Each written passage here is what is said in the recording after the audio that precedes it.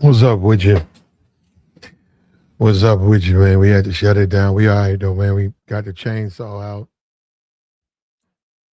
take care of some business, normal working hours. But right now, rain has stopped, interrupted this podcast with a thunderstorm and some damage to the vehicle. Well, we're gonna go ahead and finish this podcast. We were unable to come to a full conclusion. And somebody told me Master P's a conservative. I didn't know that. Because I know Snoop's one, right? Snoop supports Trump, or he went to with that crypto ball. I don't know. I mean, no, he did perform. He performed for Trump. He did. Remember, he performed. He performed for Trump. Let me see. Let me go check Google. Is Snoop a conservative now?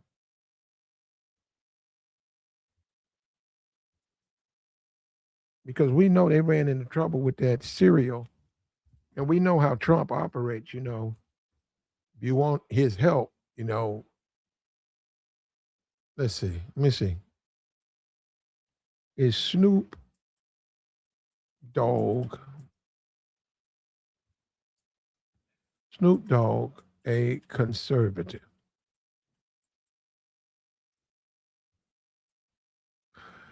Says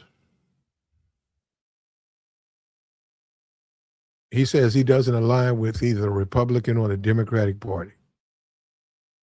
Okay, he's neutral. He said he's the part of the gangster party. Okay. But it's right here it says January 30th, 2024, Snoop Dogg praises Trump. That's what it says. Snoop Dogg addresses uproar over Trump support. So is there fear? I'm saying these guys afraid to come out and say they support Trump? I'm looking at it right here, January 28, 2025. Snoop Dogg addresses uproar over Trump. Right here. Snoop Dogg says he has nothing but love for Trump. Yep. Yep. Yep. Okay, so. And we know Master P and him had a business venture with this breakfast cereal.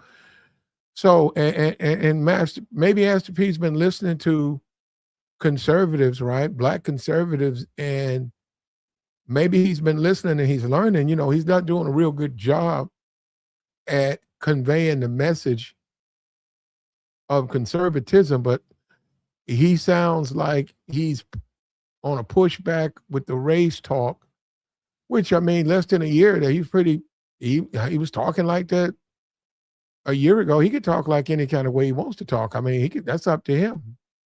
Master P's free to be whatever he wants to be.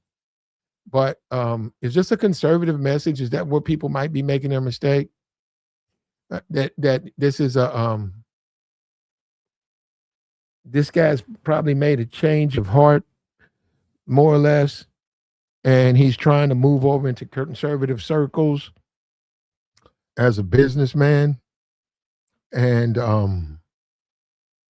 maybe, I mean, it sounds like it. It sounds like he's trying to say that.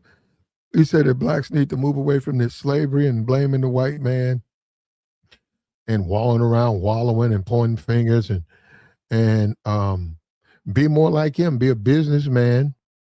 Go out, take a shot. Don't feel like you can't make it.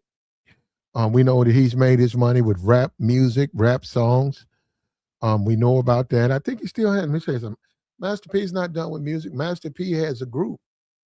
Master P had a dude from the projects. Let's see. Master P, is he still make having artists? I don't know about him making music, but having artists, let's see. I think he is being artists and dealing. I don't know what I don't know what music label. Is he still, let me see, involved? How about that? Involved with rap and music. See what he says. Master P. He's largely stepped away, though occasionally participates. Okay, he had a farewell performance July 25th. Um, okay, what about label? Is Master P still has artists under his label? How about that, huh? Let's see. Because I think I saw him talking about some guy from the projects. Yes, that's what it says. Yep. It says he still operates in the music business and connected to various ventures and artists through his No Limit Forever Records.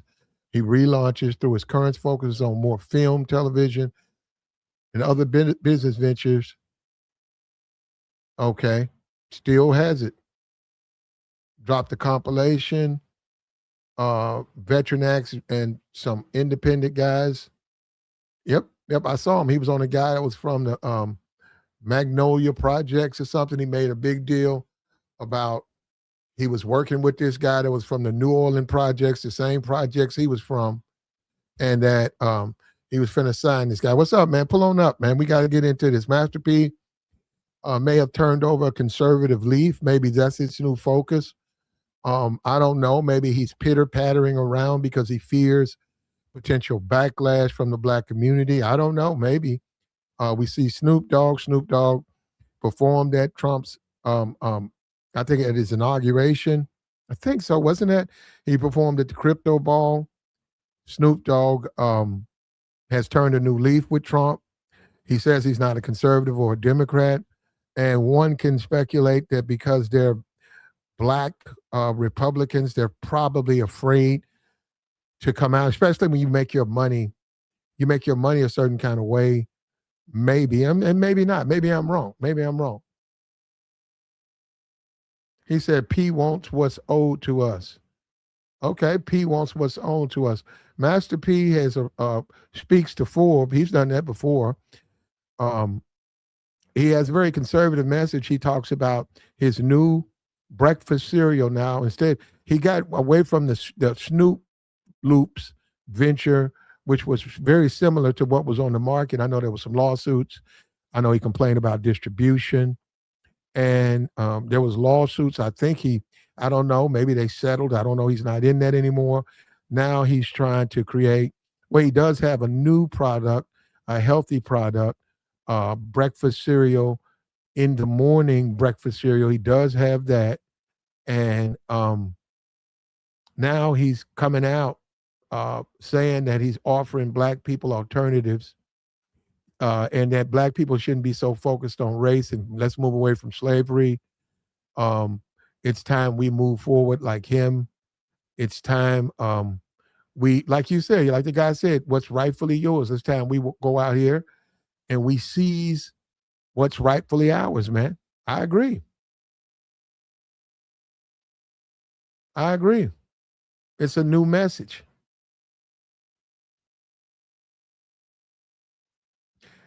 He said, if you weren't a slave, your parents weren't slave, your grandparents weren't slave, and not a single person you ever met was a slave. Quit blaming slavery for everything wrong in your life. There you go. We got a conservative guy in here, Hawk Rider. That's what he believes.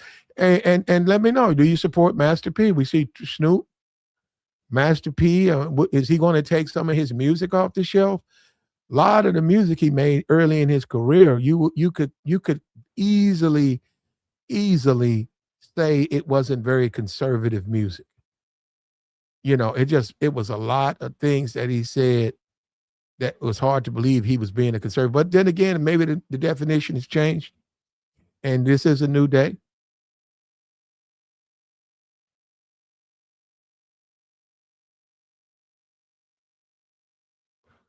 Yeah, he said the other day, Ron Isley, you see the video of him? No, I didn't see it.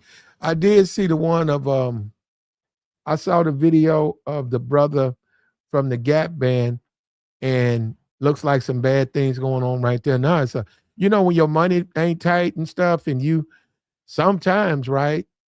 Sometimes you have to keep performing, man. And you never know. Like, you just don't know. I don't know. You don't know their tax records. You don't know what they make. Don't matter what the internet says. You don't know. So sometimes a performer, and they sign deals. They might sign a 20 tour contract, and they may be making maybe 15,000 a show, and the promoters and all of that, they're trying to make money, man. So you can't just say, hey, I don't want to finish. You have to pay that money back, and it's not a good thing, man. These are terrible things, but this is how the world is. Yeah, he said, Master P, you still sell cocaine. Yep, they were saying, yeah. Or you used to, or something like that.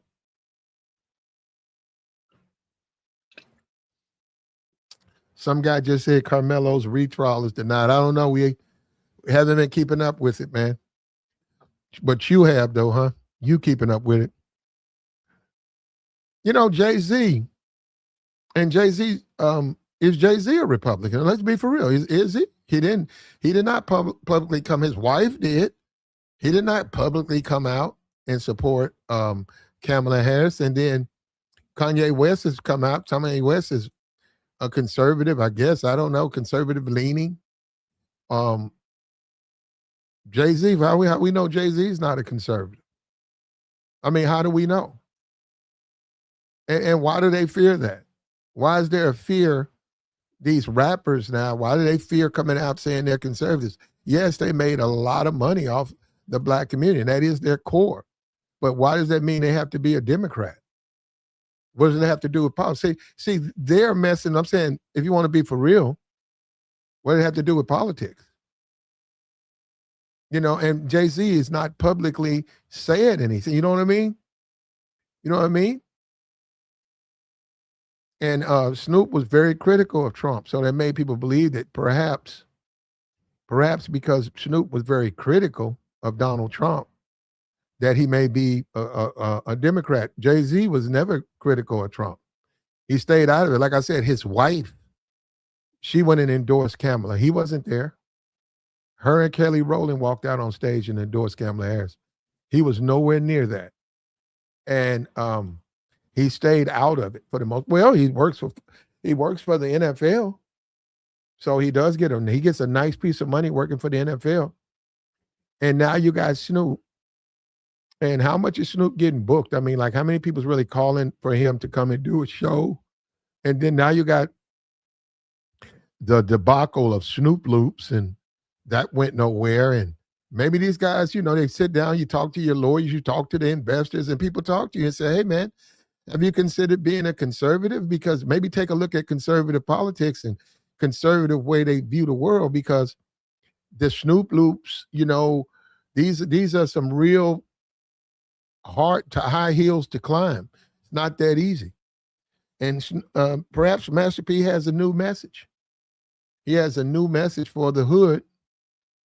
And we're going to play that video. We got that video. Fair use. Where that video at? Because we never finished that video. We had thunderstorm over here. We had some storm damage. We got a lot of work to do. It's a Saturday night. Everything's closed. It's dark. I'm not going to get out in the dark with the chainsaw. You know what I mean? I'm not doing that. I'm not getting out there. And I'm looking at all of these trees. It's all over, man. All up and down the street. Trees that fell, limbs all on cars, limbs all in the middle of the street. And it's just this neighborhood. I'm sure that's all over the city. So we didn't finish. We're going to go ahead and finish this. Perhaps Master P has decided to take another look at politics, and perhaps for all we know, he's always been a conservative. Perhaps he's always been a conservative. And he has a conservative message for the Black community that you guys need to forget about this slavery stuff and stop harping on it. He says that people say, hey, how do you do it? And he says he's not going to let nothing stop him. And he goes on forward. And here he is right here. We're going to play this for you. Fair use. Fair use. He goes on. Like Gus say, hey, how come? He goes on Forbes and he saying somebody look like us. Okay, we're going to, the language is New Orleans slang a little bit. Is he's got a little slang twang. He's got a little twangy New Orleans accent. He's talking real street. And we're gonna check him out. Master P, fair use. Let's listen to Master P. Forbes magazine. He's trying to put you up on getting you some money. Here we go. We don't own our own tennis shoe. When Nike started out of their garage, like Phil Knight started out of his garage, and I tell people all the time, look, it's not about a color. Like think about it. Even though when I help black owned business, I'm doing that because we at the bottom of the totem pole. But we want to create product for everybody. This product is for everybody, blacks, white, Asian, Latino, but it don't have too many black-owned companies. Like, show me how many black-owned tennis shoe companies out there that's making functional shoes that actually own it. It's not that many. It's a problem. Yeah. So when I find a problem, my passion get like, I need to do this. I got to show the world. In the food industry, I realized that we didn't have enough healthy alternative foods for us. So yeah, he's sort of stepping over the stuff he's saying. Food, he said, healthy breakfast items. I mean, let's be serious. Right now, this moment, we can go on Amazon. We can go to there's an assortment of health food stores out there. You got Sprouts, you got Farmers Market. You can eat fruits in the morning. You can eat fruits. You can eat oranges and apples and pears and nectarines and fruit juice, and you can eat oats. And he's saying that there were not enough alternatives for us. And I don't get, he loses me with a lot of stuff he's saying, because what does he mean? Because he's saying on one side, it's not about race, but he keeps saying us. What do you mean? What do you mean us? Be a little bit more specific. And but he's trying. He's trying. Now, someone in the chat said, go sell those ugly ass sneakers to white folks. And that one, you can see why there's hesitation from Master P and others. That's not just, and other rappers, right? To go full conservative, just to go full conservative, because they'll feel to a certain degree, the community or their audience may feel betrayed. I said may. Some may feel like it's a betrayal because black people made you rich. Black people bought your music. BT, black media is where you were. You weren't on the front cover of Stone, Rolling Stone. You weren't on the front cover of Cosmopolitan. GQ. You sold out. You came to my hood. Matter of fact, he talked to 50. He put 50 on one of his tours. And they were heavily in a predominantly black community. And let me say this, man, should there be an obligation? Let's be for real. If you get rich off a community, right? Like a black community or a Latino or Asian or whatever, or white, do you have a obligation to be politically, do you have to test the political winds and say, hey, I got rich off of, no, I'm being for real. Say I got rich off mostly the white community, so I'm going to tend to lean toward politically how they view the spectrum. Should you? When you look at a guy like Darius Rucker, right? Hootie and the Blowfish, Darius Rucker, he's singing country now.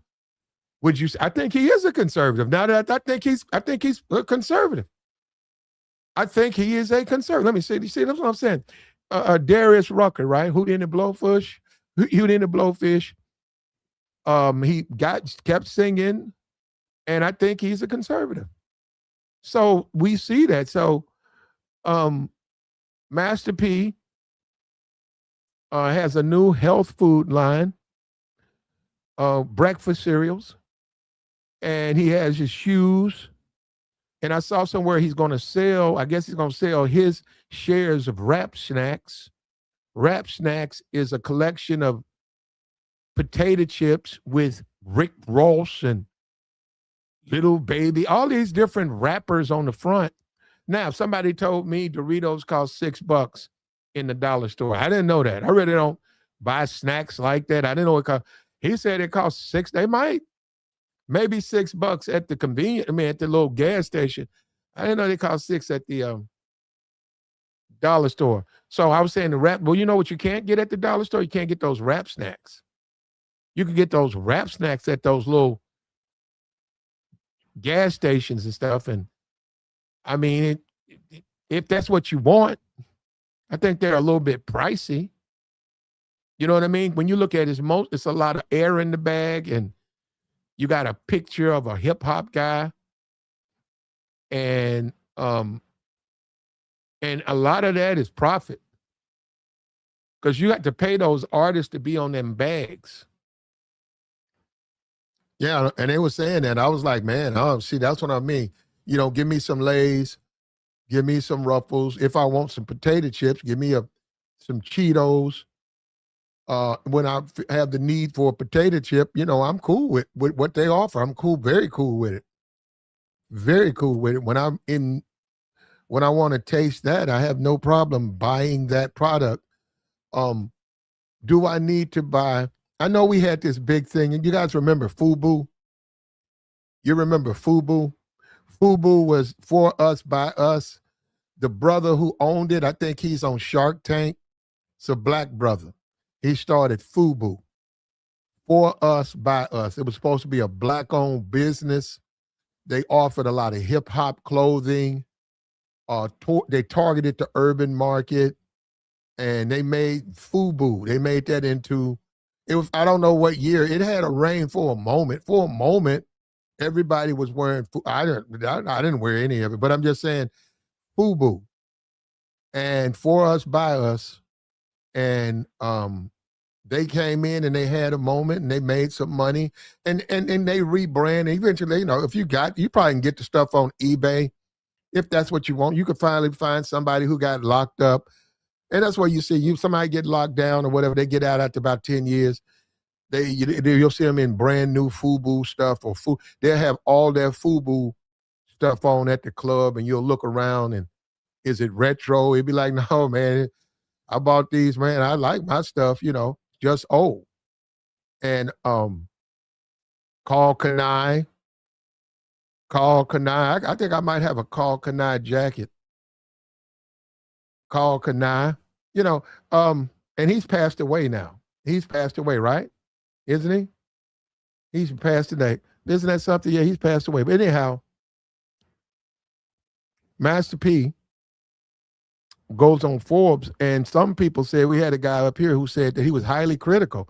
He said the way he was making his case, he was sort of low-key disrespecting or calling out black people. They said low-key. Just check it out, man. Fair use, fair use. Here we go. I found a problem. I created Miller Family Food. I said, well, you know, I got to make healthy alternative food, snacks, everything. Is that based out of New Orleans? Yes. Okay. Yes. And so I was inspired by going to Tulsa, Oklahoma. And, you know, in the Black Wall Street, 1920, what happened to our people. And it's like you had so many successful, rich black people, and it was burned down. But I met this guy that owned a grocery store called Oasis. Yeah, A.J. Johnson. Yes. Yeah. And so I'm like, you know what? I'm going to put my food in your grocery store, and I'm going to support you. We support all these other companies, but why not support Oasis and AJ? He's doing good stuff in the community, and what you know about that store, as I've been down there, is that the predominantly of that area that's white is poor individuals, who, you know, and so I love the work that he's doing. But when you think about, again, being yourself, what's been the biggest surprise of the stardom? I mean, you've been in this game for a very, very long time. What's been the biggest surprise about it all? Our own culture don't believe that we could do it, you know, because they just don't get it. They're like, how you could do this? I mean, like, if I could do it, anybody could do it. You don't have to be the smartest person in the world. You don't have to be a rocket scientist. You just got to have integrity and do good business. And these doors will open up for you, building great relationships. And I think that's the biggest thing for me, trying to get that negative mindset out of our culture because they still going back to, oh man, slavery, they did us this. And I'm like, you still hoping on that, man. I never hoped on that because I can't. Yeah. I just really would want to know who he's talking to because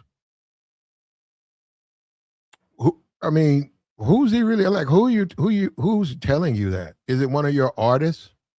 Is it one of the rappers who make the music that you put out? It's gotta be.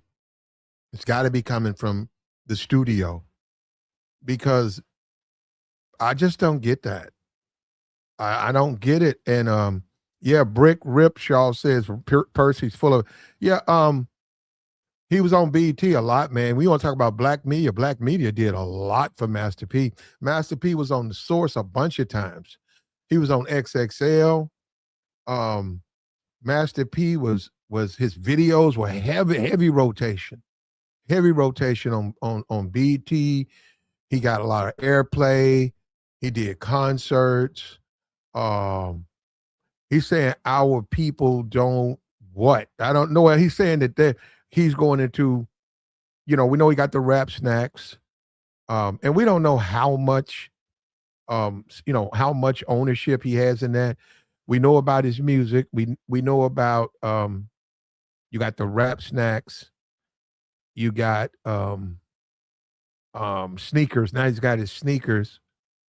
The sneaker line. Then he had P. Miller clothing line. I know he did some type of venture with Walmart.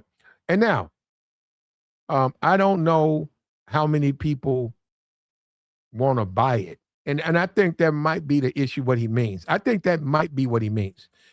You would rather buy Nike, you would rather buy other more established brands than a black man up and coming like a FUBU, something like that. Like you guys supported Carl Kanai. Carl Kanai, you guys made Carl Kanai like it was a trend, man, and that was something. When you walked around, you had on you some Carl Kanai, you was cool. You know what I mean? Whatever happened to that brother? Look, God bless that brother if he's passed away. And then you had FUBU and then you had an explosion for a long time. The whole Gucci and Louis and stuff, that stuff it wasn't in the hood like that. I mean, it just wasn't. Now the flea markets and all that stuff now, and then all of the rappers, and then we tell a story of Trick Daddy. Trick Daddy said he had his manager, his publicist they contacted Gucci and they contacted Louis Vuitton because in some of his music, he referenced those brands and those songs actually did pretty good on the chart. And Trick Daddy said the way he wore it, he felt like at the very least, if they didn't want to give him a contract, they should send him a box, you know what I mean? Send him a box of the new stuff. So if he liked it, he put it in his video and he wore it to his concerts. He said the publicist made the call. The person they talked to the right people. The person wrote it down. The person said, "We will get right back to you." He said about 3 days later, they got a phone call from one of the higher ups, someone who was a major influencer of that brand, right? Gucci, Louis, etc. And if you're doing Louis, right? Louis Vuitton, they have a lot of liquors and all of that. I think Hennessy. Like that brand, they have a lot of brands, right?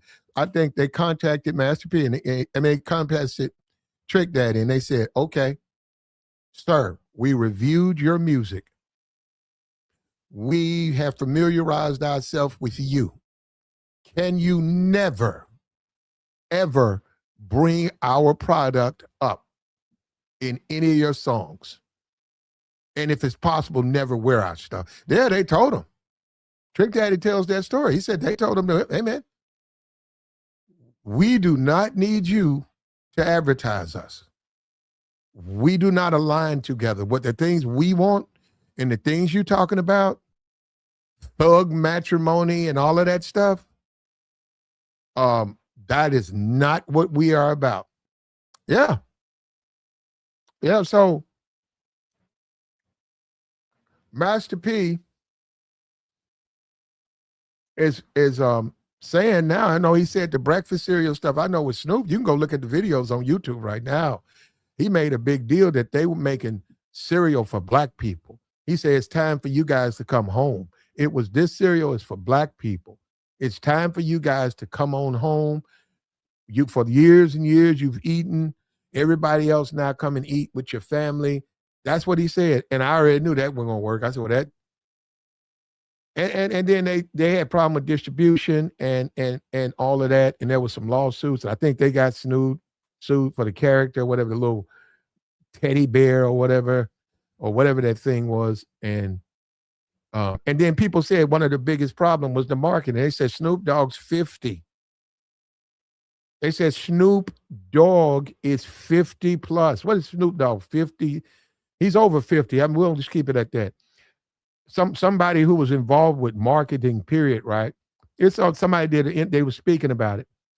And they said one of the problems is Snoop Dogg. They said you don't take a guy who's 50 years old, right, and advertise him to kids. They said, well, that makes no sense. First of all, they don't even know who he is. And then in many cases, he's older than their father. So they're not going to see him as something they want to wake up in the morning and, and jump around like a teddy bear. You know what I'm saying? You know what I'm saying? You know those little animated characters. And they said, making the character, the little teddy bear, but then making a 50-plus-year-old man be the one doing the animations and the voiceovers and trying to attach it to him. They didn't get that. And if you want to be for real, I didn't get it. Now I understand Snoop was an investor and Master P was trying, and they would, but I don't know. He said he's no longer a part of it. So you'd have to go get the specific, reason why. I don't know. We see now this conservatism. Master P, he's got a health food line now. Obviously, you would take a look at it and see, is it compatible and that's where I think you run into problems, because if what you have is just like everything else, why should people buy your stuff? Your name's not even established. And businesses, it's a little bit harder than rap. It's a little bit harder. And nobody really is going to call him out, but some people would say what he's saying is sort of offensive. He's sort of offensive.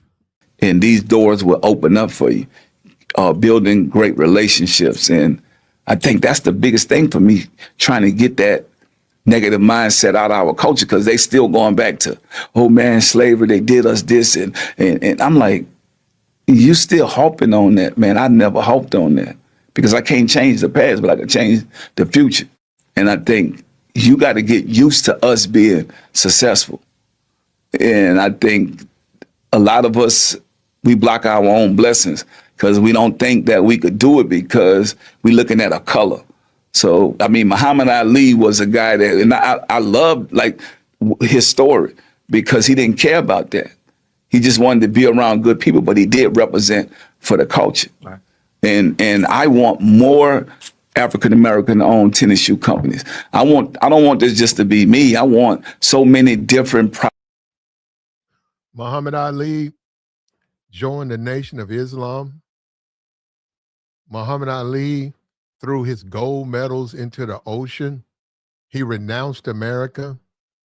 Muhammad Ali's teacher and mentor hung out with Malcolm X. Muhammad, he said, Ali, what about race? I think who's been talking to Master P, man? Master P made a phone call to Brandon Tatum or somebody like that. Master P's been talking to some conservative, and he's not remembering the whole conversation. Malcolm X, man. I mean, that's Muhammad Ali. Muhammad Ali refused to, he objected to going to Vietnam. Yeah, and he won his case because of his religion.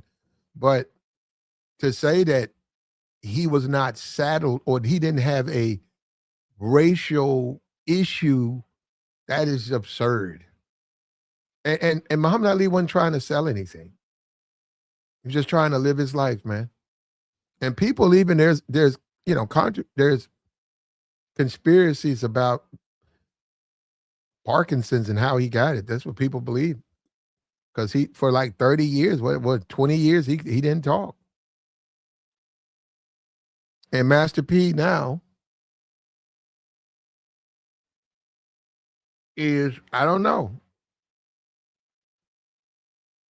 No, because I'm saying I don't know, because the shoes, the sneakers, you've always had a clothing line.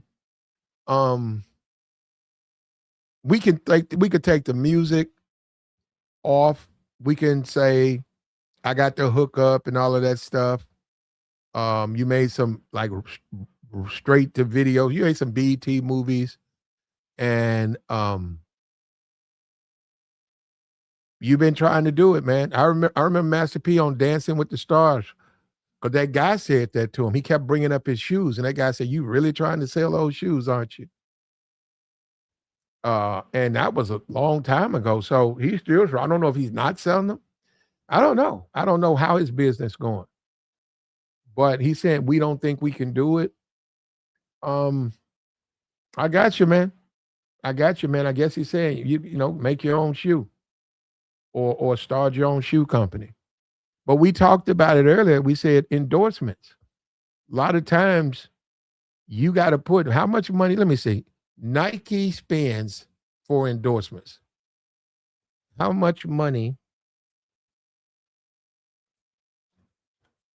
does Nike spend on endorsements, not advertisement, endorsements, not advertisements, not advertising? Nike spends 3 to 3.5 billion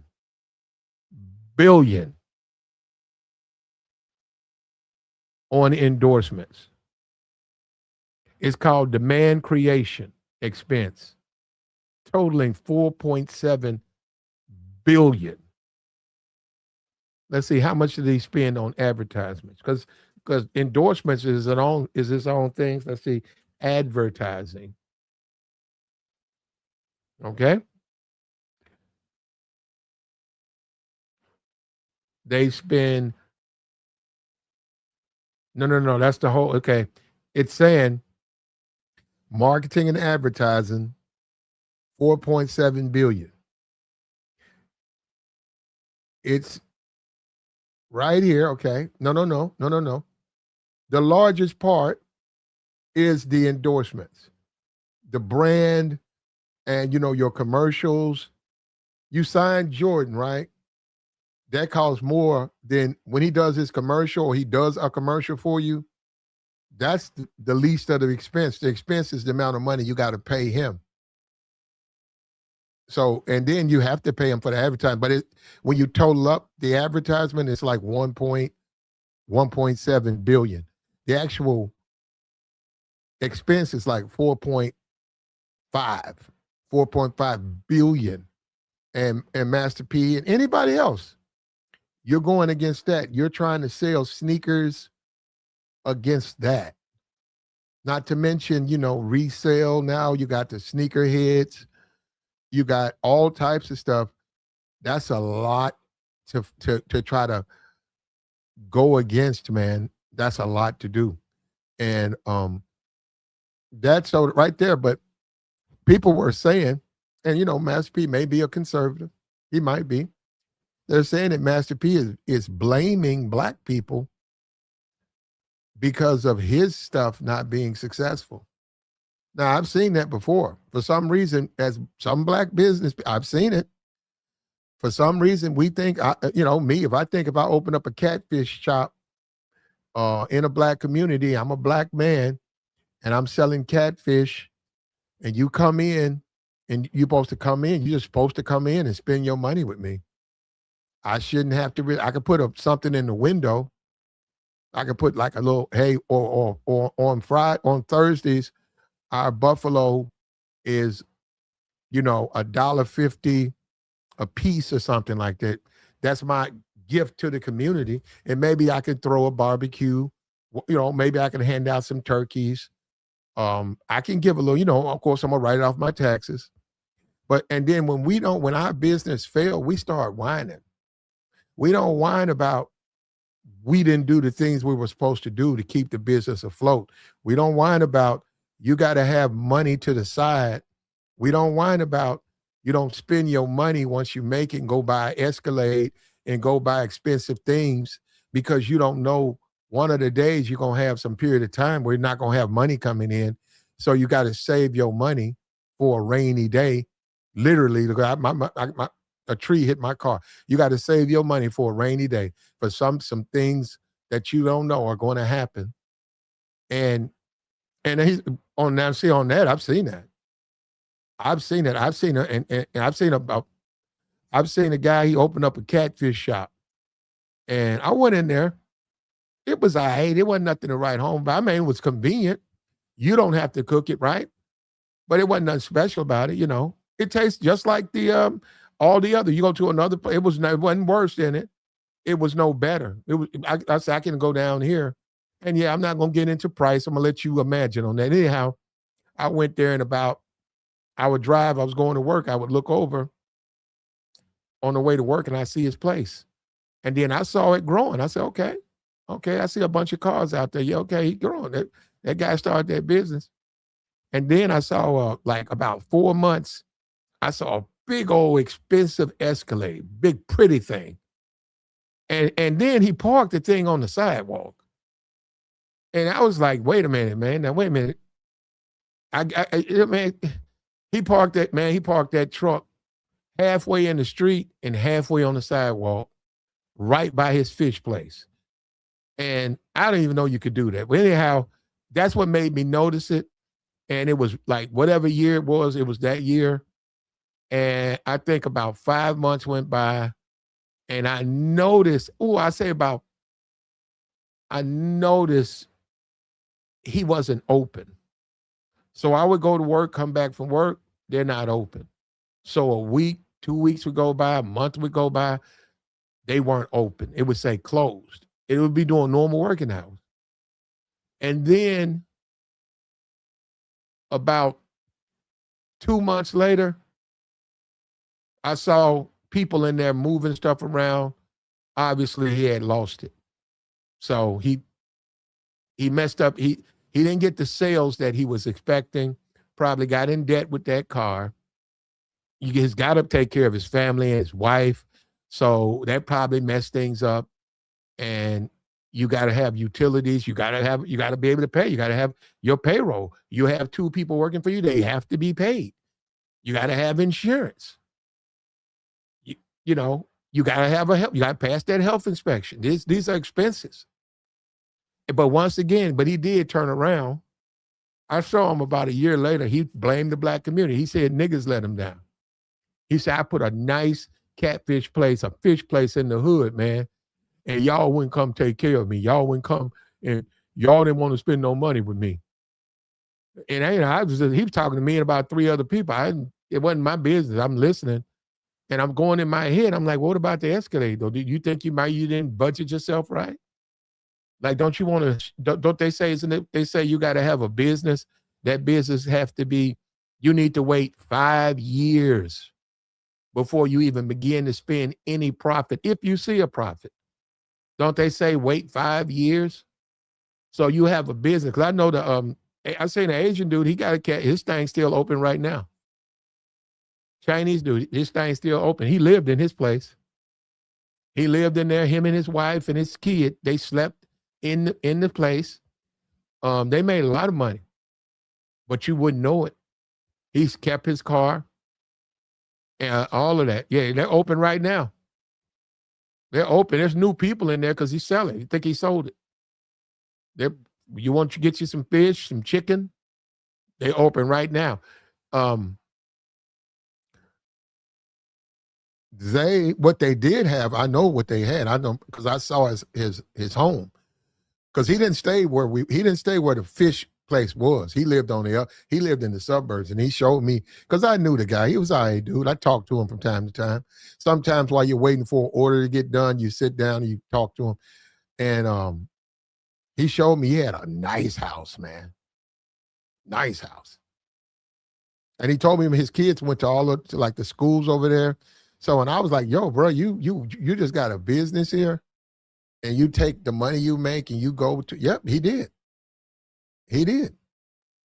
But Master P is saying that we're not doing what we're supposed to do. We're not doing the things that we're supposed to do so he can stay in business.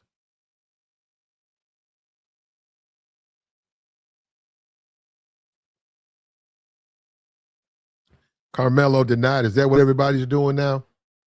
So they doing Carmelo Anthony podcast? Yeah, I don't know, man. I don't know. It looked like a lot of people are happy about that. So, yeah. I mean, I don't know what to say on that, man. The guy got 35 years. He's trying to get another trial. And unfortunately, he didn't get another trial, but that is the system we live in. So we have to respect that he's getting his appellate rights. He's had that. They'll take another look at the case. It's going to be a little bit longer this time, but the system gives him another chance to have the case reviewed. You know, a lot of people thought because it was an all-black jury that it was an automatic retrial. Well, don't work that way. It don't work that way.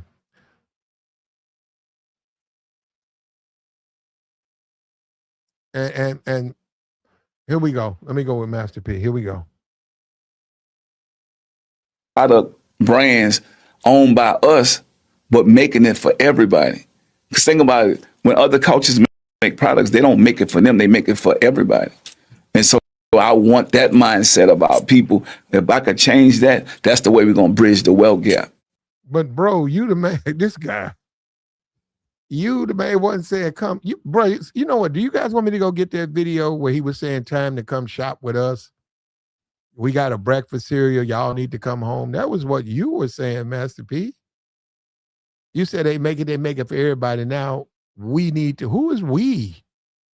In fact, even Fubu, Carl Kanai. When you go back and you look at those guys, that's for anybody. I saw plenty of white people wearing Carl Kanai. Well, white dudes. I saw plenty of them, especially if they was into rapping. Plenty of them. Remember the boots? They said what the Timbs. If they rapped, yeah, they wore that. So I see where he's saying it. I see what he's saying.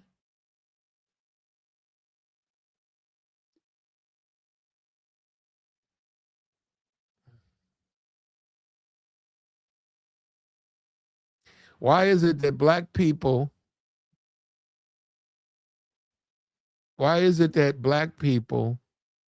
are the only community that has to take the blame for every individual black person's actions, but not any success, only failures? Yeah. We do it. We do that all the time. We'll do it.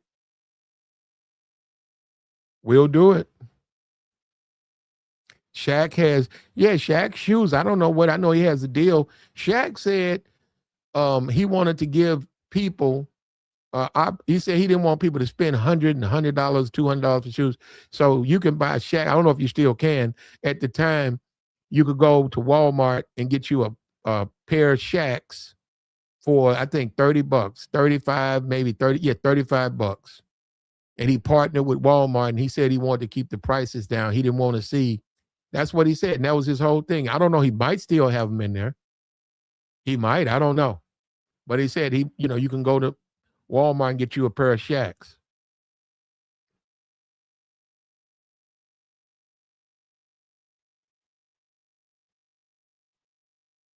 Let's keep going with Master P, man. What's been the biggest negative surprise of it all? The biggest negative surprise of the stardom? Our people can't work together. Think about when I go down Rodale Drive and see all these stores. They owned by all the same kind of looking people. None of them fighting. None of them caring about what each other have or got. And I love that. I want to see that for our culture and our people. That's why I fight to educate our culture and our people. Because we got to get on that page. Like, if we get on that page, we're going to be dangerous because we spend $1 trillion a year. 2.1 trillion. 2.1 trillion. Think about it. And we don't own nothing. And we make 0.1% of black CEOs in Fortune 500 companies, but we spending all the money.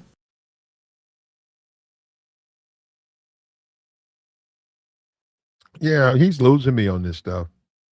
Because what he says, he wasn't about the race thing, but then he turns around and keeps making it about race. He keeps saying that black people need to do this and black people need to do this.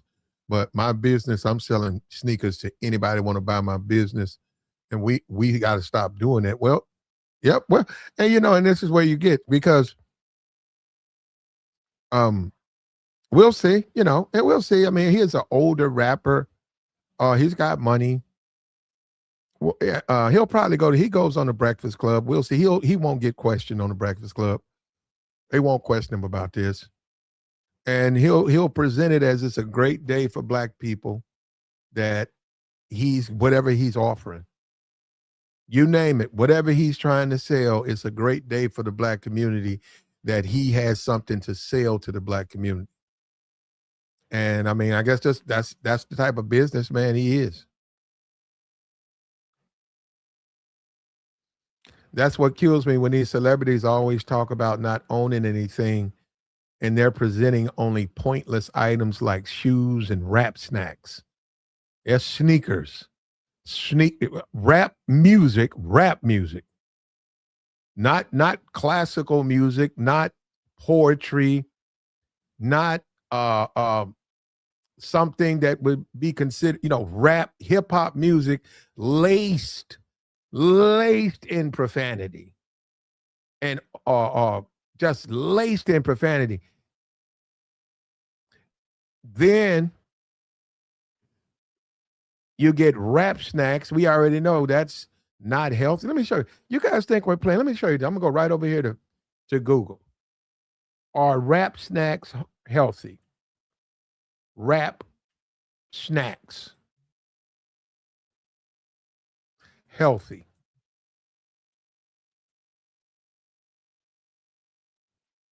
Right here. Right here.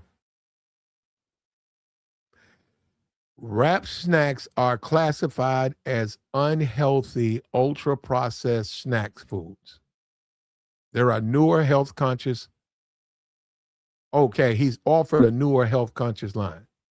Sodium levels, way too much sodium, fat, calories, fats, additives. Yep, that's what it said. I'm looking at it right here. Wrap snacks. So you have wrap snacks, and I'm looking at this. The founder and CEO is James Lindsay. Snoop Dogg and Wrap Snacks dropped 3 health conscious chips. But there's already healthy chips. There's nothing to even say on that, man. Yeah, I don't even know. And then these guys, they look, these pictures they're using, I don't know, man. I don't know, man. You was talking about the liquor line, man. All these guys like liquor. Every time, let me see, how many rappers got a liquor line? All these people got liquor lines. Liquor's not healthy at all. So how you gonna say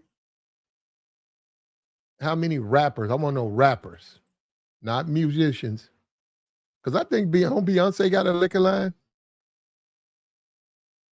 A liquor.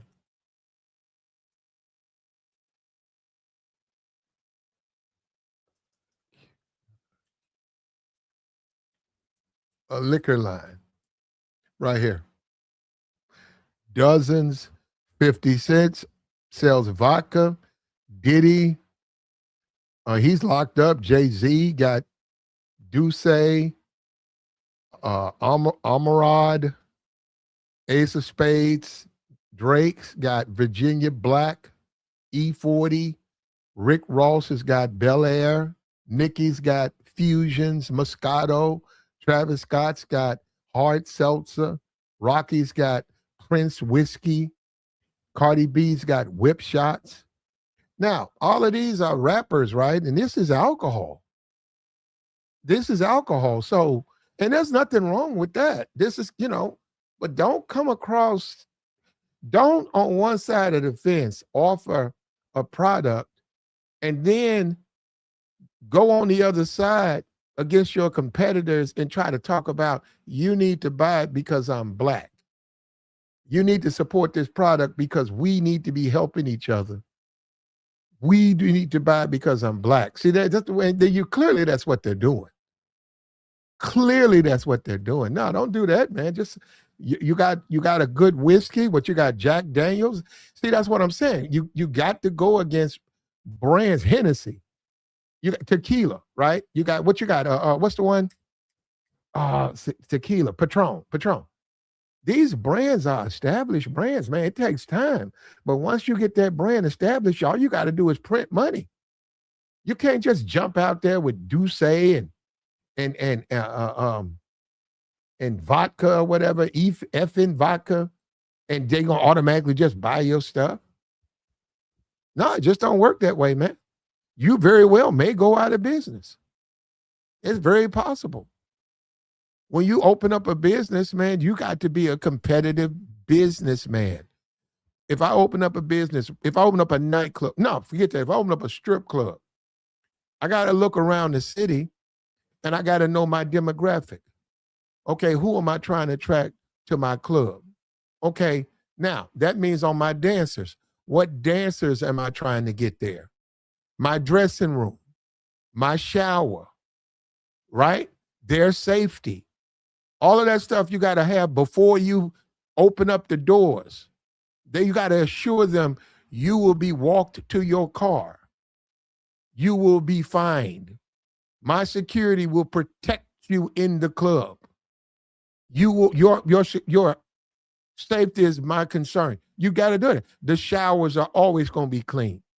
There won't be any overflowing water. There won't be you stepping there, you stepping in like a foot of water. The dressing room will be clean. The lockers will you be locked. We're going to have cameras in the dressing room. Nobody can break into your stuff.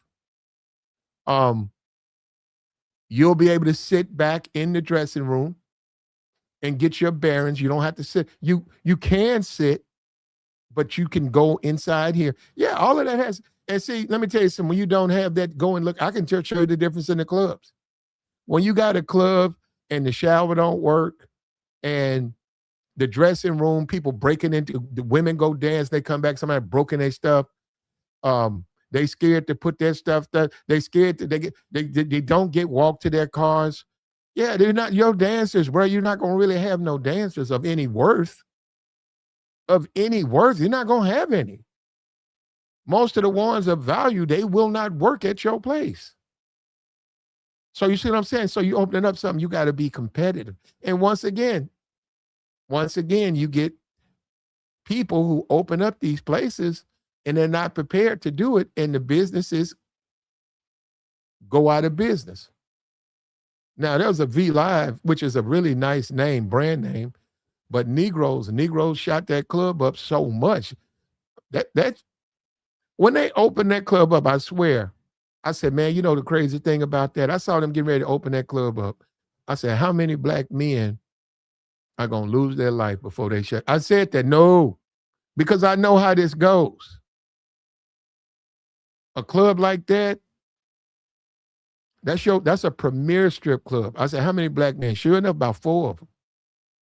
I'm looking at that right now, about 4 brothers. 4 brothers pushing up daisies right now because they got shot either in the parking lot, over one of the women, walking out of the club, just some reason to the city had to say public nuisance. They stick that on the door. Don't you know I was going to take a picture? How you know? They take a big stamp. It's a big sticker. that it says closed public nuisance by order of I think the mayor or the sheriff. Boom, and stick it on there, man. I don't think you can take it off. It's like tape. And you get your lawyers, and then I think you could get one chance, but most of the time, if you don't, because then you'll say you got to hire. Okay, in order for you to reopen, you got to hire this security company, and this security company has 20 security guards. They are all bonded, and you got to hire 4 off-duty city police officers, and you got to pay for a police truck, a van. They sit it there, right, for show, and that you have to pay for that. It's like you ain't got to drive it, but you got to sit it there. You got to pay for that, and that runs them out of business because they say, "Damn, my expenses, I can't make any money." And maybe you can make a case. That's the point. But yeah, that's what I mean. That's why a lot of times you'll see a club. It ain't nothing wrong with it, but it ain't open anymore. They can't afford it. Oh, yeah, I forgot. Oh, your insurance. Oh, man, I forgot. Your insurance, man, your insurance going to triple. Your insurance will triple if you got a business and you've had a fatality, 2, 3 people got shot. Your insurance going to go through the roof. Whatever you were paying, it's going to triple. So in many cases, they drive you out of business. In addition, the family can sue. And that's what an insurance is, because they lost their life. The family who lost, say you lost a son, you have a right to sue that bill. Then, if the city don't do that, oh man, if the city is negligent and they haven't shut you down, they've let you still practice business, and you got people losing their lives, oh bro, that is a major suit there. That's a couple of $100 million there. Because you can't business. I can go anywhere. I can go somewhere and I can buy something, and they simply have to make sure that I'm able to go there without something happening, within reason happening to me. If I'm going to the dollar store, which makes a lot of money, and they have insurance, they make a lot. Well, they make a lot. They got lights, everything. And they're bonded, insured. If something happens to somebody, you'll talk to their insurance company. Their insurance company will take care of you. They're not fly by night. And see, too many people are trying to be business people, and they're not business people. They don't understand business. So the highest deletion rates are Republican areas. Yeah, Be Live. Be Live is still making money. Some of them get shut down because they're just too thuggy. And a lot of times that's what you don't want. One of the worst things you can do is you got to the worst thing you can do as a business person, anything dealing with nightclubs, if it's dealing with a nightclub, if it's dealing with a strip club, gentlemen's entertainment, the worst thing you can do is have a demographic of 18 to 25. That is the absolute worst demographic. Not to mention, they don't spend money. So how do you make your money? They don't spend money. And then they fight a lot. A lot. And that's why people don't even want that demographic. They don't want it. They don't want them to come in there. Because they know how they just going to come in. They fighting over the girls fighting over the guys. Guys are gang banging, following, chasing guys. You got the age of the internet now. People live streaming. Oh, he over here, she over here. And that 18 to 25 demographic is awful. Awful for a business. Nobody in their right mind wants that. In fact, when you want to see that's like your skating ring or just getting out of the skating ring, and those get shut down. They shut down skating rings. They shut them down. It just depends on the people because you got to, it's the crowd you attract.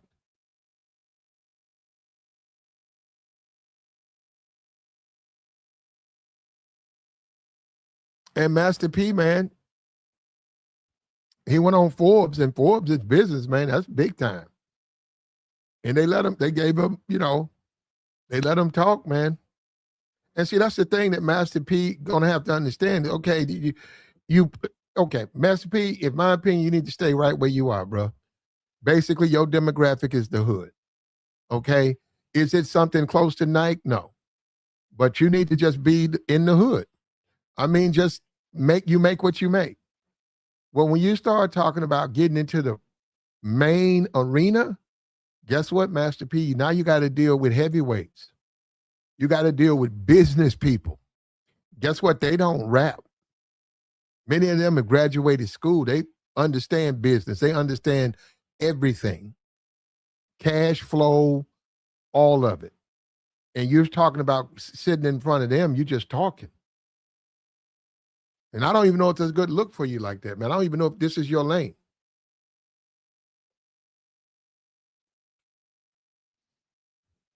What's up with you, Alberto? He said, what's your favorite album? Well, I wouldn't say I have a favorite album. I like Bout It. I like Bout It. He says Master P in your top 5. No. No, man. Master P did his thing, man, but no, ain't no. But they made a lot of money, man. And they said that he flooded the market back in the day. And this was before the internet. He flooded the market with his music, No Limit. And I think he put out like 14 releases. 14 releases like in 6 months. He got out Mia X. He had all of them. He got Young Bleed, Soldier Slim. He put a lot of people out. But to me, Cash Money, when they came on, they sort of took it. Plus, you dealing with the younger people. People got to understand that hip hop stuff is really for young people.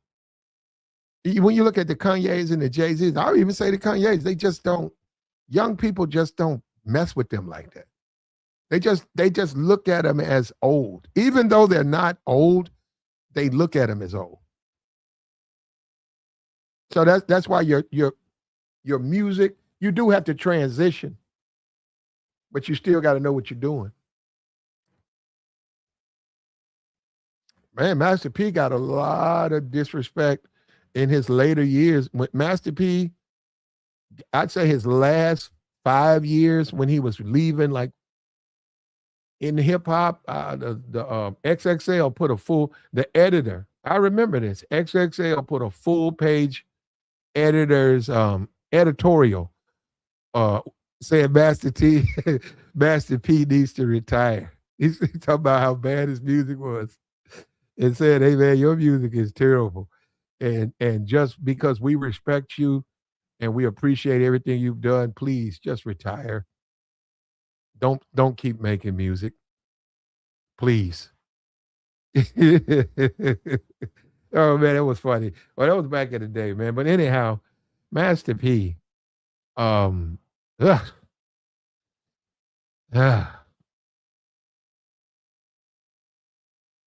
I know he's got his 2 kids, Mercy and Percy. They'll be going tall guys. I think one of them real tall. Yeah, I know. Master P's got a lot of irons in the fire. Master P is a businessman, and more power to Master P. But no, this stuff about, maybe he's a conservative. Maybe he's a conservative. And what Master P needs to do is just say, hey, stand on it. Stand on it, brother. Stand on it. You a conservative, say you're a conservative. Stand on it. People don't, it ain't the shoes, it's just the fact that you talking like that. That's why some people think that it's sort of a clown show. And then you do have to look at a man your age. How old are you, Master P? Let me see. Master P, you have to look at that. When you got products for sale, look at those shoes. And he could say, well, Phil Knight don't wear Jordans. Well, Phil Knight don't sit around talking about, he don't walk around with shoes in his hand talking about no Jordans. Master P is 56 years old. He was born in 1970, April 29th. He's 56 years old.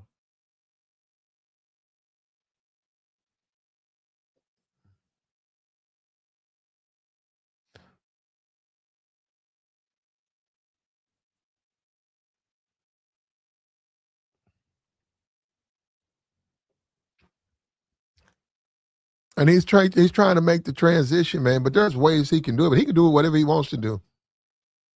He can do what he wants to do. And he said Phil Knight spending $4 billion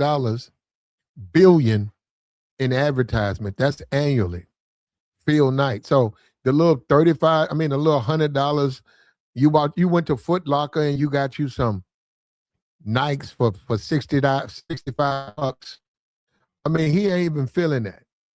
I mean, but collectively, yeah. And Nike is worldwide. Worldwide. So you selling Nikes in Australia, you selling Nikes in Africa, you selling Nikes, you selling Nikes in Russia. Those shoes are worldwide. So he's got to advertise. Master P, I mean, we don't know who's endorsing Master P. And that's where he would need an endorsement.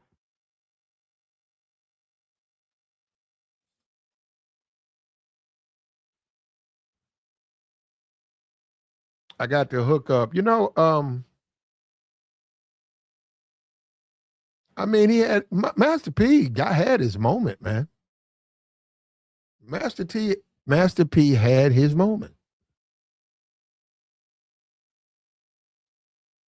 So you can't say anything. Master P had his moment. He had his opportunity. And unfortunately, things just didn't merit out the way. Well, I wouldn't say that. He made a lot of money. And see, this is the thing. He says Master P's movies are horrible. That's the thing with black people. And we have a right to say we want quality. We have a right to say we want a comparative product. We want the product. It's the same thing with movies for me, right? For me, with movies. Yeah, okay. I could go see a movie that's made, what's a movie? Straight Outta Harlem. Was that movie? Let me see. Was that it? Straight Outta Brooklyn. Straight Outta Brooklyn. Yeah. Straight Outta Brooklyn. I remember that movie, Straight Outta Brooklyn. Hold on.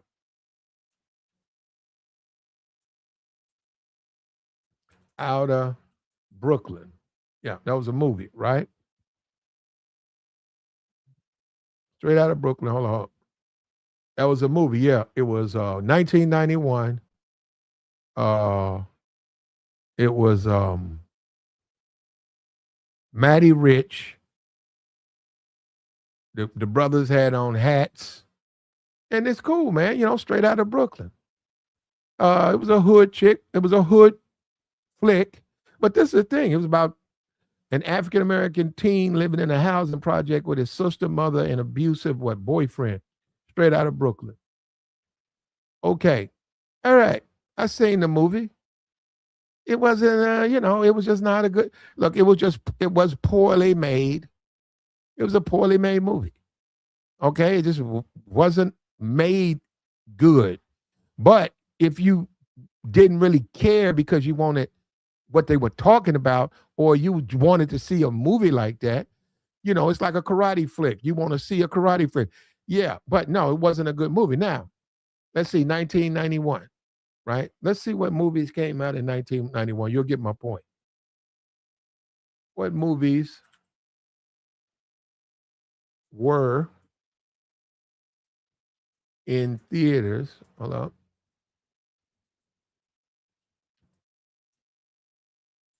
In 1991.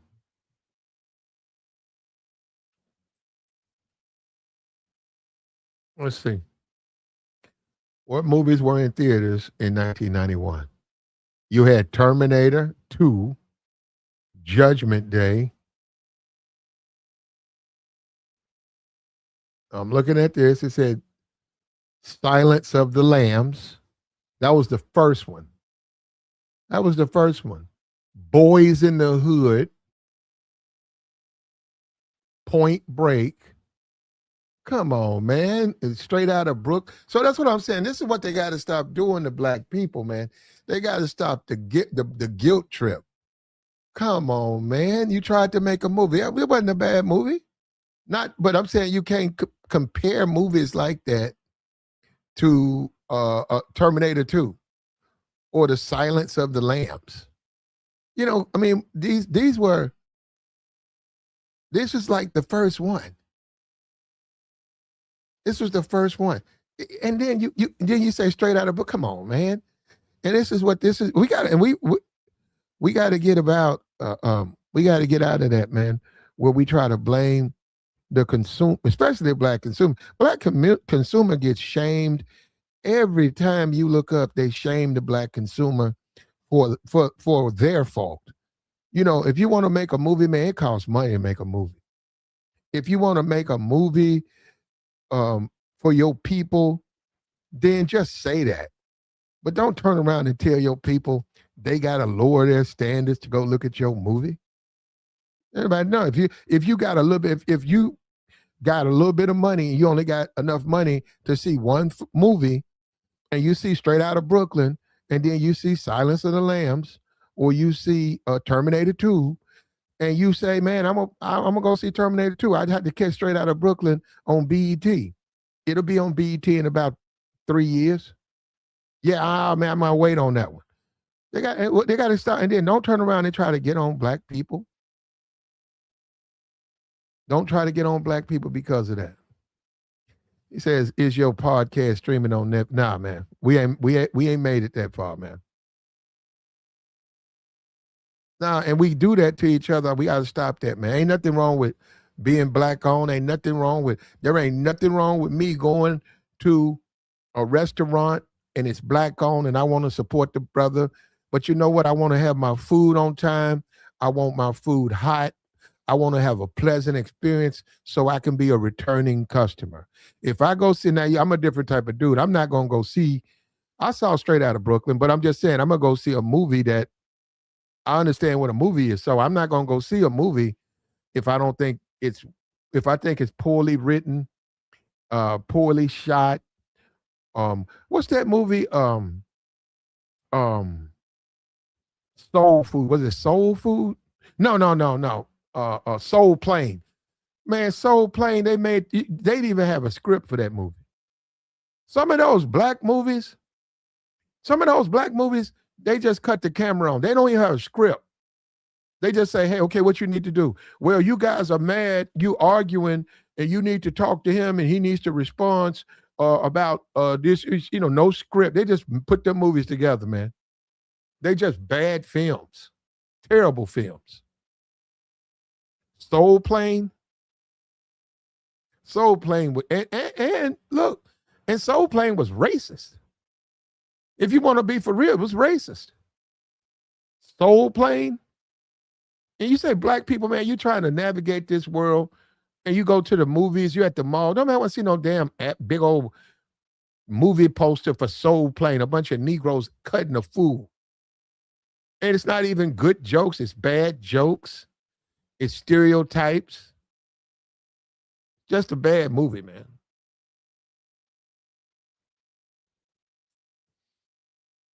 He said, did you like Juice? Yeah, Juice was all right.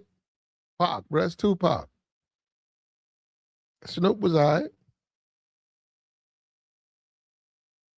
Juice was all right. Juice was okay. I mean, but I knew what Juice was. You got to understand what Juice was.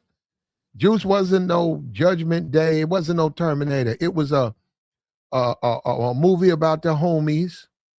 It had Pac in it. It was a funny movie, and it was a little drama in it. It was all right, man. I mean, that's what it was meant to be. Yeah, it was all right. Juice, and Spike Lee stuff. A lot of Spike Lee stuff. School Days, Harlem Nights. I didn't really care for Jungle Fever. uh, uh, um, um, what's the one? I forgot the biggest one. What's the one with Radio Raheem in it? What's the one? Radio Raheem. Do the right thing. Do the right thing. Do the right thing. Poetic Justice. Okay, Poetic Justice. I didn't really like Poetic Justice though, but I you know, I got where they were going with. I like seeing Janet in the. Yeah, I'm gonna be for real. I like seeing Janet. Yeah, I did. I enjoyed watching Janet Jackson on the movie screen. Pac was in that, but Do the Right Thing. It was a message, and it should have won an Oscar. It should have won an Oscar when it came out. But all that other stuff, we'll be here all night talking about movie. I'm just talking about the product, and that's what people are saying. And Master P is free to be a conservative. He's free to sell his product to white folks. He can sell the No Limit. He can re-release his CDs. You know, he's free to do all of that. But people, this still is America, and people are gonna say, hey, I'm gonna spend my money where I feel I'm gonna get the best return for my investment. And I'm not gonna support something that basically all I'm doing is making you rich. So why would I do that? You know what I mean?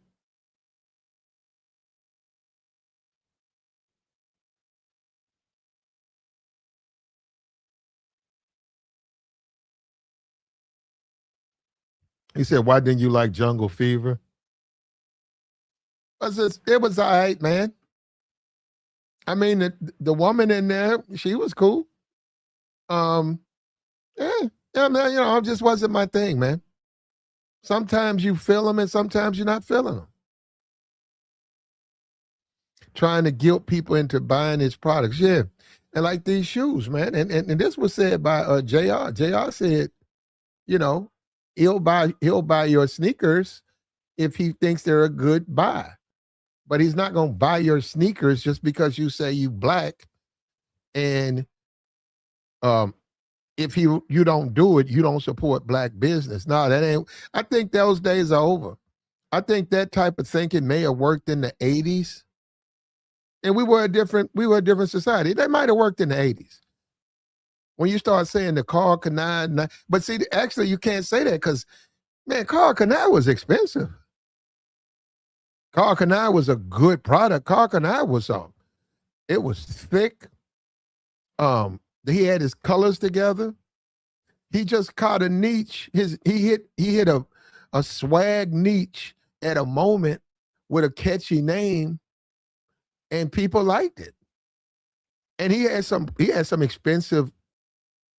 Carl Kanai had some very expensive products. I think I saw one of them was like $800. Yeah, a jacket set. And it was cool too, man. He had that little metal piece on it. Shit was cool. And a chick, when you see a chick in some Carl Kanai, man, what you talking about, man? He had his moment, man. But yeah, we got to move beyond trying to shame people. And I'm surprised at Master P. I'm surprised at him, man. I really am. I'm surprised at him. And guys got to understand that you could be a conservative, man. It's okay to be a conservative. You want to be a conservative, be a conservative.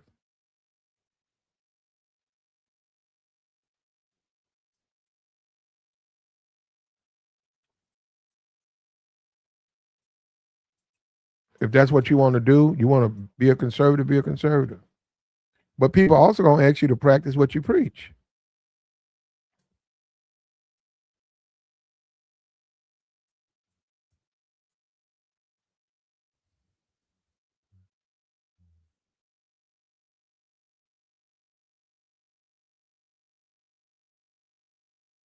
People are going to say you need to practice what you preach.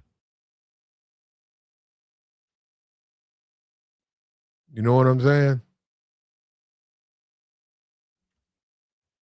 They're going to call you out on that. So if you start a business and, and forget this black stuff, like, no, I'm being serious. Forget this black stuff.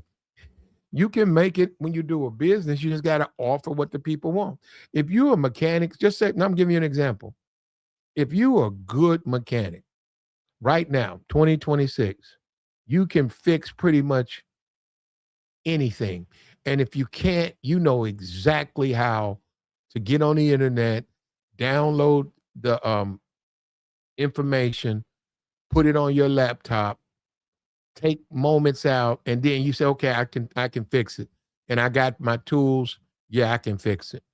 Yeah, I'll be over there. I got everything that you need. And you're good, right? You will make it. You will not go out of business. You will be booked. You literally would have to turn money down. You will have 14, 15 people. Let me tell you something. A lot of these automotive shops, they got going past by. There's 30 cars. 30 cars. They got business, more business they know what to do with. So if you can do something, there's a demand for it. So you can do something like that. When you say sneakers, man, I can buy a pair of Gucci's, I can buy me some Alexander McQueen. All of them sell sneakers now. All of them sell shoes. If you like going to the gym, all of them. All of them. And it's not like it used to be where you just buy it for one or two, all of them. And then we haven't talked about Kanye West. Kanye West with his Yeezys.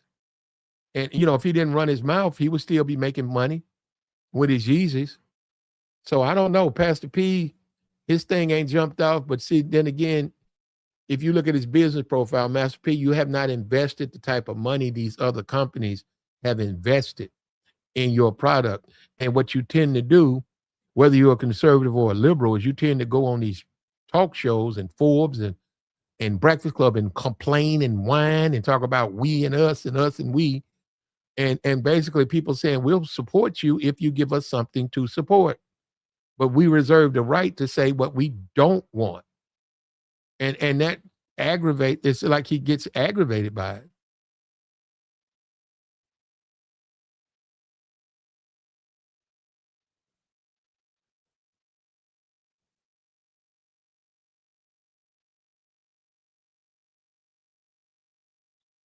She said, that's why Earn Your Leisure should have kept their mouth shut about the convention, saying it's not for Black people. You're right. You're exactly right.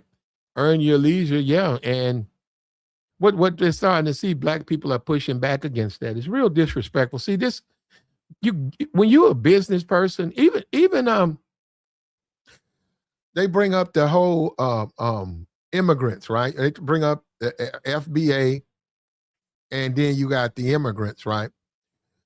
There are people who are real disrespectful to their demographic.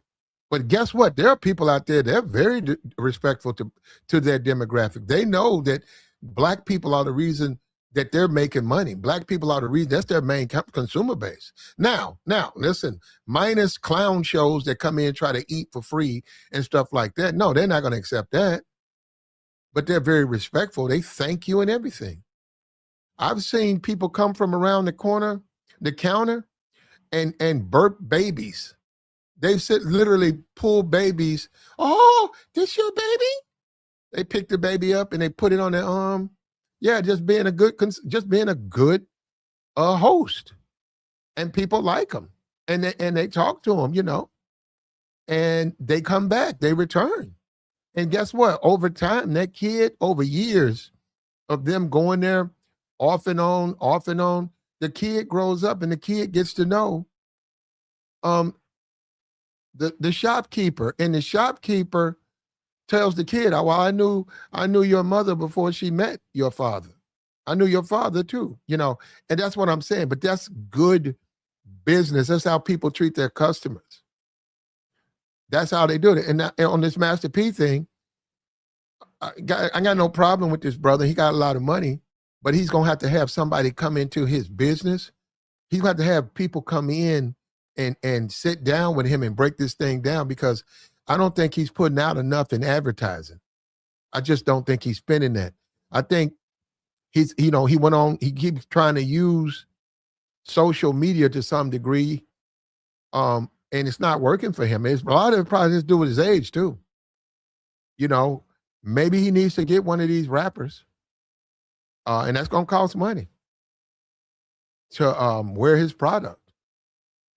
But yeah, trying to break in, he said we got the wrong mindset, trying to break into the breakfast market. Yeah, I don't know. Let me see. And what percentage of Rap Snacks does Master P own? Let's see. Because he's not in charge. Hold up. They say he's going to sell that.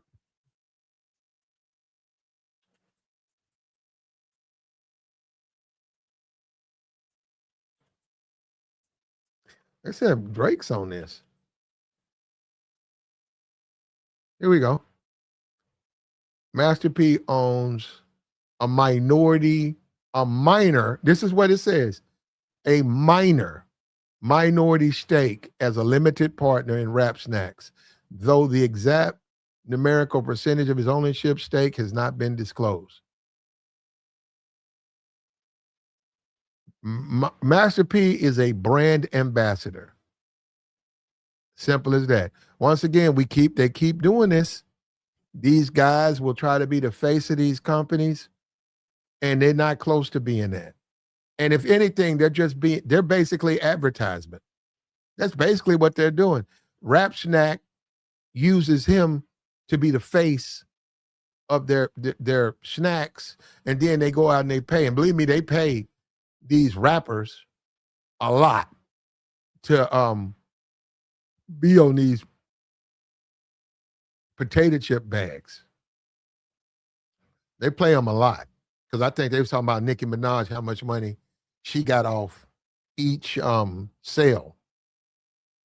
So I think she had with some Tuffle, whatever, she had her own brand, or she does have her own. But yeah, I didn't know that. Now Master P, he's barely in it. He's barely in it. So you can see that's why he keeps trying to get into other things, because when you look at a Jay-Z sold his percentage. You look at these guys, they make a lot of money. He could put the mic down. His wife is a billionaire. He married well. Their kids are growing up now. Did you see the one with the little kid? I don't know her name, but the little kid got on stage with Beyonce. Well, anyhow, that's.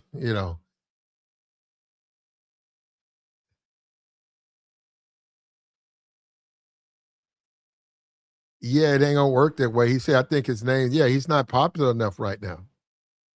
He may be popular in some areas of New Orleans, but he's just not popular right now. These guys, they miss their moment. You got to strike when the iron's hot. You can't wait.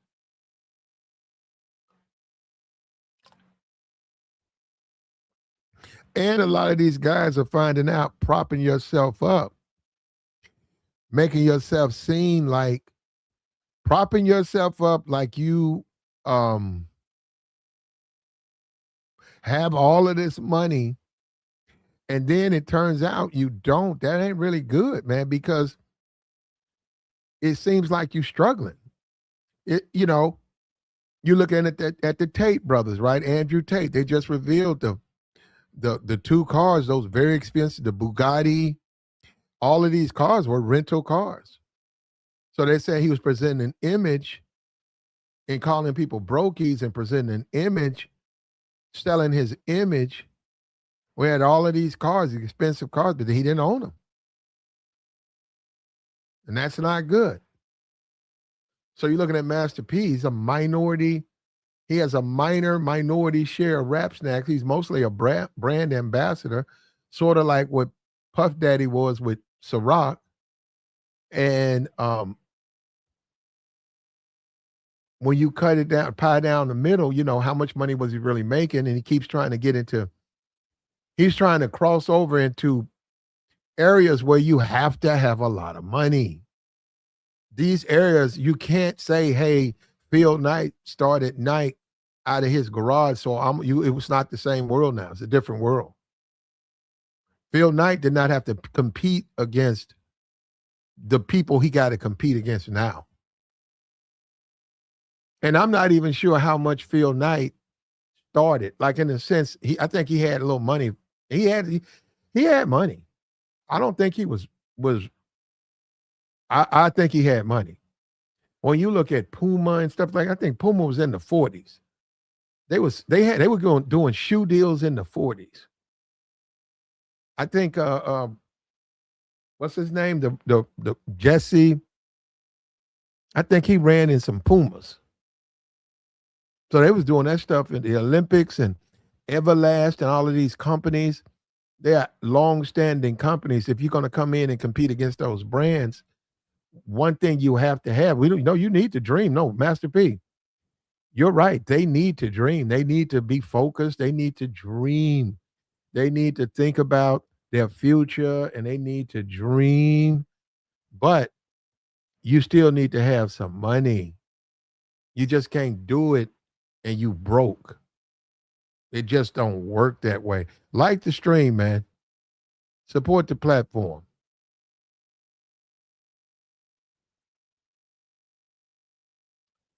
If Carmelo, and I might dip over there real quick, if he's not going to get his hearing, that's a shame. That's a tragedy.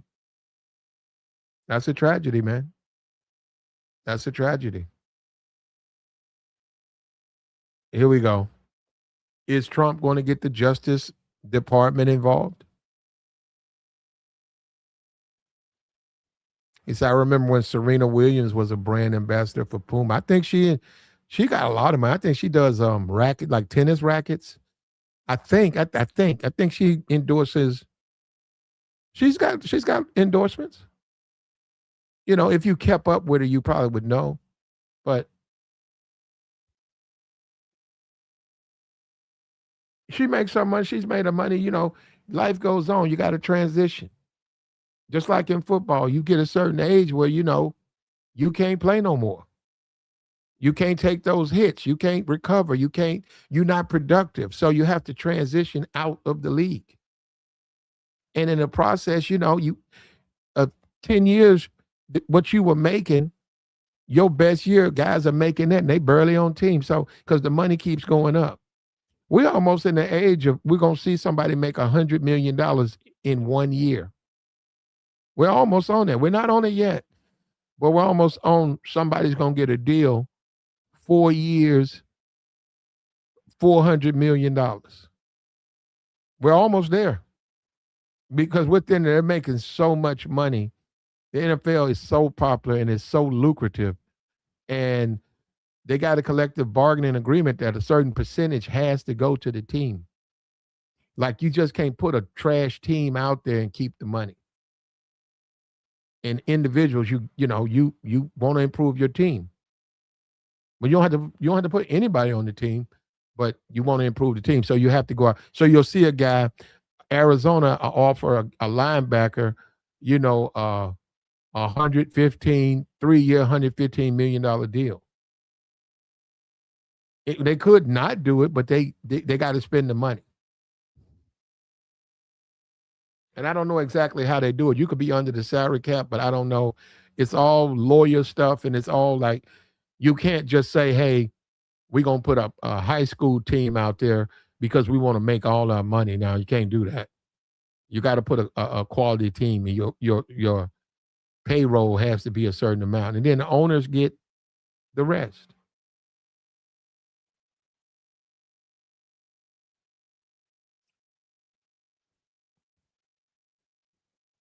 I see Shaq. Shaq is trying to join the Lakers. Buy the Lakers up. Like the stream, man. We had to cut short, man. We had a storm. Got some tree damage.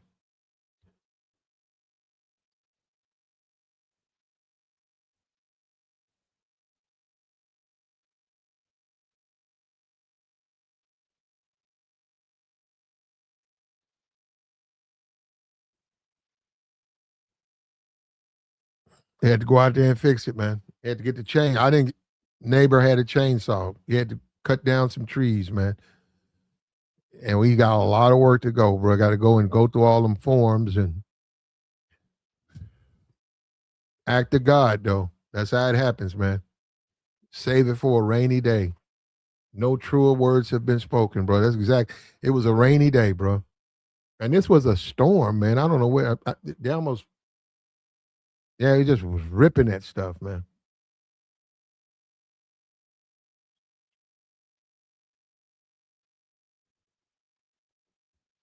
Like the stream, brother.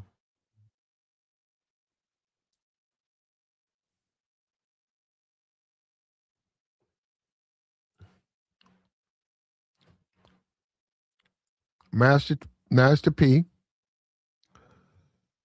Well, I mean, and this is a lesson too, brother. And you know, it's not that big a deal. But hold up, let me run down here real quick. Let me see. They said something about the Carmelo Anthony trial. Hold up, just give me a moment because we live now. Hold up, let me see something.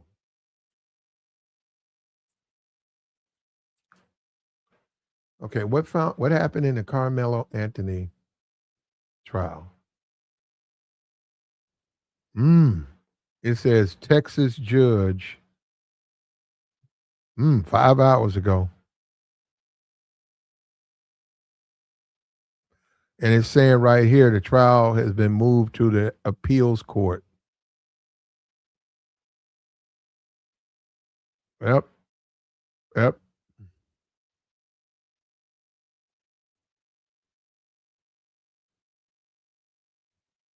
Judge denies.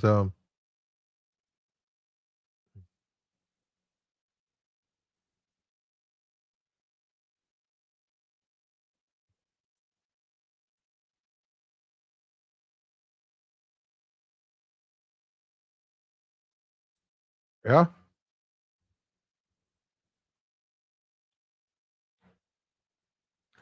Let me go over here. Hold on. Let me just pull this down right here.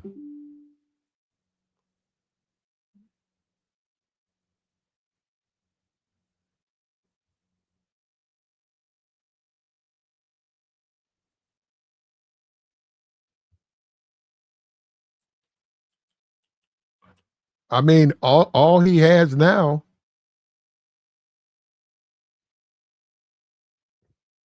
all he really has now is Trump. He really doesn't. And what else does he have?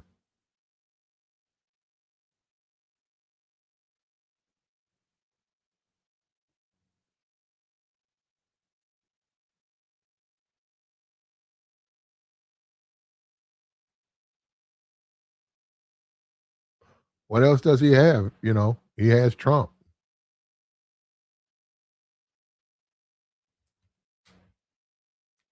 Like the stream, brother. We're gonna step into that. We live. We're gonna step into that. Give me one moment. One moment, and we gonna go right back to it. Up this thing at right here. There we go. There we go. Um, I pretty much stopped when the conviction came out. I pretty much stopped, and it was just a question of what do you do, man? You know what I mean? Do you accept the outcome? Um, and you know, you think about the O.J. Simpson trial, right? And they didn't accept the outcome, but what do you do? You know, and I saw the stuff they were saying that the guy's got a criminal history, and so they're going to try it again. Who knows? I mean, maybe maybe he'll win on appeal. But they say a judge has denied another trial.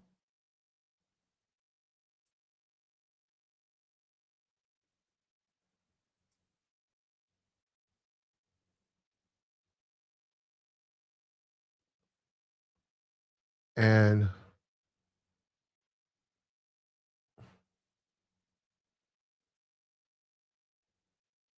how many times, you know,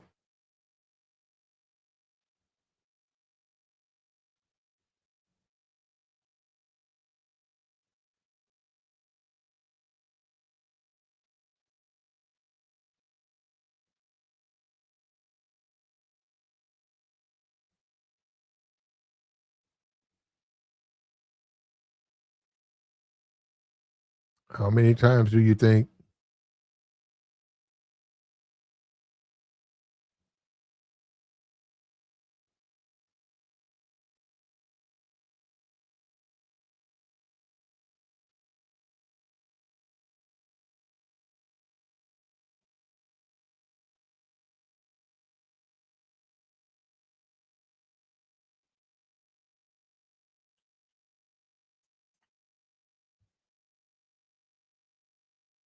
Almost there, man. 1 second. This stuff happens. Sometimes you have to do stuff on the fly.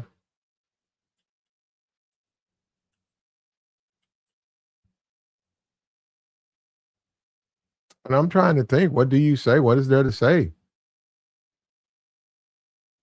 What is there to say? What do you say? And they're going to be trolls, right? We've had a bunch of them. There are going to be guys out here who going to troll and try to make this into something, make it into something else. But he used his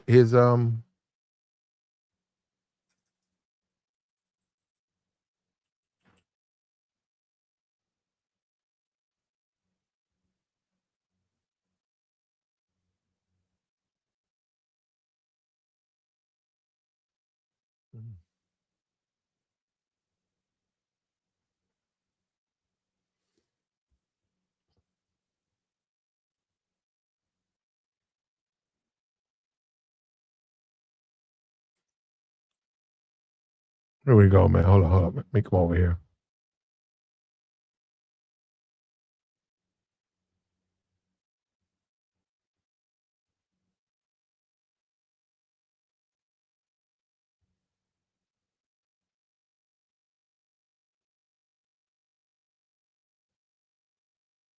There we go.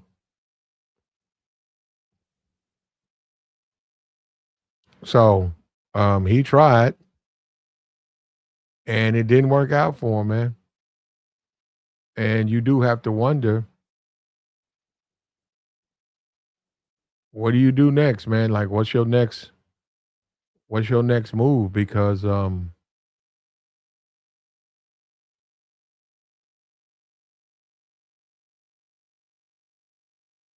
we go.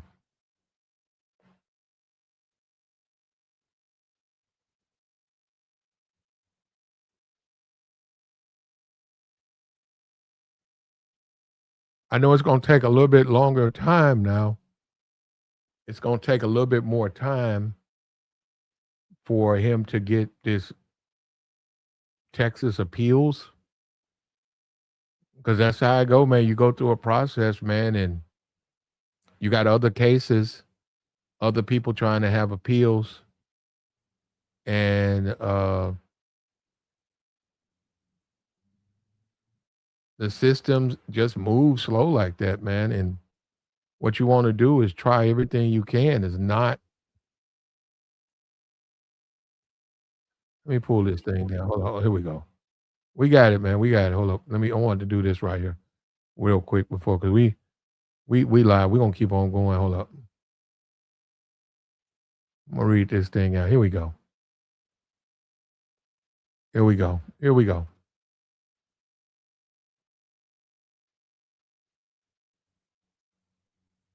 Here we go.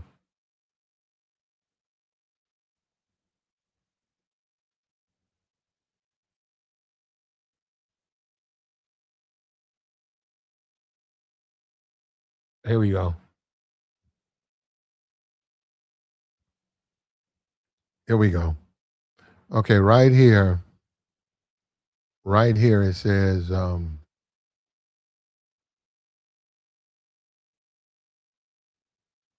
people made a big deal about a judge removed from the Texas track meet as Carmelo seeks a new trial, right? They removed the judge. Then a Texas judge, right here, it says right here. It says right here. It says judge denies Carmelo Anthony a request for a new trial in Austin Metcalf deletion case. It said convicted killer. This is what's written, right? Convicted Carmelo Anthony's bid for a retrial was shot down by a Texas judge Saturday. The 19-year-old's lawyers argued that the murder trial was compromised due to strict courtroom rules and improper jury instructions. They also clashed with prosecutors over an agreement to focus on events leading up to the fatal event. Anthony was found guilty on June 9th and sentenced 35 years in prison for taking Austin Metcalf's life at a track meet. The teen scored a legal win following his courtroom conviction by getting the original judge, John Roach, tossed from the case after he told a reporter with local outlets that jurors got it right when they convicted Anthony. Yeah, they did. Whatever they say, they got it right. Anthony, who did not testify in his trial, claimed to have acted in self-defense inside the tent April 25th. The deletion occurred after Metcalf told Anthony to leave the tent. They're going back over the thing, and situation escalated. They got a picture of the knife.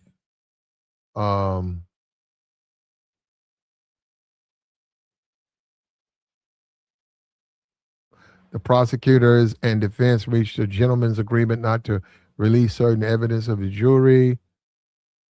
Anthony threatened to shoot up his school.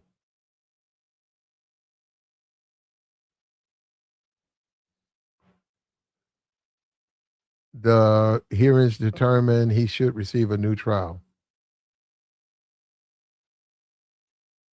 Yeah. And let me see if this the final thing.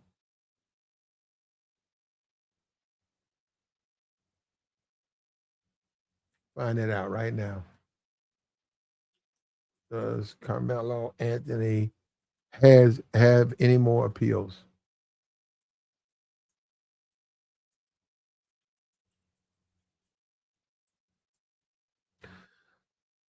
Okay. Right here. Yes, he still has the right to a full direct appeal. Retired District Judge Michael Chitty denied Anthony's motion for a new trial. This ruling only concludes the initial trial court challenge. Anthony's legal team has confirmed they will now take his case to the next level of the legal system. The Fifth Court of Appeals announced they will officially continue the appeal process through the Fifth Court of Appeals in Dallas, higher state review. If the appeal court rejects the case, Anthony can ask the Texas Court of Criminal Appeals, the state's highest criminal court, to review it. Writ of habeas corpus. If standards direct appeals fail, he can file post-conviction writs to challenge constitutional issues to claim an ineffective assistance for his counsel. The defense has argued that the original trial was unfair to an off-the-record agreement about the character evidence, limitations placed on the courtroom, and issues. Decisions did not test while the original trial glove was recused to the case due to his bias concerns. Judge Chitty ultimately ruled the evidence did not warrant throwing out the jury's verdict. Anthony's 35-year prison sentence remained active while higher courts review the issue. So you're getting to, hold up, let me say this. You're getting into, I think, years. No, I just think you have these processes, right? But they're not going to happen like that. It's not going to happen like a month from now. When you start going, let me see, what's the average time for the Fifth Court of Appeals? Let's see. You see what I'm talking about right here. What's the average time? Let me see. You see this right here.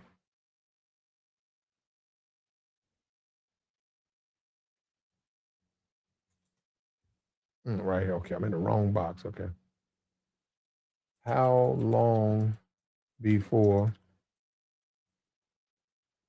Carmelo Anthony case will go before the Fifth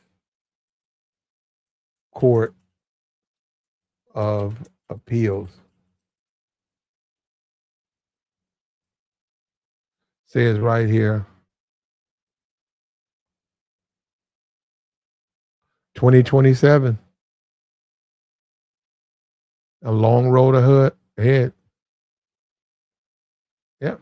That's if it goes the right way. So that's what I mean. That's what an appeal. You got people who done did 4, 5 years.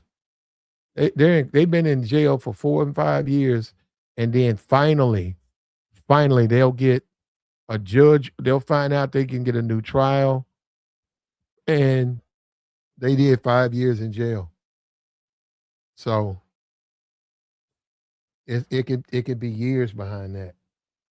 And that's the thing that, it's you still want to apply, but you don't look at, they'll tell you you go ahead and apply, but you don't serve your time like you're going to get out. You just have to go and serve your time. And if you get a new trial, it happens. If it makes you feel, like there's a light at the end of the tunnel, then, you look at that light at the end of the tunnel, but you don't look at it like, okay, as soon as it hits the Fifth Appellate Court, they're going to change the verdict. You just can't. They either do it or they don't. They do it or they don't. Yeah, a lot of people said he defended himself. He got denied, though.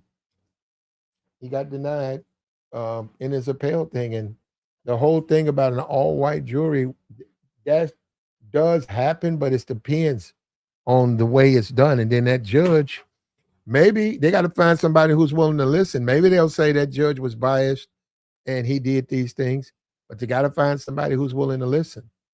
Because they do they can't violate your Constitution, right? They can't violate the Constitution. They can't violate your constitutional rights, but people do make mistakes. So in a trial, they can find mistakes, but they look at it as overall was justice served. So they made some mistakes, but the judge is saying the evidence still supported the verdict. So he's saying there's been no mistakes, not enough mistakes made where we need to change this verdict. So the judge, he was recused. Okay. And then a lot of that comes in, you have to prove that. You got to prove that. So he's been denied and he's going to stay in jail. Let me do this, man. Do me a favor, man. Do me a favor. Don't troll. Come on up here. Tell me why you want Carmelo to stay in jail. This is the age of the internet. You don't have to cam up. Come on, man. Hit the link. Hit the link. Come on. Marianne, hit the link. Marianne, express yourself. Express yourself. Why do you think he needs to stay in jail? Come on, Marianne. Don't say it in the chat. Come on, Webb. Come on, man. What's going on? What world do we live in? These guys, come on, man. We you don't have to cam up. Just why do you think so? I'm just listening, man. Help me out. Help me out. Like I said, I'm going to say this again. I understand the system. So once he was found guilty, if you look at this channel, we moved on. Okay? We moved on. So we made a case, but then we moved on. The jury spoke, man. I mean, and now, I mean, you guys are not really saying this stuff. You're not saying this stuff other than to be irritants. That's all you're doing. You just want to aggravate. That's crazy, man. He said, if you want him out because he's black, I didn't say, where you getting that from? Where you getting that from? I want him out. Where you getting that from? He said they had a plea bargain, but the parents wanted to run the whole GoFundMe thing. His parents didn't even go to the sentencing. Yeah, you do. You scratch your head about that. Yeah, the money, there was money spent. Yeah, Charleston White involved in this stuff. And as a kid, and this guy, guess what? He's in jail, man. He's got to deal with a family who may have, turned their back on him. He's in the system too. He still got to function, man. He still got to walk around. He's young. He's at risk. People are in there, they made, you got a lot of dudes in there, they're demented. You got dudes that's been in jail now. Their brain has turned to jelly. And they would prey on this man. They would treat this man like he's a woman. And that's something he's got to watch out for, man. He's always got to watch out for that, being as young as he is. So he's got to deal with that. And you're dealing with a family. Who you going to call? You going to call a family that may have spent the GoFundMe money? But no, they did get a lot of them. I think celebrities, a lot of people participated to try to get this guy another trial. But you got to go by what the evidence says and what the judges say, man. And this is the system in Texas. Texas is the type of state you really don't want to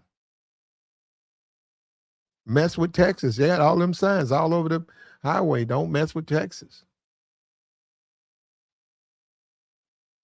We got the join link posted, man. Come up here. I don't know what's going on with this Carmelo trial. They found him guilty. Has any of the jury come out and said anything?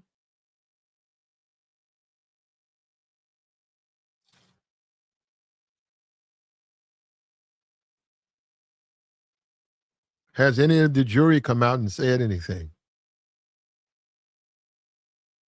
Yep, there you go. He says, Lord, protect him in that prison. Yeah.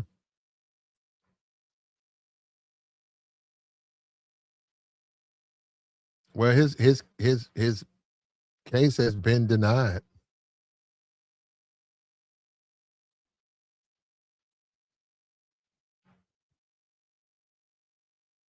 Yeah, we ain't trying to try the case here, man. The Fifth Court of Appeals will hear the case in a year. He'll be in jail for a year. And then if they deny him, I think it goes one more time. That's going to be a couple of years. And then he'll have they'll take a look at the Constitution if they violated any of his rights. And on that, you do have the all-white jury possibility. It depends. And then you just getting a new trial. So we'll see. This is a sad case for both sides indeed, man, on both sides. And I saw that somebody said they had they were showing the things that were withheld.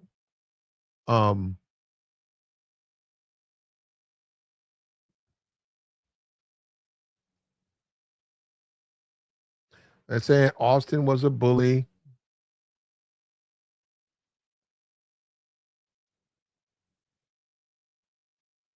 She says, black folks pray to Carmelo more than we do God. Well, he's in jail, brother, so I don't know what you mean by that. He's in prison. He's going through the process. He had an appeal. A judge dies an appeal. Now, he'll have to wait about a year before the Texas Fifth Court of Appeals. If he's denied there, it'll be referenced up, and that takes money. And when they hear it, which might be 3-4 years, they'll then render a judgment on what they think. And remember, this is not to get out. This is to get another trial. That's all. That's what he's fighting for, another trial. He's not fighting to get out. And it's become racially polarized. It's become a racially polarized trial. It was a black versus white. And you do get the option to file for an appeal. In some kind of way, that's interpreted as you don't want justice to be served, or you don't want some kind of way, you want him to be let out because he's black. No, he has appellate rights. He has appellate rights. Now he's being held accountable. So what do you want to say? The man is gone. The man has died.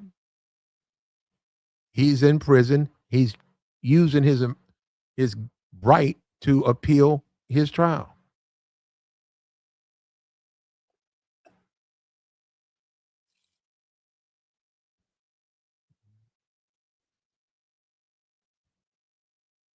Simple as that. He's using his right to appeal his trial, and he's been denied. And it's a tragedy on both sides. It's a tragedy. We had a Carmelo Anthony, he lost his life. And we have a black kid, Carmelo. He's alive, but for all intents and purposes, he's lost his life. I mean, for all intents and purposes, this man's lost his life. Where's his future? You know, he's in a prison. At what, 19? His whole life ahead of him. 35 years, just to say I think you got to do the whole. That's Texas. So this man might looking at what, 70, coming out of prison and in his 70s. Nothing. He's established nothing. He has no retirement.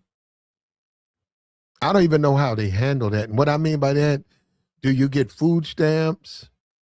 Where do you stay? Do they have a halfway house? Do you become homeless? Yeah, I don't know how they handle that. I don't, man. I don't.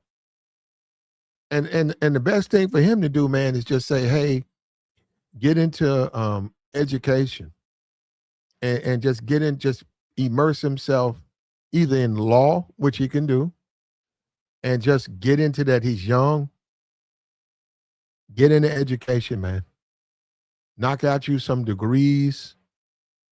Get to the point where they'll let you podcast. And I'm not talking about your trial. I'm talking about just life. And nothing that in a way that would impact, your appellate. But yeah, you can get into that and you can talk about prison. You can talk about prison life. You can do that. You got commissary. Now, I'm saying eventually he'll get to the point where he's allowed to have certain benefits. And if he prepares himself when he gets these benefits, he'll be able to correspond. They do that now. Prisoners right now do radio.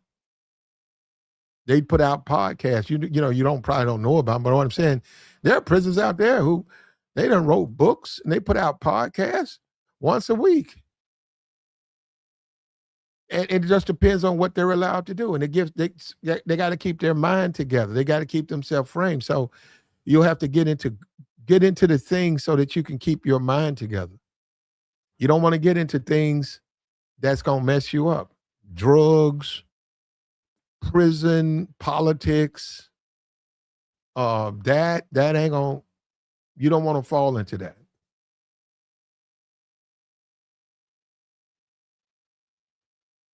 He said, let's be honest, that young is going to be a wife to someone. Well, actually, to be honest, he would have to agree to it. And do you know you really can't do that? Now, they don't, every rule is not enforced. But you really not, prison's not for that. Like, so all of that dating and you picking up all of that stuff, a husband, and prison's not really for that. So they can stop. Now, they can't police everything. But no, But yeah, if that's what you get into and you are willing participant, it's possible the guards don't care, so they don't care what you do. But you can be, there are people, it's a prison, man. There are those who would exploit you for a pack of cigarettes.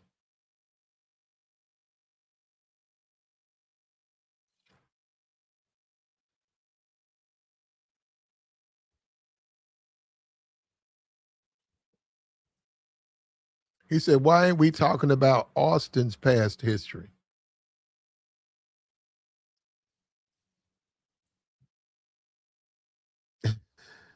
So no matter what side you own, people are going to have a problem. This case is racially polarized.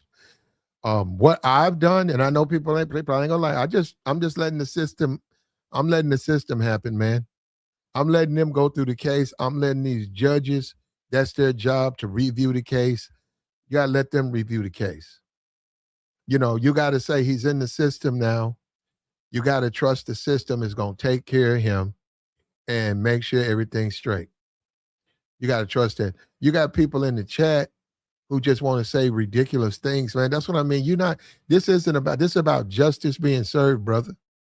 You don't get into none of that other stuff. And the tragedy is we lost two people. We lost Carmelo and we lost Austin. We lost both of these people. And it's a tragedy. It's an absolute tragedy. And you say you can't run up on nobody and stuff like that. I agree, but they tried them. And in this social media world, if your case gets that attention and it becomes racially polarized, it's very possible you will not get a fair shot in prison.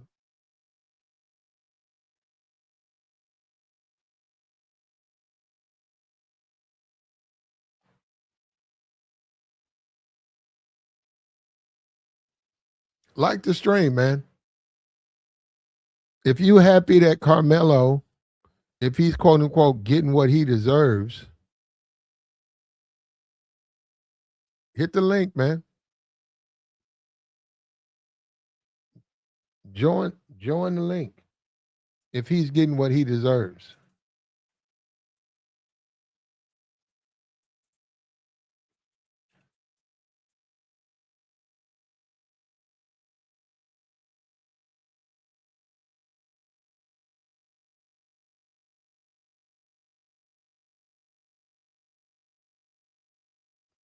Like the stream, brother.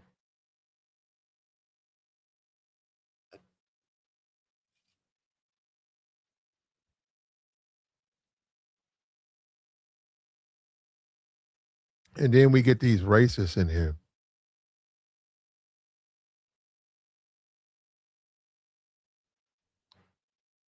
Bro, that's so ridiculous. We got to ban you.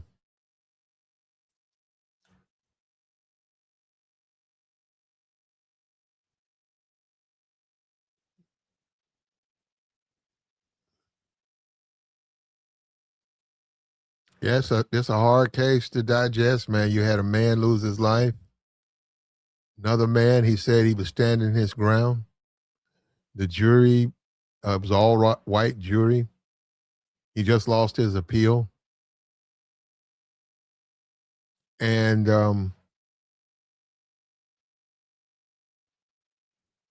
if he in jail, he probably is not crying, man, because it's a waste of time to cry. He's in a place with a bunch of other people. They're not getting out for a long time either. So what you do is you go in and you get into something. You can get into church. You can get into something. You got to get into something so that you can keep your wits about you.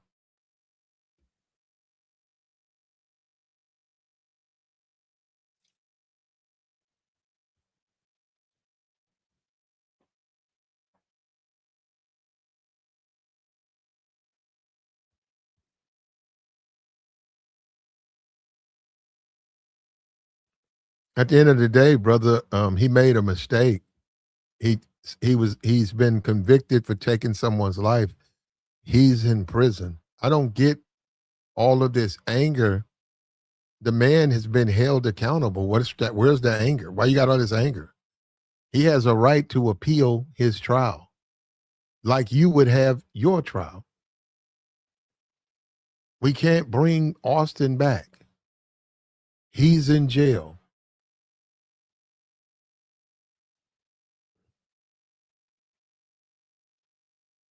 And people are saying self-defense. But see, the problem with that is the people who determine that, Wilbert, is the jury.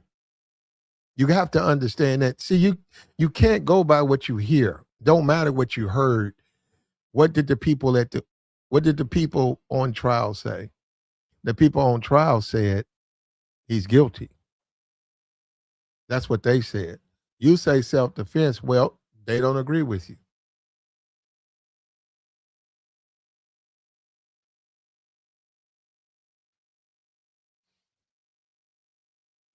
And it's a tragedy, man. It's a tragedy for us. It's a tragedy for us.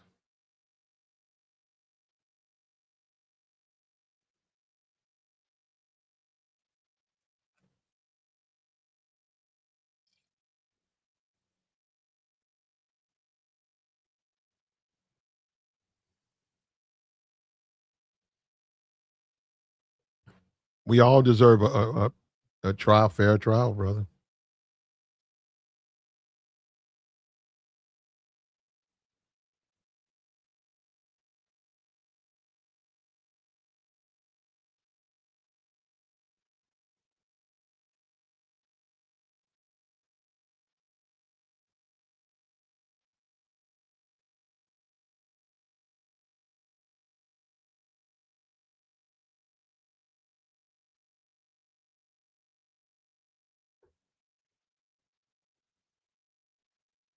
Well, he was denied appeal, man. So if that makes you feel good, good for you. Okay? The system, this is the system that we have, and he's not out. He's inside. And in about a year, or maybe more than that, the Fifth Court of Appeals will hear his case. And they'll go through his case, and they have guidelines on what they're looking for. It ain't about them thinking really about anything. They're looking for certain things to make sure those things he was treated fairly. And after that, after he's been found that he's treated fairly, if they find that, they'll refer it on up. And then that's another, man, that's you 3-4 years again. And he's not the only, there's people in there right now appealing that conviction. You seen Shawshank Redemption? In the Shawshank Redemption, what the guy say? He said, "Why are you in jail?" He said, "Lawyer fucked me." He asked the other guy, "Why are you in jail?" "Lawyer." And basically what he was saying is everybody in there say they're innocent. That's what Andy was saying. Wait a minute. I am innocent, but everybody in here says they're innocent. So, you know,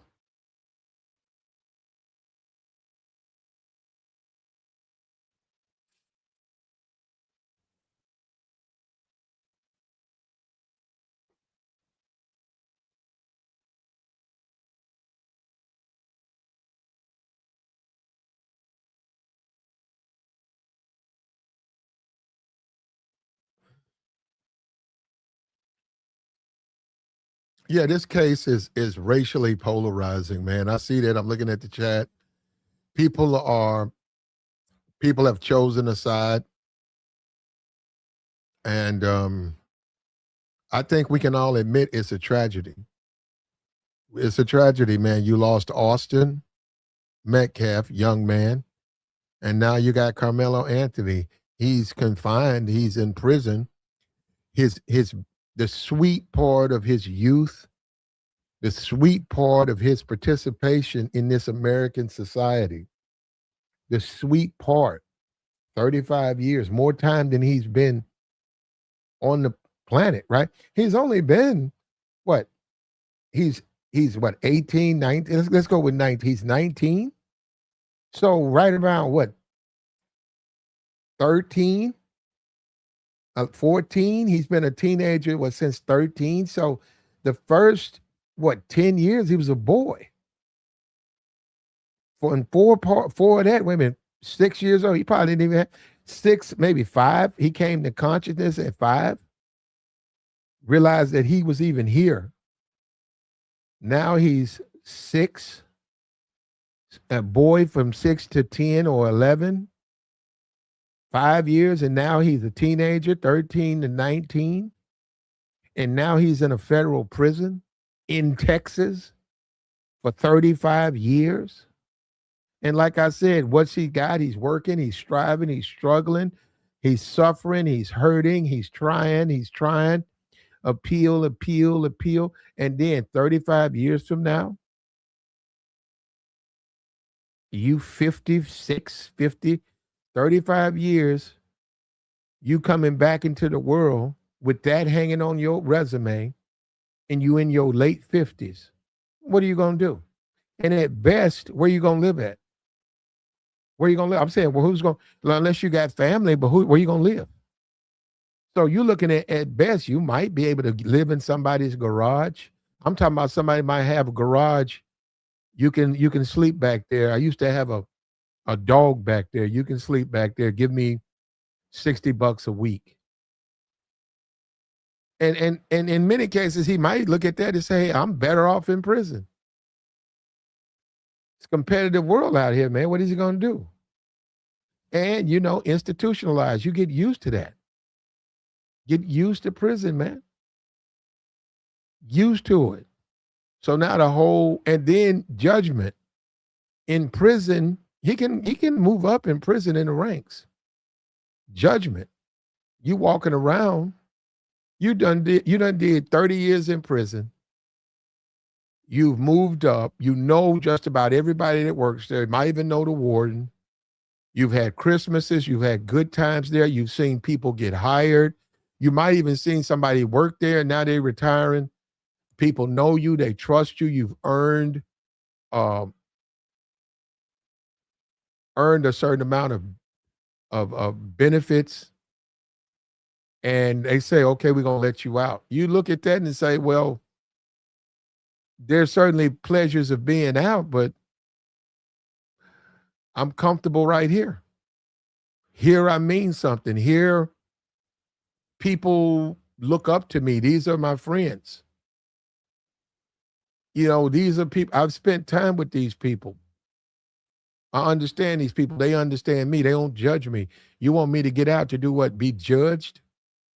To go out and try to compete for a job? With my last, bit of education came when I was in high school. And to wind up, so it's not a promising future. Yeah, it's sad. That's what I'm saying. Just the future. Now, if you find somebody out there, if there's somebody out there who's rich and they say, hey, don't worry about it. When you get out, I got a place for you to live and you can work for me and I'm going to throw you some money so you can pay your bills and stuff. But once again, you're still talking about a 50-ish-year-old man that's been living off that prison. See, that prison food is not good. So, but I mean, that's up to him.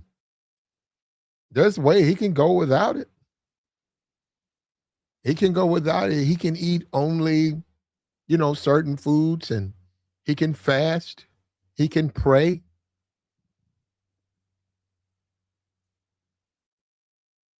Given time, there's things he can do.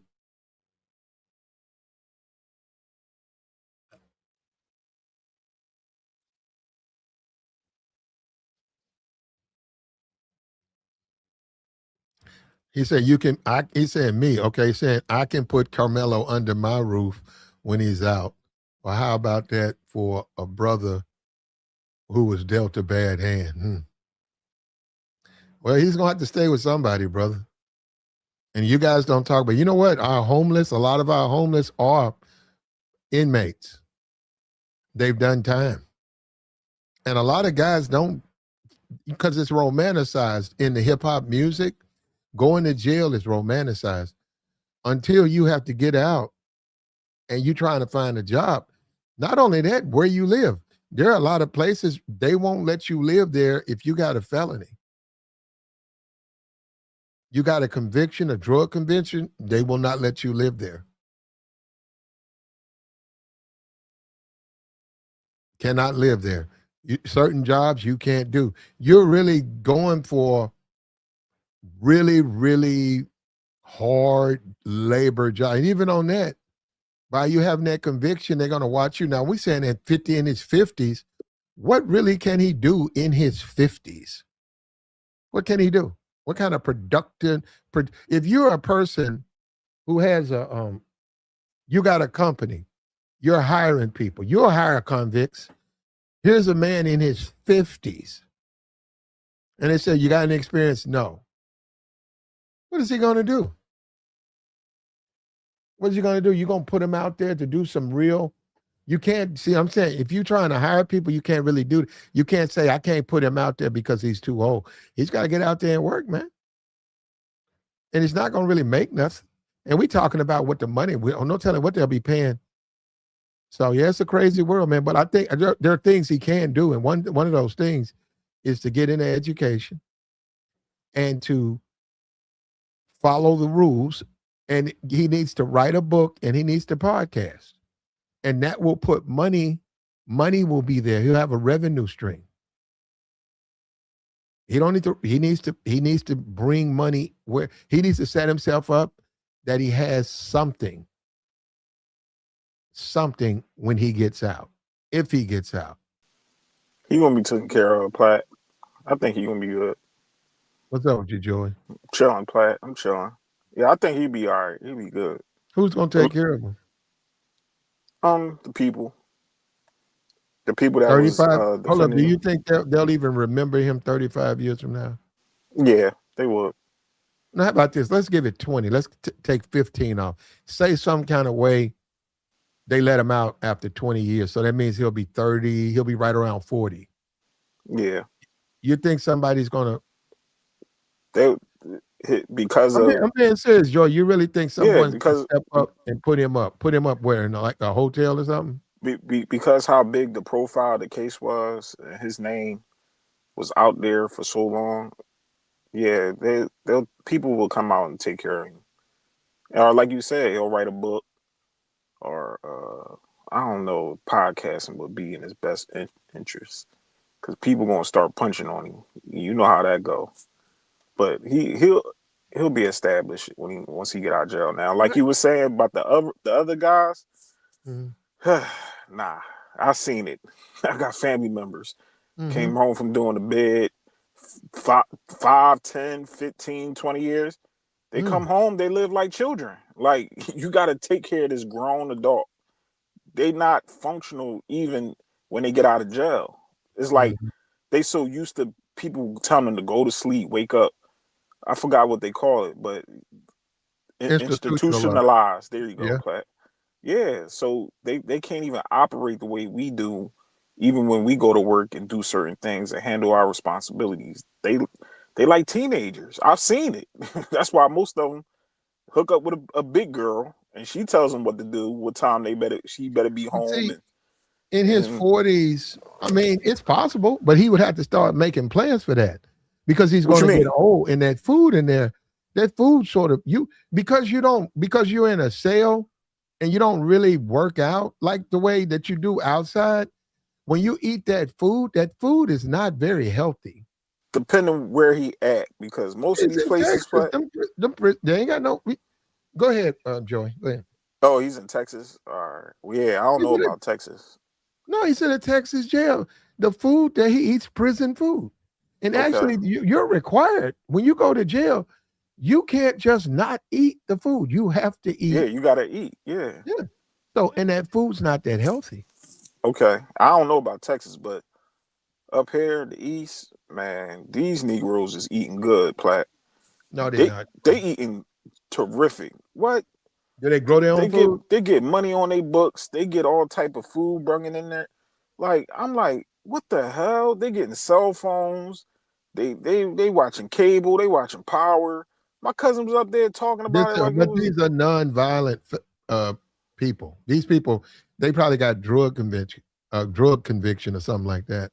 I don't even think. Yeah, I don't think they ain't in the feds. They in like state prison. So, well, I think he's in a state prison, but I'm saying it's what he's convicted of. Yeah, he might be. I don't think he in population. You don't think he in population, is he? He's got to be. Whoa. He's too young not to be. He don't have a choice. Whoa. He can't. What you mean? Whoa. He's in population. He has to be. He can't be in PC for 35 years. Yeah, Platt. He'd be insane. They'd be taking him out of jail. He'd lose his mind. No, he's still gonna be. It's a group of people that still be in PC that he can interact with, but he can't be in population amongst. They go after each other up there, though. The PC guys be chilling now. No, they don't. A PC guy come up there and take you out, brother. Okay. Yeah, they go after each other up there. I'm saying I hear what you're saying. Yeah. But no, Okay. you can get in PC and you ain't in the yard or you ain't out there with population. You in PC. Well, one of them guys in PC, depending, or just people just don't like you. Okay. You in there and a dude just take you, he'll try to take you out. And you cannot, because we are social animals. We are. You cannot do 35 years by yourself. Because do you know the guards cannot talk to you? Now, will a guard say hi and bye or maybe who won the football game? But no, I mean like conversate. That's why human beings have to go in the general population and take their chances, because when they have that little time in the yard, that's sanity. That's an opportunity for them to get their brains together. Yeah. Yeah, they have to do it. So, hey, what's up, man? You know, even though I ain't talking about nothing, hey, man, I tried to call so-and-so and, hey, remember old man Adams? Yeah, I know. Oh, he passed away. You know, that little bit of back and forth is enough for a guy to go and finish, do his time, go to his cell, go through what he got to go through, deal with his case, and then he go to the yard. And you're right, somebody might get him, but he said, fuck that. They can come get me because he got it. Humans just, it's been proven we have to interact because we're social animals. We cannot do you can't say, hey, put me in the hole or put me on a PC and you in that cell by yourself. You'll lose your mind. Yeah, but the guys in protected custody plat, they still socialize, but they just don't be with the other population of the guys that done, you know, they amongst everybody else. And I don't think that they need to put him in population, if you ask me, because they might give him hell, depending He's on not who the you only with. young guy. He's not the only young guy. He's not, but he's high profile for what everybody know about this case. What he's gonna Situation probably that have to happened. do is he probably gonna have to catch another body. Oh no, Platt. What the No, hell? I'm being for real. What the hell, Platt? No, He probably have to catch another body because some dude's gonna try to some dude's gonna try to, they're gonna disrespect him, his manhood. They're gonna probably try to grab him like he a female. They probably gonna try to and that's where the protective custody come in. Once them guys get anything probably done to them or anything, yes, they be like, listen, this man is trying to grate me and he's trying to do something to me. And that's when they be like, hey, CO, PC, I need to go to protective. He trying to do something to me. And they got to write a report. And then that's where the guy's supposed to go. I knew a guy that around my but you way that don't had have to to go do through that. I was like, damn, bro. Well, let me say this about him. And I mean this. He need to stand on it. He can say he's innocent. Hell, they all say they're innocent. Yeah. He needs to stand on it. What I mean by that, Joey, he needs to go out into that yard and stand on that shit. Yeah, I'm who you are. Yeah, I'm me. And move up the ranks. He's gonna be there for a long time. Platt. All right, now listen. No, he That gotta sounds move up. cool. He gotta move up to that in ain't the cool. movies, Joey, that's but what you gotta in do. reality, You you got running, no, that ain't gonna work. Joey, you grown can't do men that's gonna make it worse. that Joey, been in there for you can't. years, Platt. You Okay, got yeah, men that okay. been in, Okay, it's that's a all dude they, in there. He ain't getting out. It's a dude in there. He been in there 30 years. and all he do He is work out and he punch on the wall and he lift weights. You can lift weights with him. Yeah, that's cool. But if you go in that yard thinking that you're gonna be regulating or thinking that you're gonna be If they come at you like that, they gonna beat the play. He gonna get they hurt. not. They're gonna hurt Yeah. that young man. Okay. Well, you might have to go through a couple. Okay. You might have to catch some fades, man. It But don't then matter how again, many that's where you at. push-ups or none of that. When you in there, for what I heard, all that stuff goes out the door. Cause all it takes is one hit. And depending on who you get hit by, that's it. You seen Tory Lanez was fighting for his life. That man high profile. And Tory Lanez was in PC and he got jabbed up. Yeah, that's my point, Platt. No. You said that PC was Hold safe. on. No. My fault. My fault, Platt. No, Tory was in population. He wasn't in PC. He's in PC. You sure about that? I'm sure about that. Because he Tory was Lane, monks. Because when that they guy was PC. That guy who jabbed him was in PC with him, and that guy was on the rail. And okay, Tory Lane's, I don't know. So I believe. man, you don't know what people see. We don't know what people. You got to understand. Them people go through a lot. You They go through a do. lot. Yeah, their girl done left them. They Yup. family Yup. done walked away. They done called Mm-hmm. 10 times. Nobody pick up the phone. They got to deal with the things in prison. Maybe some dude trying to make them a boyfriend. And then they mad, man. And then they see you and they look at you as an easy win. Because they say, I got to get these people off my back. So they see a Tory Lanez and they get. Oh, he heard a woman. Let me poke him up. Yeah. Oh, he did something. Oh, he think he a tough guy. That's no different than even out here.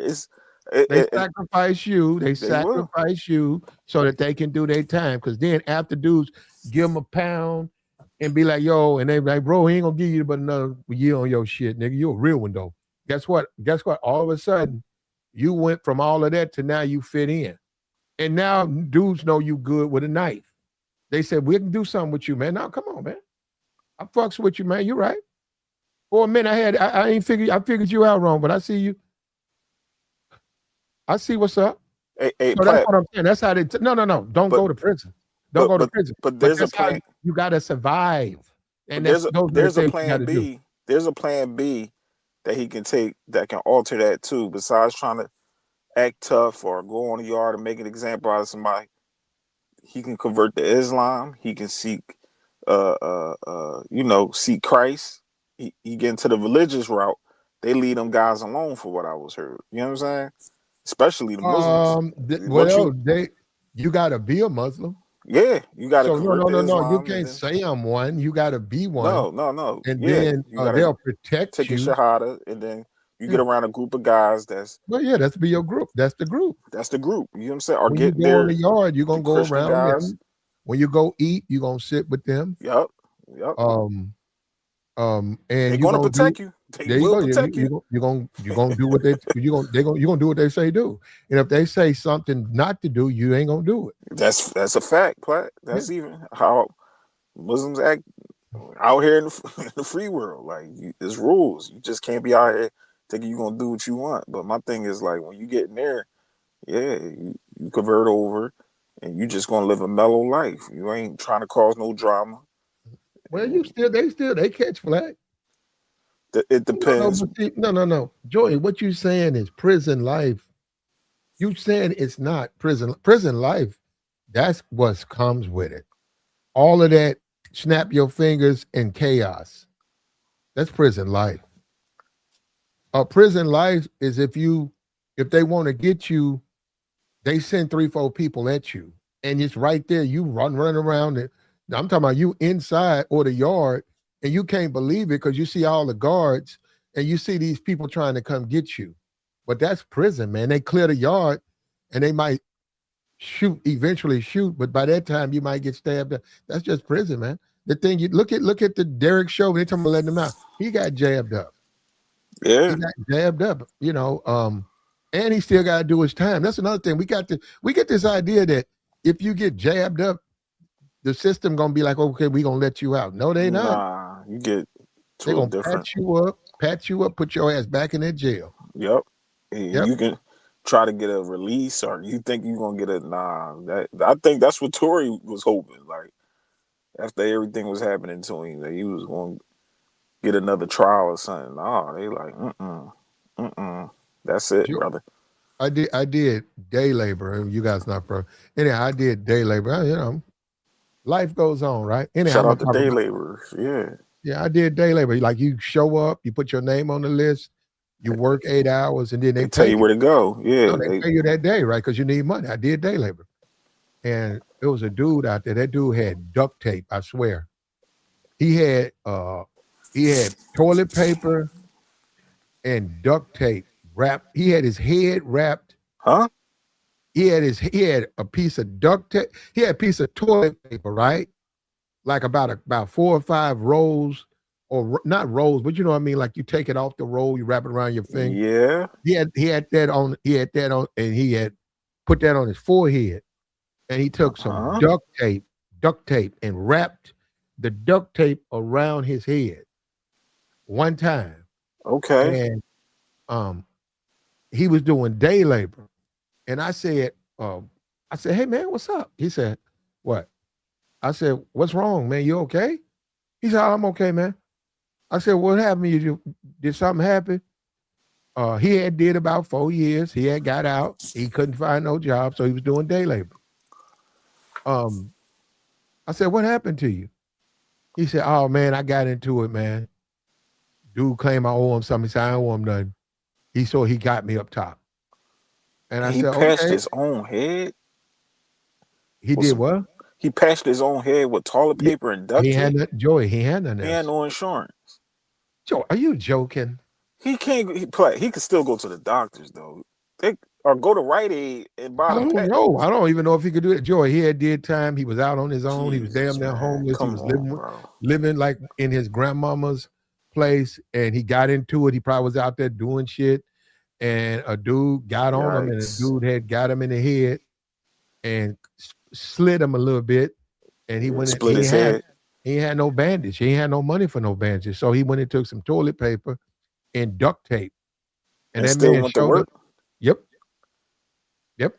And even in that hot weather, that tape that toilet paper shriveled, but that duct tape was still on his head. Man. And I saw him. He came there the next day. He said same thing on Joy. What you just said.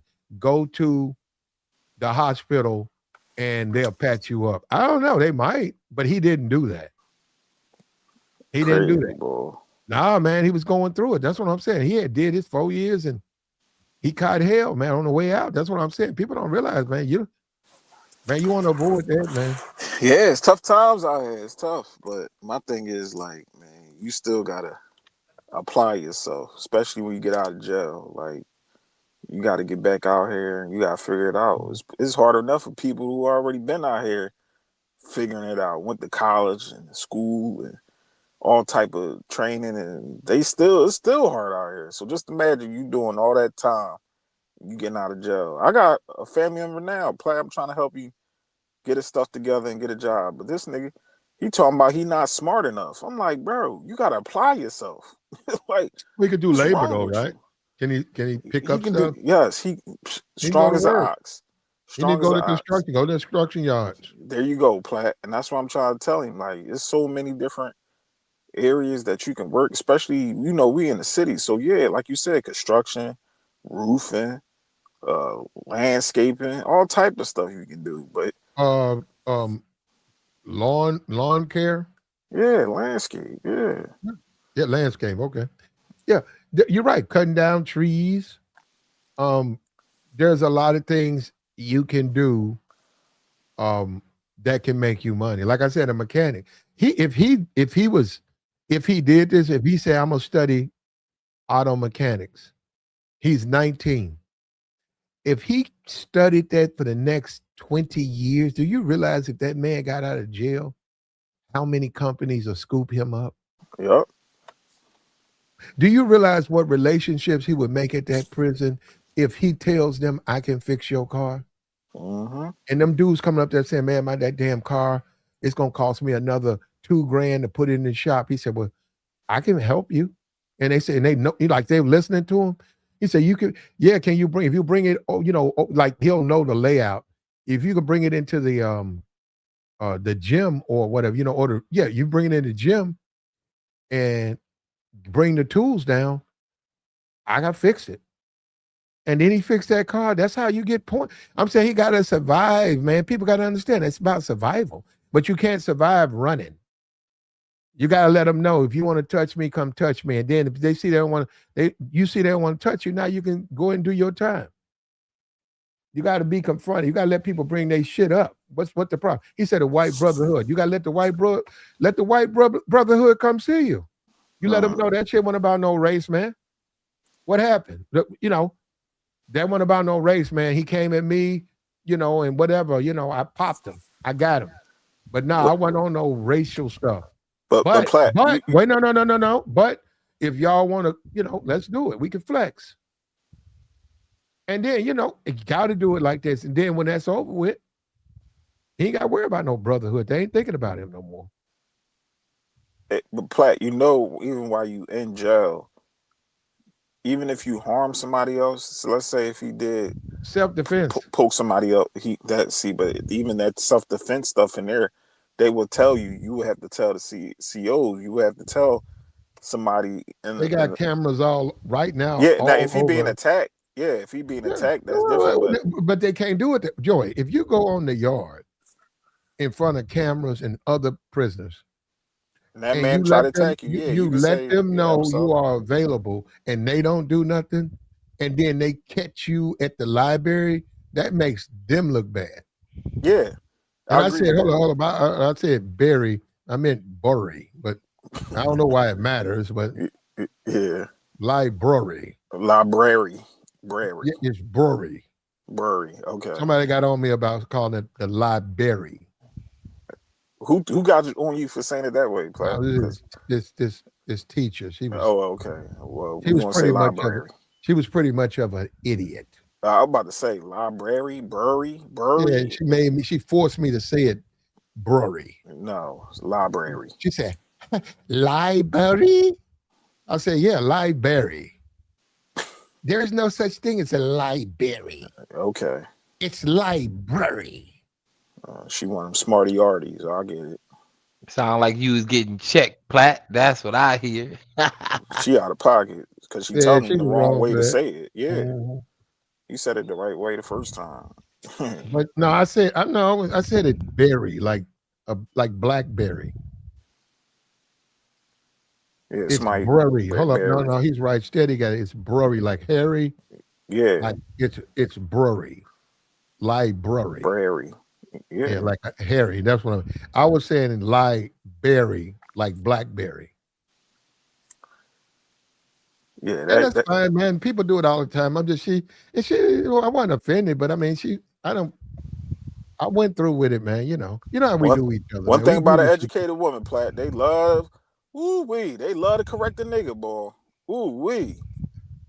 You saying that? How come we be doing? How come we don't say, like this guy got brewery up here? How come we don't say it like that? So we got our own lingo, Platt. We from all different places. We got our own accent. You know what I'm saying? We got our own lingo. We just add our own little twang to words. And hold on, I'll tell you another one. Ambulance. They love to get the ambulance. When you say ambulance. My cousin say she can't say vacuum. She said vacuum. Like, we just got our own way we say it. Yeah, and they wrong. They do that on black people, bro. We just pick on each other, man. We do, don't we? As we should. We do it too much, though. I can understand here and there we want to pick on each other, but damn, we can't just chop it up and chill. We can't. You know what he mean? Like, damn, bro. Why you want to keep punching on that man? That's one thing we do. And back to that Master P. He one of them guys. You want to punch on black people all the time? Well, he really can't though, Joey. Why can't he? Master P got his own problem. Now he got some money, but he got his own problems. Oh, with his kids and all that? With his businesses. Yeah, it's starting to dry up. Hold on, but Joey, check this out. Do white people talk like that? Do they mess English up? All the time. I know. Why do they not want to admit that? He said police. You don't think white people say that? I ain't hear him say it like that. Well, they do chew up English though. Yeah. He said my brother used to call squirrel. Yeah. They chew up English. And then a lot of times they say the reason black people speak the way they speak is because of the white slave master. It's the way he spoke. Oh, man. Yeah, I heard that. In the South, they do talk like South got its own. Yeah. They fix that. All right. Like Glorilla. Like she got that. You heard Glorilla talk? I love the way she talk. I don't care what Yeah, nobody said. Glow is Memphis. Yeah, I do I like the way she love it. talk though. I That love it. ghetto ass. Yes, that is I don't know if she Southern. ghetto though. I don't know if she ghetto, but I know She she ghetto, Memphis. Pat. She's She ghetto. ghetto, You bro. think so? She got a gorilla tattooed on her chest. That's ghetto, Pat. Okay. Okay. Bro, did you see her before she got money? Oh yeah. Oh yeah. No, I could have, but no. Teeth Man, wasn't all the Platt, way you gotta together. go, bro. You gotta go look at Oh her, no, I bro. She seen looked it rough. at She the was still rallies. cute. I seen the video of her at rallies. I seen it. She was cute, but she was a little rough little hood chick. Nigga, cute? No. She was a rough She's a little hood chick. skinny, light skinned chick. Yeah, she. Man. Hey, Tabor, you gotta give She her just grace. got a deep voice, and She's a Southern hood chick. she made some good songs. So she making money. She makes some good music. I ain't gonna hold you. And she was a young lady when they hit around like a certain age, they grow into their looks, but she got money. Slow down on the cape, Joey. Listen. I understand, and I get punched on about this, Tabor. Our women are different. Yeah, they might got some strong features.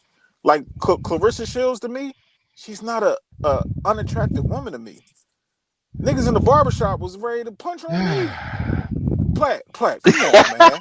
All right, man. Man, see, this is what I'm saying. Like, I got no problem with her. She's a boxer. I don't know why she gotta look good. She's not unattractive though. Joey, her boy side. She's don't not do that, ugly. Joey. Platt. Joey, don't do that. Okay.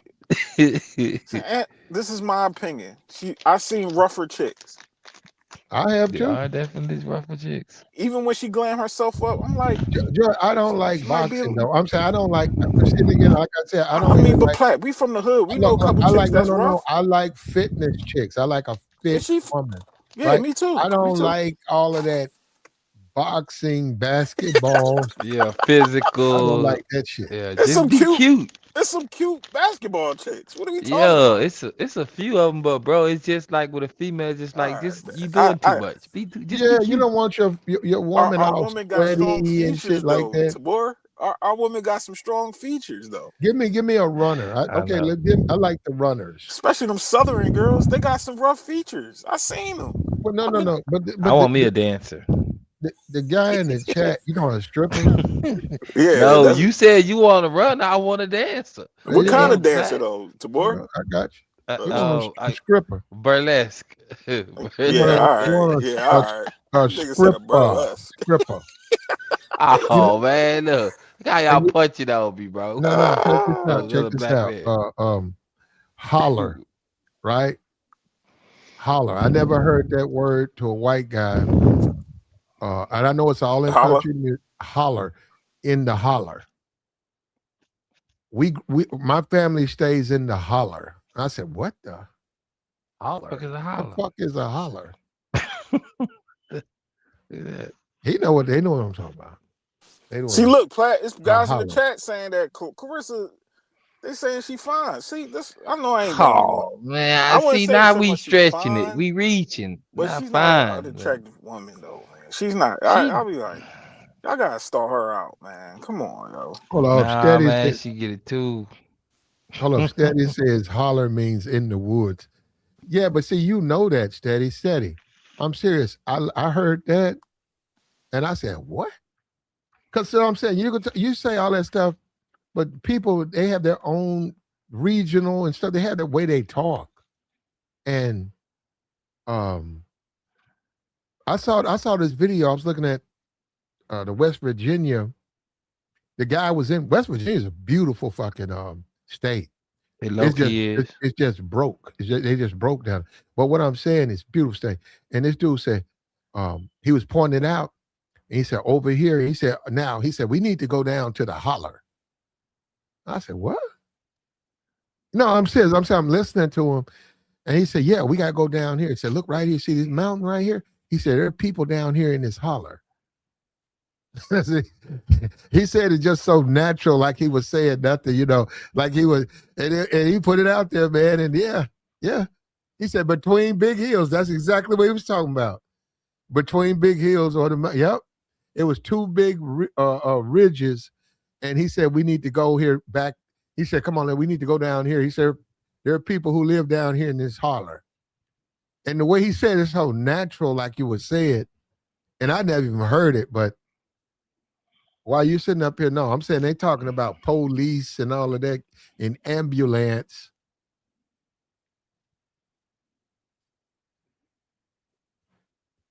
Ambulance. It go both ways, brother.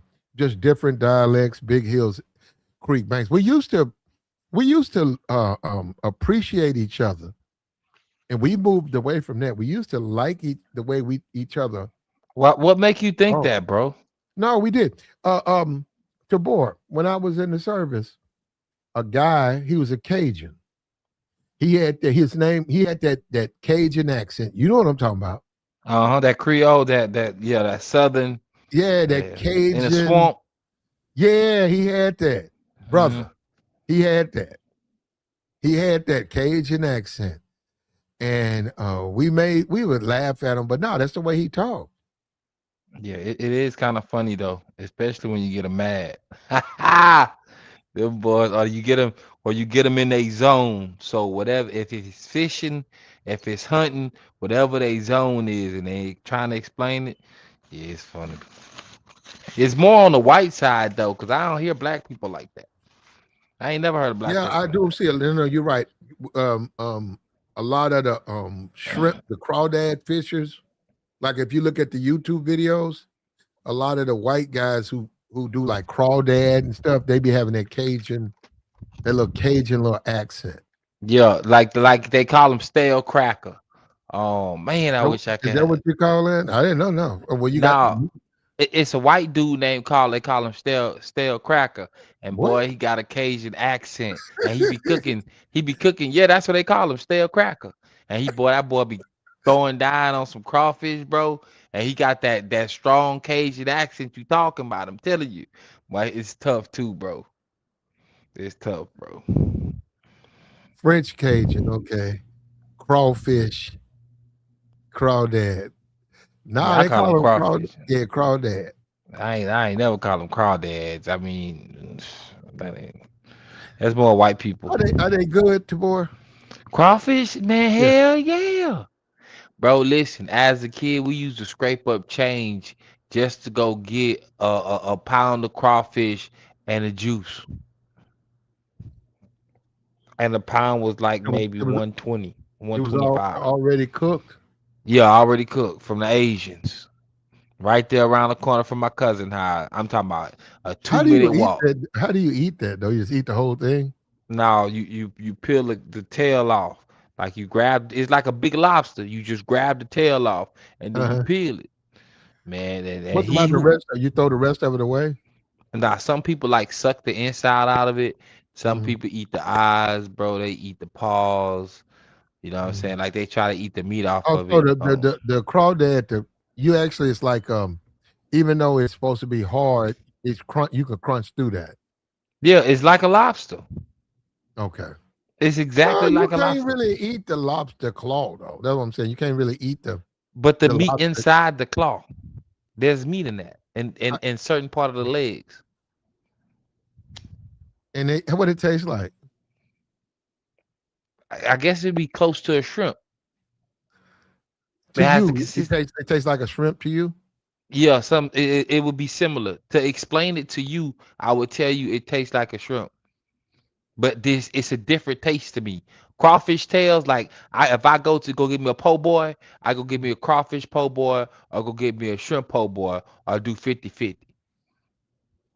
And I know they taste different. They good, bro. To me, like boys, I never had it. Man, you missing out, man. No, I'm not, but I mean, like, man, you missing out, bro. Where Joey at, man? I look at it now. He fell off. I don't know, but I look at I look at him on the tubes, and I see him, and I know, they're gonna say platinum. That's they love roaches or whatever. They probably are, but no, they just don't look very appetizing, man. That's what I'm saying. I don't. I would say that as a kid, I can say I would think that I would thought like that, but it's more to it because really it's like playing dominoes or playing spades. That's how crawfish is. Cause niggas sit around and just eat some crawfish, and some people don't even care that they only ate, 20, 30 of them. But then there's some people that sit down and eat some crawfish, man. They trying to bust down the sack. They trying to do A two, pound, 300. 300. How many? You eat 300? Man, easy. If I go get me some crawfish right now, I'm going to give me about. I got my daughter with me, so at least 10 pounds. That's You $50. you let your kid eat it? Absolutely. She from the boot too. She was born here, but her mama people from the boot. Uh-huh. Yeah, the crabs, the soft shell crabs on the po' boy, all that, man. The fried gator, I need that. I'm not like the raccoon or the possum type, the turtle soups. Like I ain't one of those. I used to Well, see, raise now, now, now, turtle. now, hold up. I'm gonna be for real with you, boy. I could go for some turtle soup if I knew a place and they made now me make it no, but if there was a place I knew who made turtle soup, if I went to New Orleans and they said, okay, you can get turtle soup, I'll try turtle soup.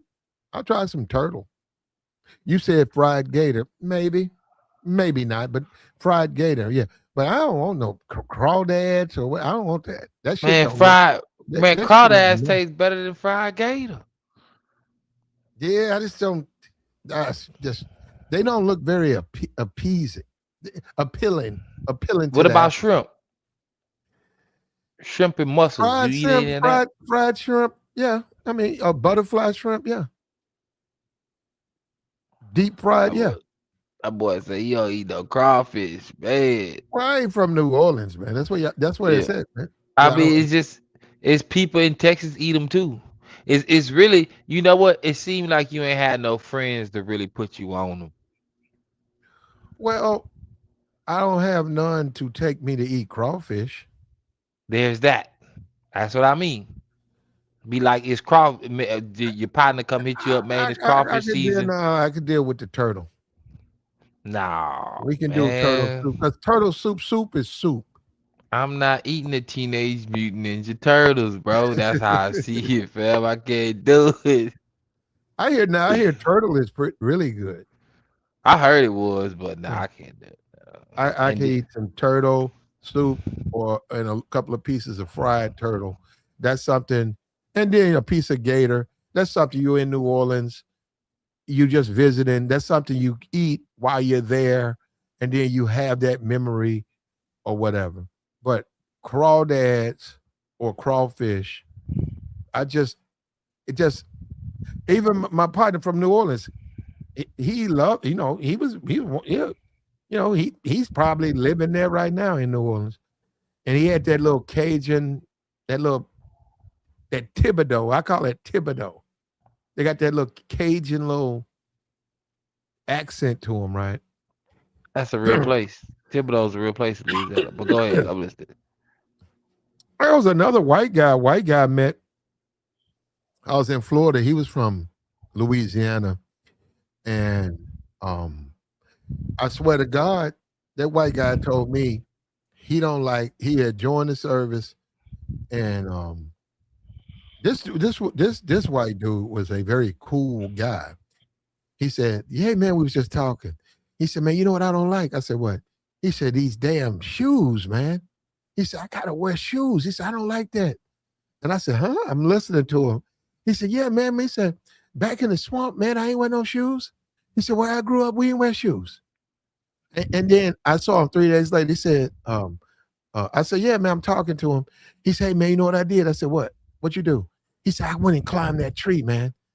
He said, "You know that big tree when we go to work out?" I said, "Yeah." He said, "Yeah, I went and I climbed it."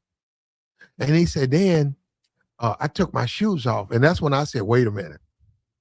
You climb that spiky ass, all that tree bark, all that, you know what I'm saying?" He said, "Man, it felt so good." He said, "It just felt so good, felt like home." He said, "I love." Now, maybe he was fucking with me, but I could have swore, I thought he was telling me the truth. And he was like, "Yeah, man." He said, "Man, sometimes, man," He said, "I'll just go climb a tree, man, because I miss my home." Now he was different than the other guy. The other guy was just Cajun, but this guy was Louisiana swamp.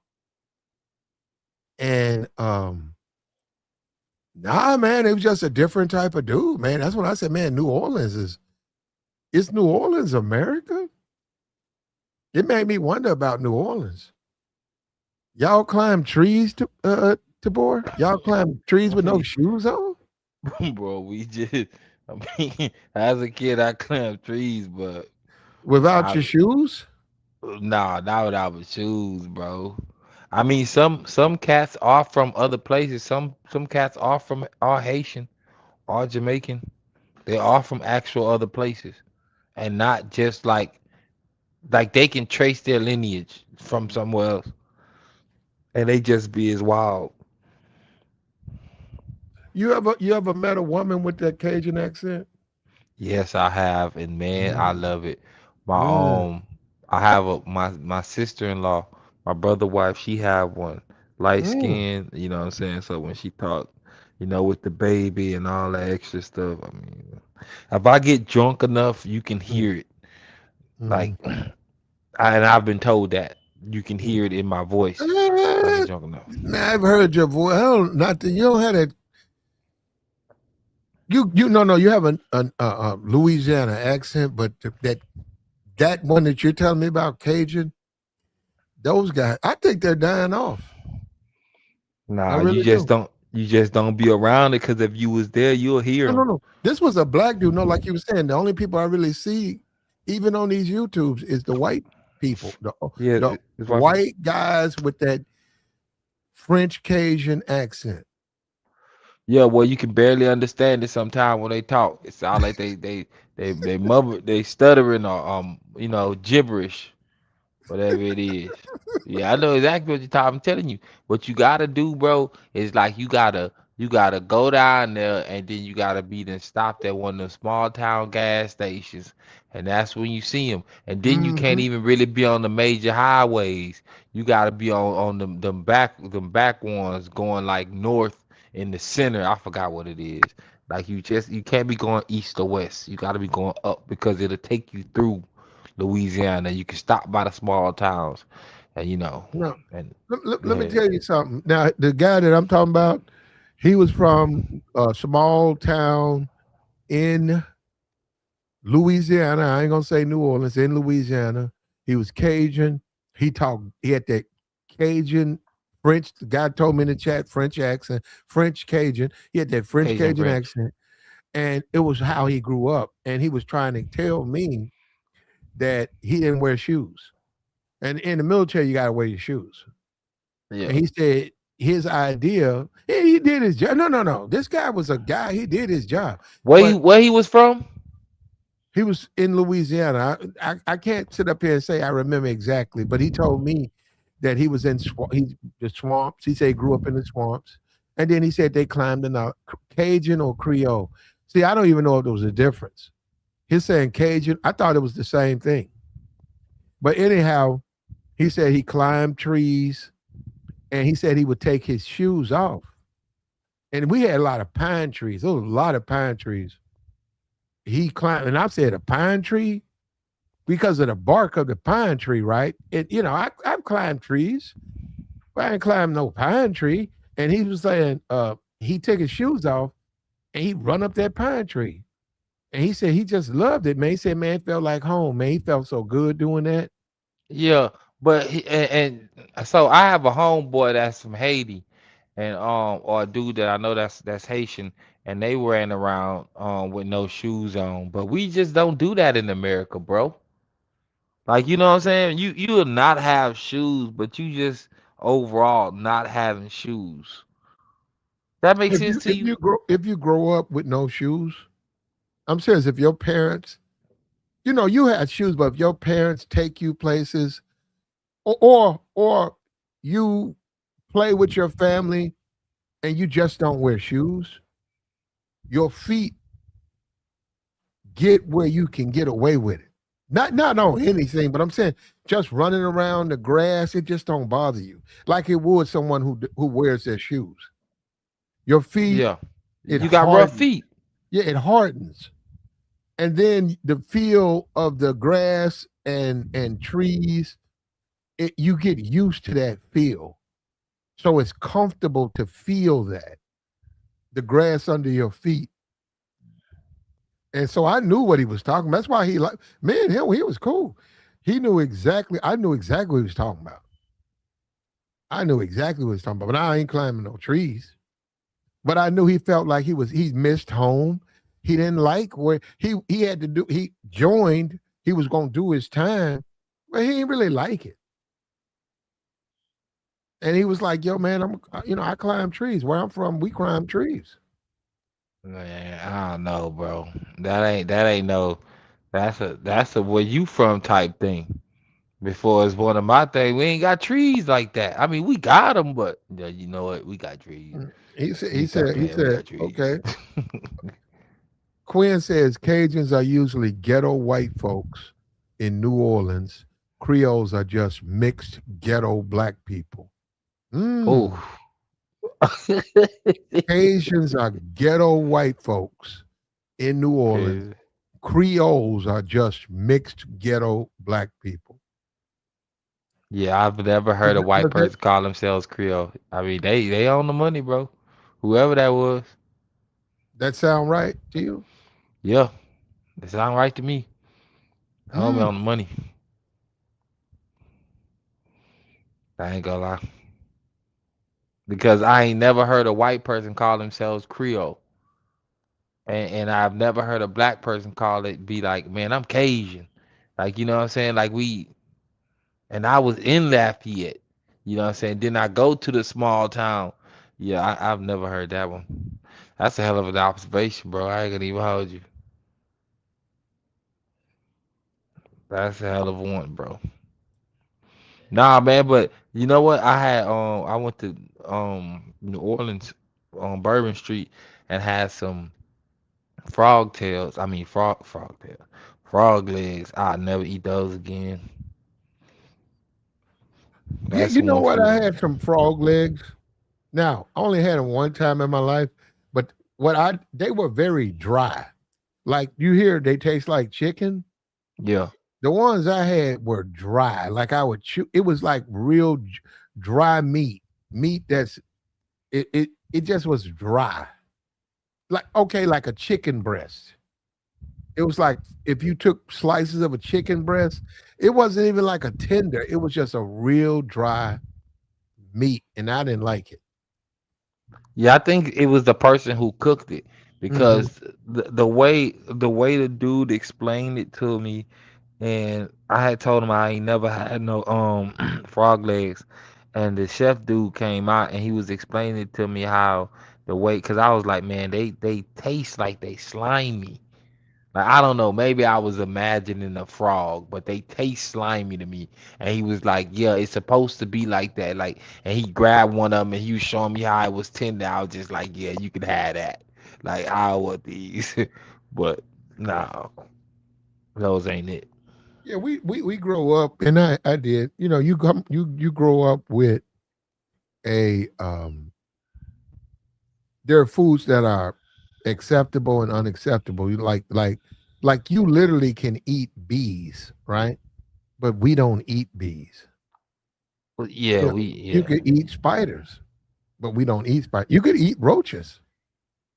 I know people out here eating crickets and putting them in Yeah. candy and eating them. No. You could. There's a when I lived in this apartment complex, and there was these, and I mean, we love our African brothers and sisters, we do, but there was these foreigners, and dude would eat roaches, and he kept telling me there's a lot of protein in those, and I would say, man, I'm not, ugh, that's nasty, because we had I needed some help with my car, and I went over to their house, like four of them in there, and dude just straight up took the roach, pressed it against his thumb, and ate it off his thumb. I said, "Yeah, Ugh, who the hell? What you got going on, man, it's Plat? a different world." Oh no, it was a different world.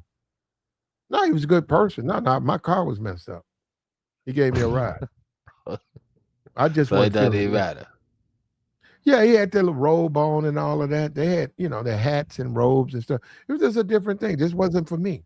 But he didn't just eat that. He ate like things that I would never eat, like spiders and shit like that. Yeah, man, they got people that eat chocolate covered crickets and chocolate covered ants. Boy, they ain't for real though. Yeah, they are real. No. If they got put chocolate on them, you bullshitting. What you mean? No, you bullshitting, to boy. Oh, you don't think Boy, if you they gotta really put about eating chocolate them? on if you gotta put chocolate on your crickets, you gotta put chocolate on your spiders, you bullshitting. You ain't standing on it. You gotta stand on it. Hey You gotta man, eat your insects off the muscle. You know what I'm saying? You gotta eat them just the way they, cook them, boil them, whatever. Then you eat them. You don't put nothing on them. I can't nah, respect the man, man who gotta put chocolate on his insects. Nigga, I ain't even trying to hear you eat If you insects, gotta put bro. chocolate on your cockroach, I can't respect you, brother. You ain't moving the way I move. Man, I ain't coming back to your highs, bro. If you eat insects, I mean, nah. I mean, I ain't gonna figure that you weird. It's different, and I don't want to be around it, bro. No, I just Ain't nothing wrong with it. and I wouldn't say do it in America. If you're gonna do it, go overseas because What? you don't want these American insects.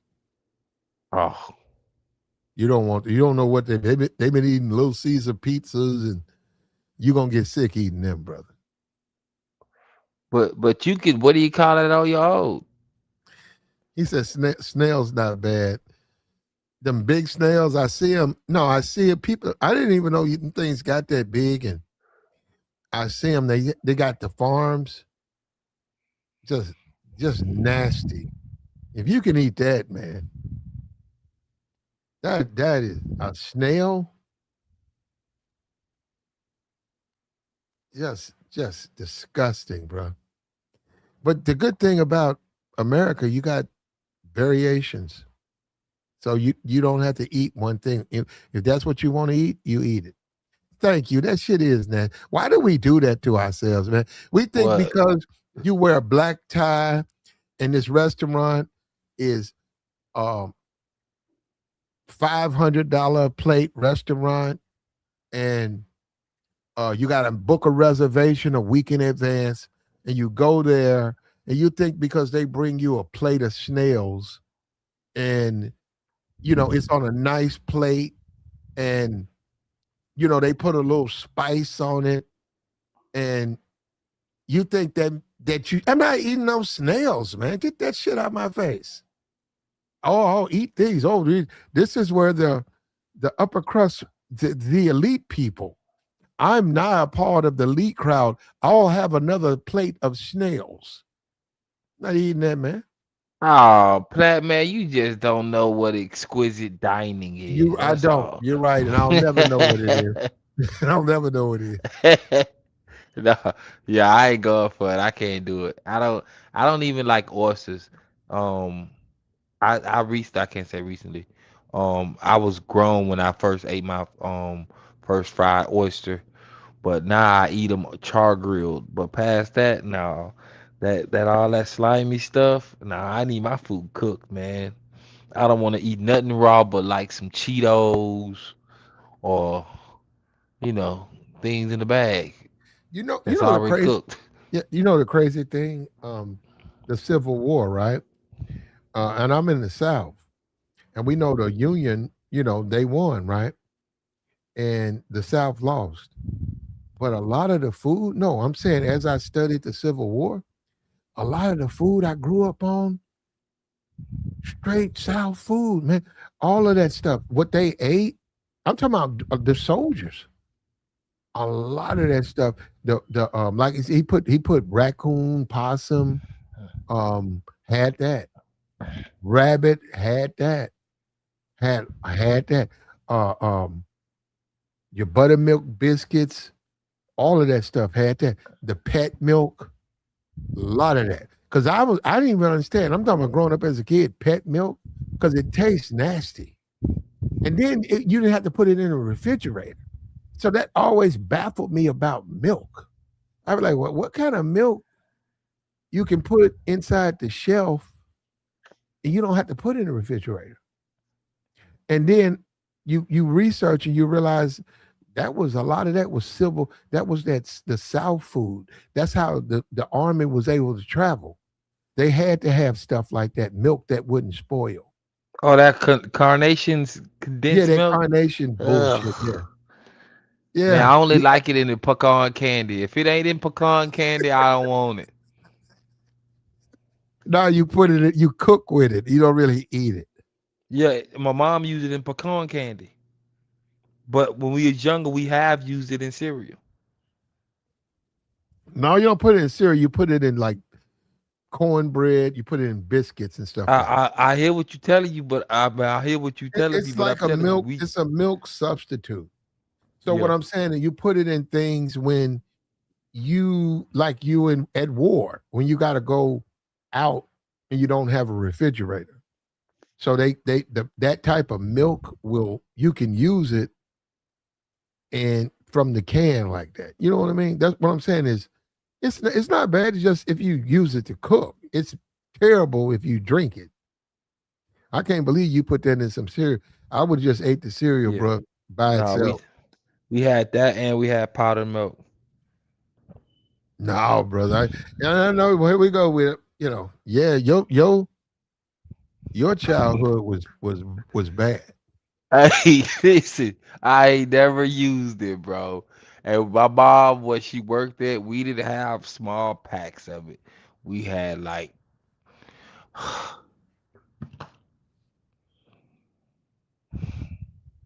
I made it. I made it out, Platt. It don't even matter. Well, look, let me just salute because you say this. You come up here and you say what happened to you growing up. Let me salute my parents, man. Thank you. I never went through nothing like that, bro. The pet milk, they use that to cook milk. Man, my whole life, we ain't never. Well, first of all, it wasn't gonna be around long enough to spoil. I'm serious. The milk wasn't around long enough for us to. I mean, my whole I ain't never had no. I ain't never went to the refrigerator. And milk was spoiled ever. It just wasn't around long enough. We went through it, man. We took it down. We was done with it. And the cereal, we always had milk for our cereal. We had to drink no water in our cereal.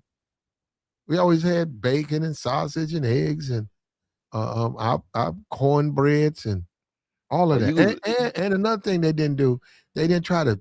We had maybe a neck bone once a month. They didn't just choke us down with no neck bone. No, we was actually fed pretty healthy, man. man, you Hats off. sound like you was a spoiled nigga. No, I wasn't spoiled. My hats off to my fam, though. They did a lot. Um, and I thank them because the people around me, my friends, I saw how they was living.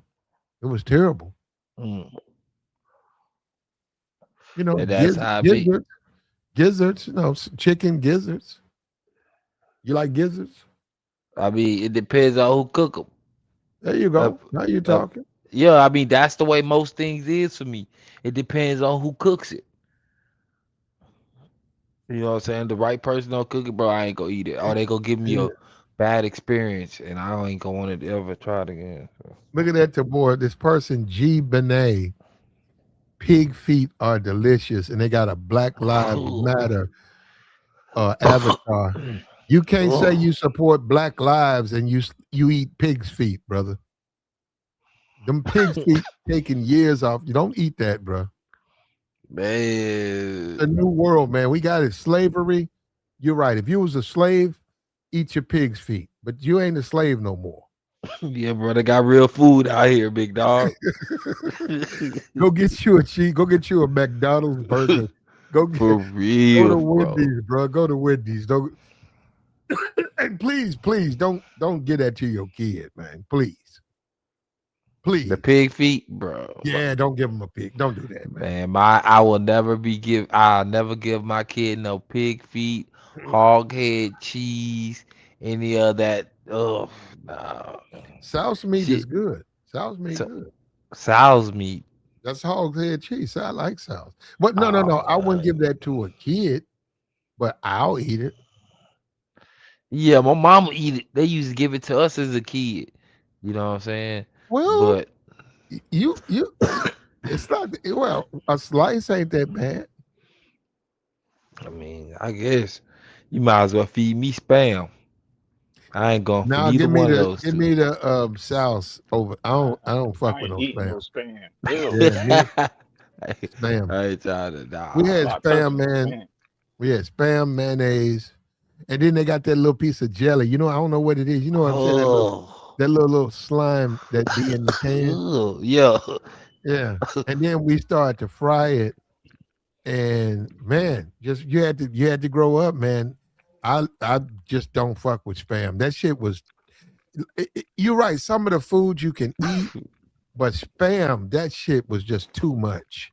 Yeah, If you fry it, You if you literally would fry rather it right, go. You would literally go hungry before you eat. I'm going That hungry. shit is terrible. not if you make it I right. wait till Some people breakfast made at it right. school the next day. I ain't trying to hear none of that. If you made it right, people will eat it. Yeah, I'm good on that, How bro. you make it, Joy? Fry it. And please don't tell me you giving that to your Joy. Don't say that. What he say he do? He make spam?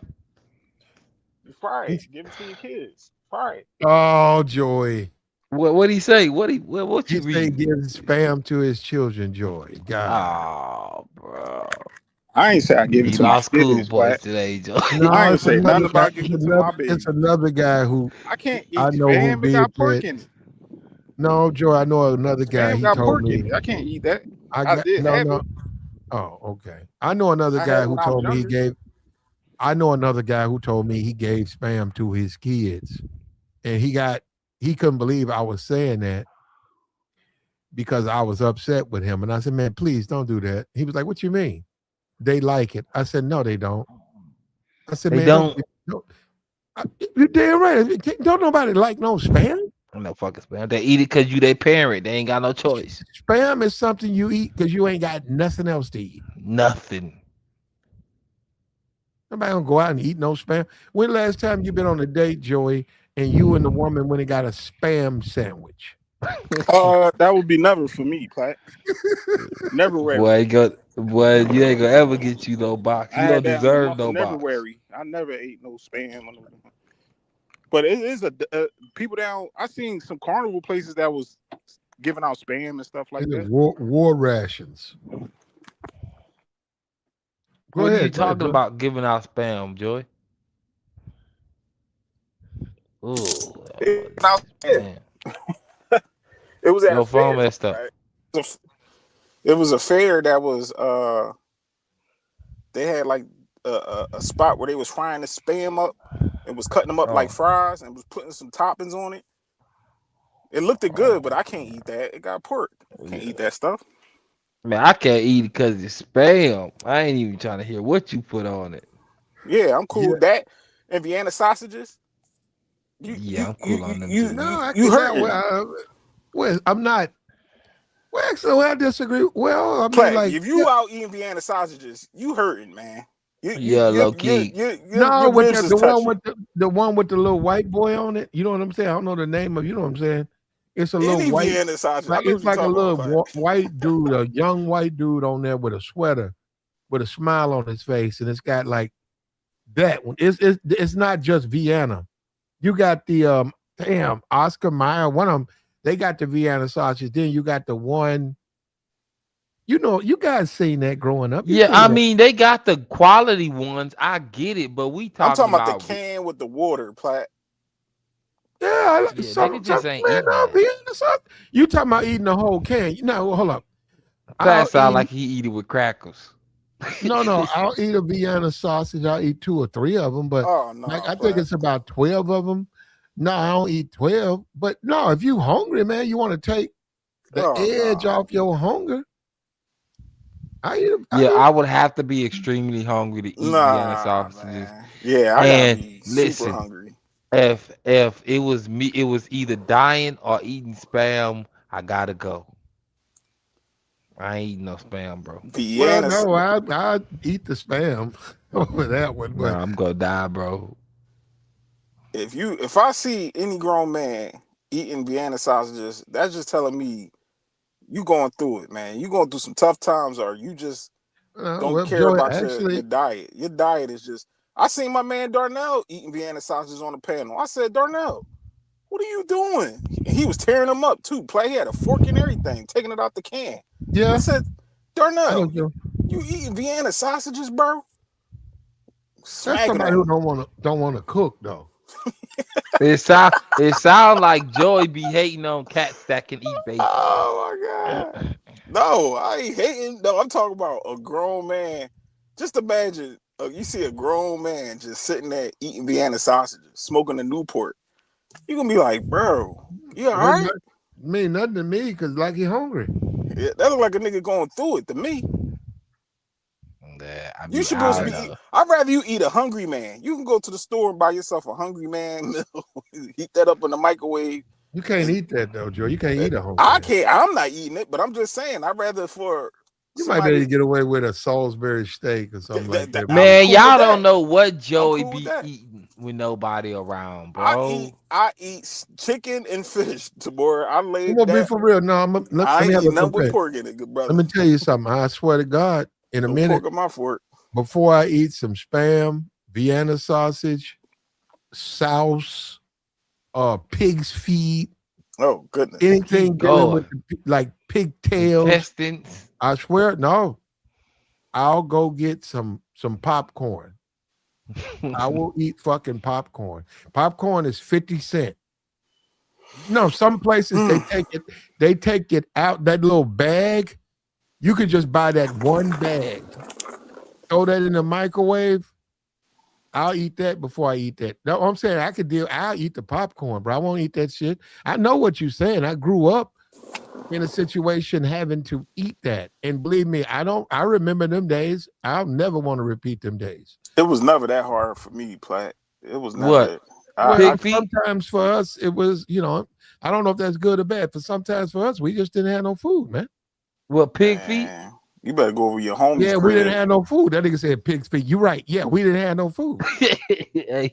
Yeah, we had stuff like that. Better eating that shit. That shit's slimy too, bro. When you pick it up, your whole fingers get sticky and stuff. I'm not eating nothing like that, brother. I see my uncle eat pig feet. That changed my whole life, bro. Yeah.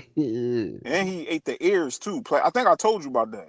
And I felt it, and it felt like skin. I'm like, bro, this not normal. Like, what are you doing? My uncle just be eating anything. He from that time. Nah, bro. I'm good. I love him to death, but he wound up losing them legs. I said, see, eating all that pork. He lost his legs? Lost them legs. Man. Yep. Eating all that swine. Gotta chop it off. Told him, I told him when I hit about my 20s, I told him, like, man, you gotta slow down. No, you don't know. This is how we do it down south. This is how we do it. Enough. Pork every day, Platt. Where you from? Pork bacon sandwich. I got a relative right now. She's passed away.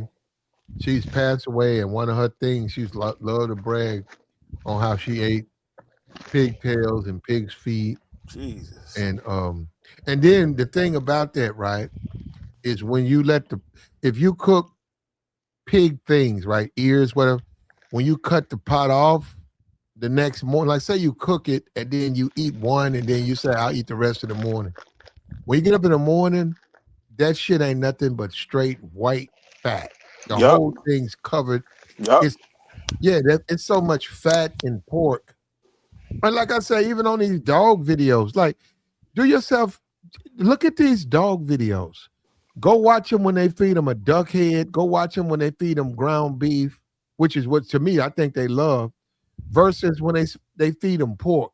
Man, you can even see that in the dog. They don't, even though the dog wants to eat, he don't want that shit.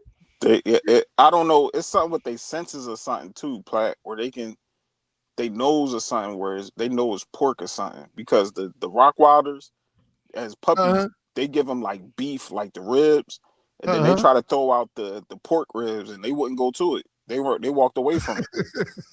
I couldn't believe it. I remember you said something about that, and I actually looked that up, and I'm like, damn, that shit true. Like, dogs really, I mean, if they really, really, really, really can't eat, they probably nibble on it, but no, they know the difference. Man, bury me with some bacon, man. Y'all tripping. And you will be. And Tabor. you will be. You will be Bury you tomorrow. with bacon. Yes, bury me with bacon, big dog. Oh, stuff Allah. Oh my Oh, goodness. My bro, man listen, said bury them in bacon. bury me with bacon, bro. You know it's beef bacon, turkey bacon out here too, It don't Tabor. matter, bro. As long as it's bacon, real Okay. bacon. All right, we'll try that Nah, turkey bacon, good brother. That beef no, bacon. no, That no, beef bacon is nigga. real I want good. some pork bacon. Oh my Let me be goodness, clear. Tabor. No, I like I don't bacon. want You're no right, but turkey you got to be bacon, bro. real careful with bacon. I do like the taste of it, but it's They good. extremely unhealthy. Extremely unhealthy, man. Yeah. All that fat that come right off of it. I mean, come on, Joy. We ain't walking around eating bacon every day. I mean, I could, I Some You would, shouldn't people be. do. Some people I do. understand but I y'all. won't. Yeah, that because I had a commotion not too long ago. Me and a couple of my homies went out to eat, and one of them was eating pork ribs, knowing that damn near half of everybody at the table Muslim. Mhm. I had to try to cool everybody down. Like, all right, let's cool out. He want to eat his pork. Let him eat his pork. But good brother, you notice a heavy. Everybody here is Muslim. Like, So stuff. y'all not inviting that nigga out no more. Yeah, that's how. That's exactly. If you want to eat pork, He said, you gotta be respectful, good brother. he said horse bacon. So now y'all not. So y'all ain't going to invite him out because he wanted. Man, You that's gotta tough, bro. respect. You gotta respect our. It is something we can't even be touching it, let alone be around. We could be around it, but we ain't really supposed to touch it. We, But if we got we somebody near us, when we went to respectfully. my when we went to Miami, Joy, What up, and bud? we had a convention, right? Mm-hmm. And I'm in the South, right? Mississippi, Arkansas, Memphis. So all the people got together and we rented a bus Okay. and we went to Miami. That's what I'm saying. How far Miami is forever. It's like 9 hours, right? Like down that little panhandle or what I don't know what you call it. That little the tip to that shoe, the I think sock I know or what you're whatever. talking about. Anyhow, you had to go down that long ass. So we went to Miami. So we in Miami, and that morning and everything we put out, we checked in that morning. They said we got a buffet, but Complimentary breakfast. yep, we no. Well, it was a buffet for the event for the convention, Yeah. and they had already people who put it together already had put in their request. So they had bacon, sausage, eggs, pancakes, French toast. Then they had cereal and fruits and all of that, right? And Mm-hmm. they had them in these big containers, right, like garbage cans. But yeah, now they were filled full. And I remember all, and now you remember Miami is a beach town. You got to remember Miami is Oh, not I've been there the plenty of South. times. Yeah, Mm-hmm. they so if you grow up in Miami, it's a beach town. By It it is. being a beach town, events, even growing up in your as you go to school, they're going to say, "Well, we're having this where at the beach. We're doing this where at the beach. We're doing this where at the beach. Um, we're going to do this where at the beach." So, by it being a beach town, you're very health conscious and you're very conscious of your body. You just Yeah. are. That's just how man. That's how it is in that city. If you're growing up in that city, so, and now we from the South, so we down there for a convention. So, man, I remember that man put all that bacon. That dude took a whole plate of bacon, pancakes, and all of Mm-hmm. that. It was a DJ. That dude, I saw him when he did it. He took give me a whole. He like put it on there. No, no, no. Put some more on there. Put some more on there. There you go. Put some more on there.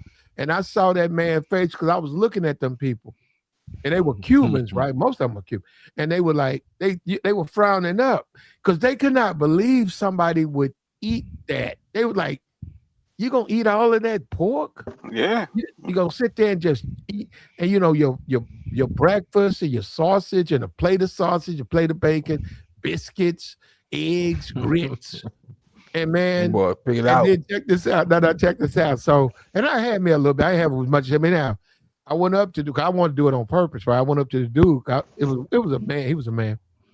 And what I'm saying is, there was women were looking up too, but I just went and I said, "Hey, man." He said, "Hello." He said, like, and I know he worked there, right? Because they had to man the table. I said, hey man, how you doing? I said, yeah, you from Miami? He said, yeah. I said, no, we not. I said, we from the South, man. I told him where I was from. And he said, okay. He said, yeah, you're okay. Tennessee. You from Tennessee? Okay. He said, yeah. I said, so you grew up in Miami? He said, yeah, grow up, my whole family. I said, so this food, right? He said, yeah. I said, we didn't eat it all because we didn't, right? The people didn't. It was half full. I said, you're going to take this home with you, right? He said, huh? He looked at me. He said, huh? No. He ate it all in one sitting. Joey, he said, we threw it. He said, It's no. crazy, man. He said, no. He said, no. I said, what y'all going to do with it? He said, we're going to throw this away. I said, man, you could take that home to your people. He said, what then? Man, that man almost punched me. He said, feed this to my children. He said, hell no. I'm not feeding bacon. Smart man. Yeah, that man, Cuban, he said, no. He said, with this shit, when y'all done, what's left is going into the garbage can. You're not supposed to save pork either. You're not supposed to refrigerate it and save it. And people nigga, we go store our pork sausage. See, and that what and are we doing? That's what I'm saying, Tabor. You ain't supposed to save pork. Y'all really not, bro. You know that, right? So you just I didn't don't know that. like So pork, when it get cold, it go back to like your worms and stuff. Yup. Let it sit for a little bit. Watch the maggots start coming. Man, they gotta sit ahead, for like Tabor, 2-3 days, bro. I have let bacon sit out for 2 days. Nothing and else. Hold on. Tabor, you said you let it sit out for 2-3 days. I have let bacon sit out for like 2 days. And you heated it back up and ate it, Tabor? Joey, they calling cap on you, Joey. They calling cap. All right, okay. I eat it like that, Joey. I don't heat it back up. I don't need to. It's bacon. Oh my goodness. I mean, eat it like you can eat it like it's a beef jerky stick. Y'all pork eaters. Y'all pork eaters, man. Go ahead. Be careful with that though, Tabor. Be careful with that. I mean, yeah, I don't do it every day. I'm just saying. You shouldn't do it at all, Tabor. What the hell? I mean, I'm gonna eat my bacon, Joey, bro. You ain't gonna talk. Listen, bro. I know. It's two things you ain't gonna take from me, and that's strip clubs and bacon, bro. My uncle said the same thing. He rolling down the street now, so yeah. Yeah, they will take. Yeah, it mess with your manhood too. Those feet is go. Yup. It take you out. Oh man, bro. It mess with your manhood. That's why a lot of people get away from stuff like that because it mess with your manhood. And people don't want look it up. People don't want nobody. They don't want nothing to mess with that. That's why I don't even touch it. Because when you wake up, right, as you get older, you wake up to your morning wood. But if you full of pork, you ain't gonna wake up to that. and then if you married, bro, no, I'm talking about you gonna be wanting you some, and you got pork in your body. You can't get none. Boy, it's a problem. It's gonna be an issue. Because now they talking about honey packs. That's how you had them heart attacks. Yep. Don't tell them nothing, Plat. Don't you tell catching honey. Nothing. You using honey packs and catching heart attacks? Yes. If you shove because that your artery is blocked and you trying to force them, that's what I'm saying. The body's not made for you to do that. Your blood supposed to be pumping, Tabor. All that bacon and all that cholesterol, it clogs up your arteries, and y'all guys be thinking like, oh, I'm gonna just pop a pill, pop an E pill. I'm gonna pop me some honey pack. No, go ahead. Watch how that heart go. Your ears gonna start ringing. Your head gonna numb up. I heard the older damn Joe. What kind of nigga you think I am out here in these streets? Yo, listen. We good now, Tabor, but wait until we hit about our 45, 50-ish. Watch. I'm trying to be good until I'm damn near my uncle age. That boy still. He said he don't take nothing, and he going. That's how I go by his diet. What's his diet? Drinking water, fruit, and chicken and seafood, and nothing fried. I got Joy. I got a relative right now. Yeah. She's 90. Check it out. My grandma 90. No, Joy, she ain't never smoked weed. No. Everything. She's dabbled in everything. She's been married twice. She's dabbled in everything, but she never was like a smoker. Like she smoked a cigarette before. She drank liquor before. But she never was a drinker. She never was a smoker. She never Beautiful. and hold up, she eats beef. She don't eat pork. If you show up around her with a plate of like pork ribs, well, she's too old now. But what I'm saying, even when she was younger, she don't eat pork ribs. She'll push them back, and guess what she'll do? She just won't have nothing to eat. She'll tell you, "You ain't got to go get me nothing, baby. No, I'm gonna go get you a hamburger. No, I'm fine. I'm serious." And she don't want nothing to eat, and she got that type of discipline. Well, she's saying, "Don't worry about it. I'll be okay. You know, I'm fine. I just don't want no rib." And then check it out, Joey. You know how people do. Well, hell, I'm gonna eat them. Go right ahead. She'll hand them to you. Yep. Eat you. That's how I am. Eat them. Eat them. I don't care about you. You bought them for me, but you want to eat two. Get you another box. You know. And man, that woman 90, and the doctor couldn't believe she was as healthy. He said, "God damn, you don't take nothing. She don't take nothing now. That is amazing. No high Bless blood, her none soul. of that. No blood pressure, none of that. None of that. That's And she just old. So what I'm saying is, beyond her being an older person, people get old, so there's things that happens. She's a very healthy. And I'd be like looking, and I'd be like, man, all of this liquor and this weed and this bullshit, I got to clean this shit up, man, because that's what be knocking. No, that's what be knocking niggas down, bro. They do, and they don't understand it. That food is the liquor, the getting high. And I'll be like, them Newports 100. This one guy at my job just keep smoking. I'm like, bruh, come on, man, drink some water. I never see this nigga drink water though. I'm like, man, don't you want to drink some liquor? Like, he looking dried up, and he's older than me, and I'm like, come on, man, He's stressed out. He making good money. He's married, kids. He's stressed out. What is he ain't stressing. He just don't care. Bro, it comes a time when some dudes just stop caring about their health. I don't when like you smoking cigarettes, you stressed out, bro. Not all the time, bro. People just addicted to cigarettes. People be act like they can't just stop smoking, and which I understand. They could be addicts, but man, we gotta tighten up, bro. Especially Platt. That pork. I've been around plenty of black people, and yeah, they put them ribs out, and they just get the grabbing and cutting them jaws up and. Beef? No. Beef ribs. I eat beef ribs. I eat the beef. I don't eat pork ribs. The beef ribs, they don't want the beef ribs because the beef ribs got a lot of the what you call the fat on it a little bit. You know what I'm saying? The pork ribs. But you wouldn't know. No. Actually, what, the beef ribs? I had beef ribs the other day. No. Fat or fat on animal fat, that's debatable because they keep saying that the jury's out on that. So what I'm saying, people, it just depends on the other thing. Okay, the biggest problem is shit like liquor and drugs. Those things impact your body way worse than a pork sandwich. You think so? Hell yeah. I don't know, man. That liquor. Brother, man, you great, bro. That stuff mess with you, man. It's boy. You see them niggas that be at the liquor store? They be sitting out there drinking all day. They look shriveled up. Yeah, malnutrition. No teeth. No teeth. Half crazy. You can see his ribs if he left his shirt up. It was a dude. He pissed on himself. Oh man, a brother. He had missing teeth, and he was like, "Yo, man, can you give me something?" I said, "Hey, man, check this out. I got you." And then I know what I was doing, right? So I went and I got him a Jack double. And I said, "Okay, here you go." He was like, "Thank you, man." I said, "Man, what you gonna do, man?" He's like, "What?" I said, "You pissing on yourself, bro. And you think you need to change up something?" Oh yeah, man. I know. And this dude can't hold his bladder. This dude wasn't no young dude. You can't hold his bladder, Platt. Yeah. And I was like, man, don't you want?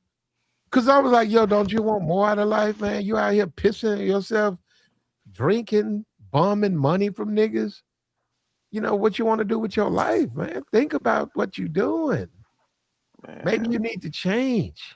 You can reverse your health, man. You can't. It's hard. It's hard for certain guys, but I had to tell one guy in the barbershop, like, yo, because his stomach, oh my God, man. It's like he 8 months pregnant and he just be sitting down. He fall asleep. He's so big, he fall asleep on himself. Mm-hmm. Everybody in the Niggas barbershop be hate to smacking him in see the stomach. joy coming, bro. Apnea, I just apnea, want I want black apnea. men to be And, good. no, apnea. And Tabor. the thing about apnea is car wrecks. Mm-hmm. And so what happens? Mm-hmm. You fall asleep. No, because especially a nice car, you get a nice car that can handle those bumps in the road. No, I'm serious, man. You get you you get you a nice. Go get you a rental. You go rent you a RAV4 or a Sorento 2026, and you get on that highway, and them bumps, that car just go over them like you don't even know you're going over them, and you got that apnea, and that car is smooth, and it's smooth. Man, you're gonna fall asleep. You're gonna wind up in the other lane, head on, bam, and they're gonna be going to your funeral, bro. Yeah, wrap your car around a pole, like just because. Some bacon. Wait a minute. Just being big and having that. What was it?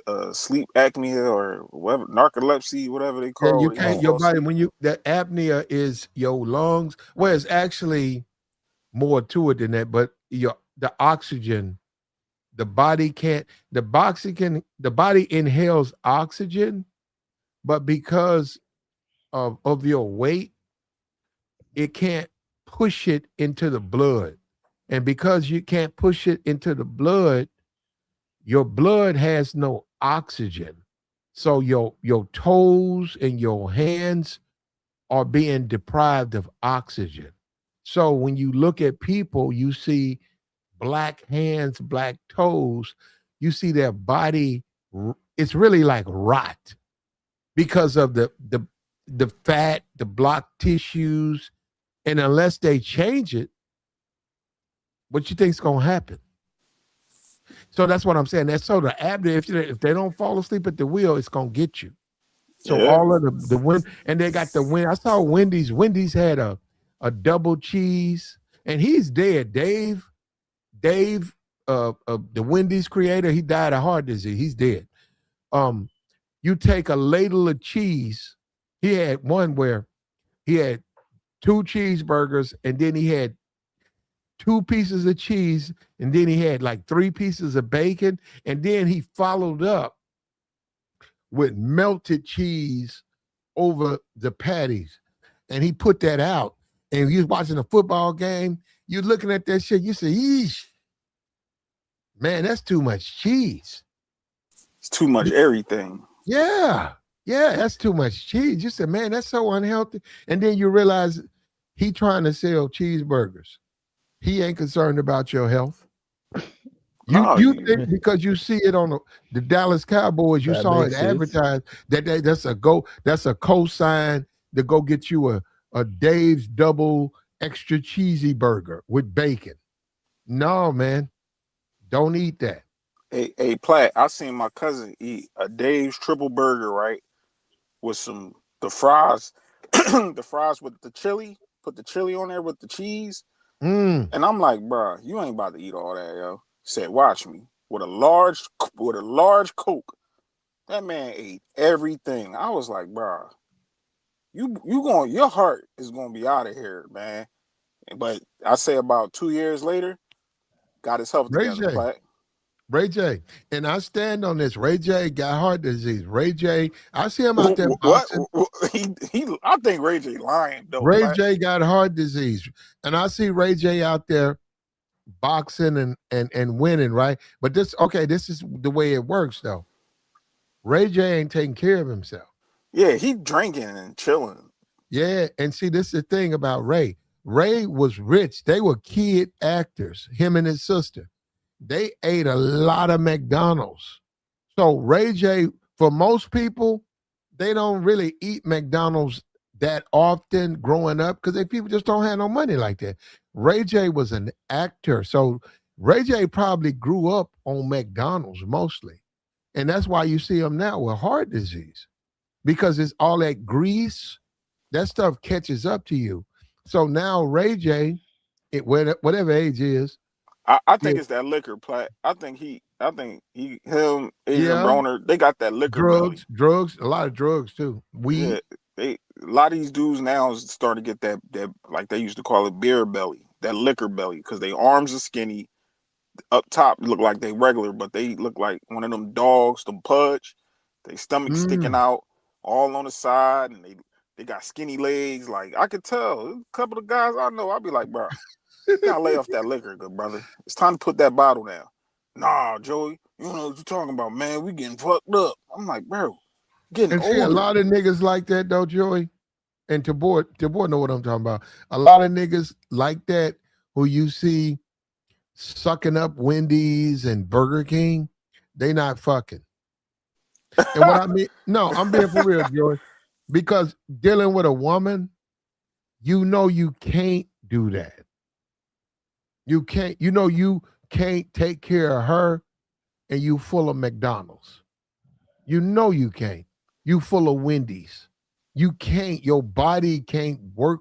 You dealing with her, you gotta deal with her. You know you gotta back up. You gotta get you some fruits. You gotta get you some vegetables. You gotta get you some juices. You know you do. Because you sleeping next to your woman. And you know what y'all be into. And you know how you want to make her feel, how she make you feel. You know you gotta focus on your health. You know damn well you can't be choking down Big Macs and Dave's doubles and satisfying your woman. You know you can't do that. Hey, Platt, but for what I'm hearing from guys now, they ain't worried about trying to really please their girl. Like they ain't trying to put no stamina in it, and you know what I'm saying? Like work it out. Cause sex is a cardio, fellas. Yes, sex is a workout. Get your blood pumping. It's a workout. As much as guys want to just lay there, dog, bro.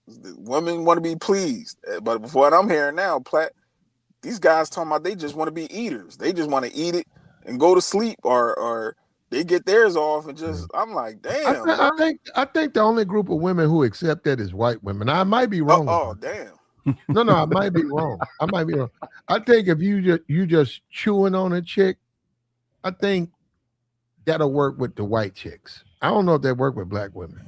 I don't think it work with black women at all. White chicks like to be chewed on, though. They like to be chewed on. They might do. I think they accept it, but I think they do at some point. I don't know when. They want you to hit it. You know what I'm saying? They want you to spin. They want you to smash. Yeah. And I know a lot. And I know Rogish. I know a lot of black men who smash white women who have told me in confidence that they eat a lot of box. And I'd be like, yo, man, do you ever sleep? He said, no, man. He said, I just chew her up. And then I lay next to her. Then I lay next to her, and I said, and I was trying to look. He didn't get it. I said, she accepted. He looked at me like, what you mean? I said, wait a minute, man. I said, but does she accept that? He was like looking at me like, what you talking about? I'm like, bro. I said, like, bro, you need to help me out because I need to find a woman who happy because they don't get it, man. You talk about doing that, you're gonna have issues with that woman. Hey, Platt, look, brother. We got Tabor right now. Look, he's snoring. See that bacon? Perfect example. Look at that. Crawfish and bacon. He sleeped out. Perfect example. Look at him. That nigga slumped. I told you. It's 1 o'clock in the morning. No. Ain't no excuse, brother. This man was fully charged when he was up here talking. Now he's snoring. That's that bacon. Okay. All that bacon, all that grease, put a nigga right to bed. I mean, yeah. I think that's hold on, we got Wicked Web in here. Look, if you're a white woman, hey, put in the chat. Let us know. Are you happy with a dude who just want to top you off and then lay next to you? I'll wake up the next morning, go to work, and that's his idea of keeping you happy. Let me know because it might be. They gotta want more than that, though. I mean, you know, I don't think we can find out. It's a few of them. If you're in the chat, please let us know. It's a couple white women up here. How you doing? If y'all cool with that, I ain't knocking it. But that's what I'm. Let me ask Rogish though. Rogish, your life, your experience. have you experienced that a woman, you good, like that's all she wants? No, of course not. If anything, I know a lot of cats like to use that as preliminary. Um, I don't know. I like to explore my women, and you know what I'm saying. He talking my speed. Yeah, so they like to be explored. Yes, so, they do. I mean, you know what I'm saying. You know, so of course, you know what I'm saying. I like some pearl tongue myself. But the whole entirety of her.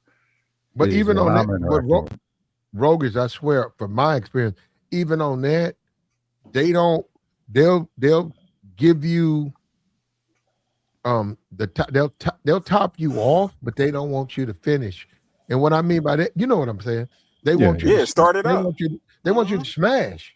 So if you sitting up there and you finish, they're gonna get mad at you because they're gonna be like, okay, so I'm like, we trying to do something, and this you done? Because they're gonna be like, well, okay, what about me?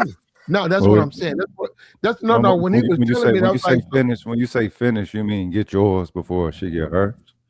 No, I mean like off her. She get hers before you get yours. No, I'm not talking about that. I'm talking about like y'all never make it to where you penetrate. It's just oral work. That's no. You're a different type of dude, Rogies, because that's what you want. No. I got you. And some guys he wants that. He don't want just the top. He wants to penetrate.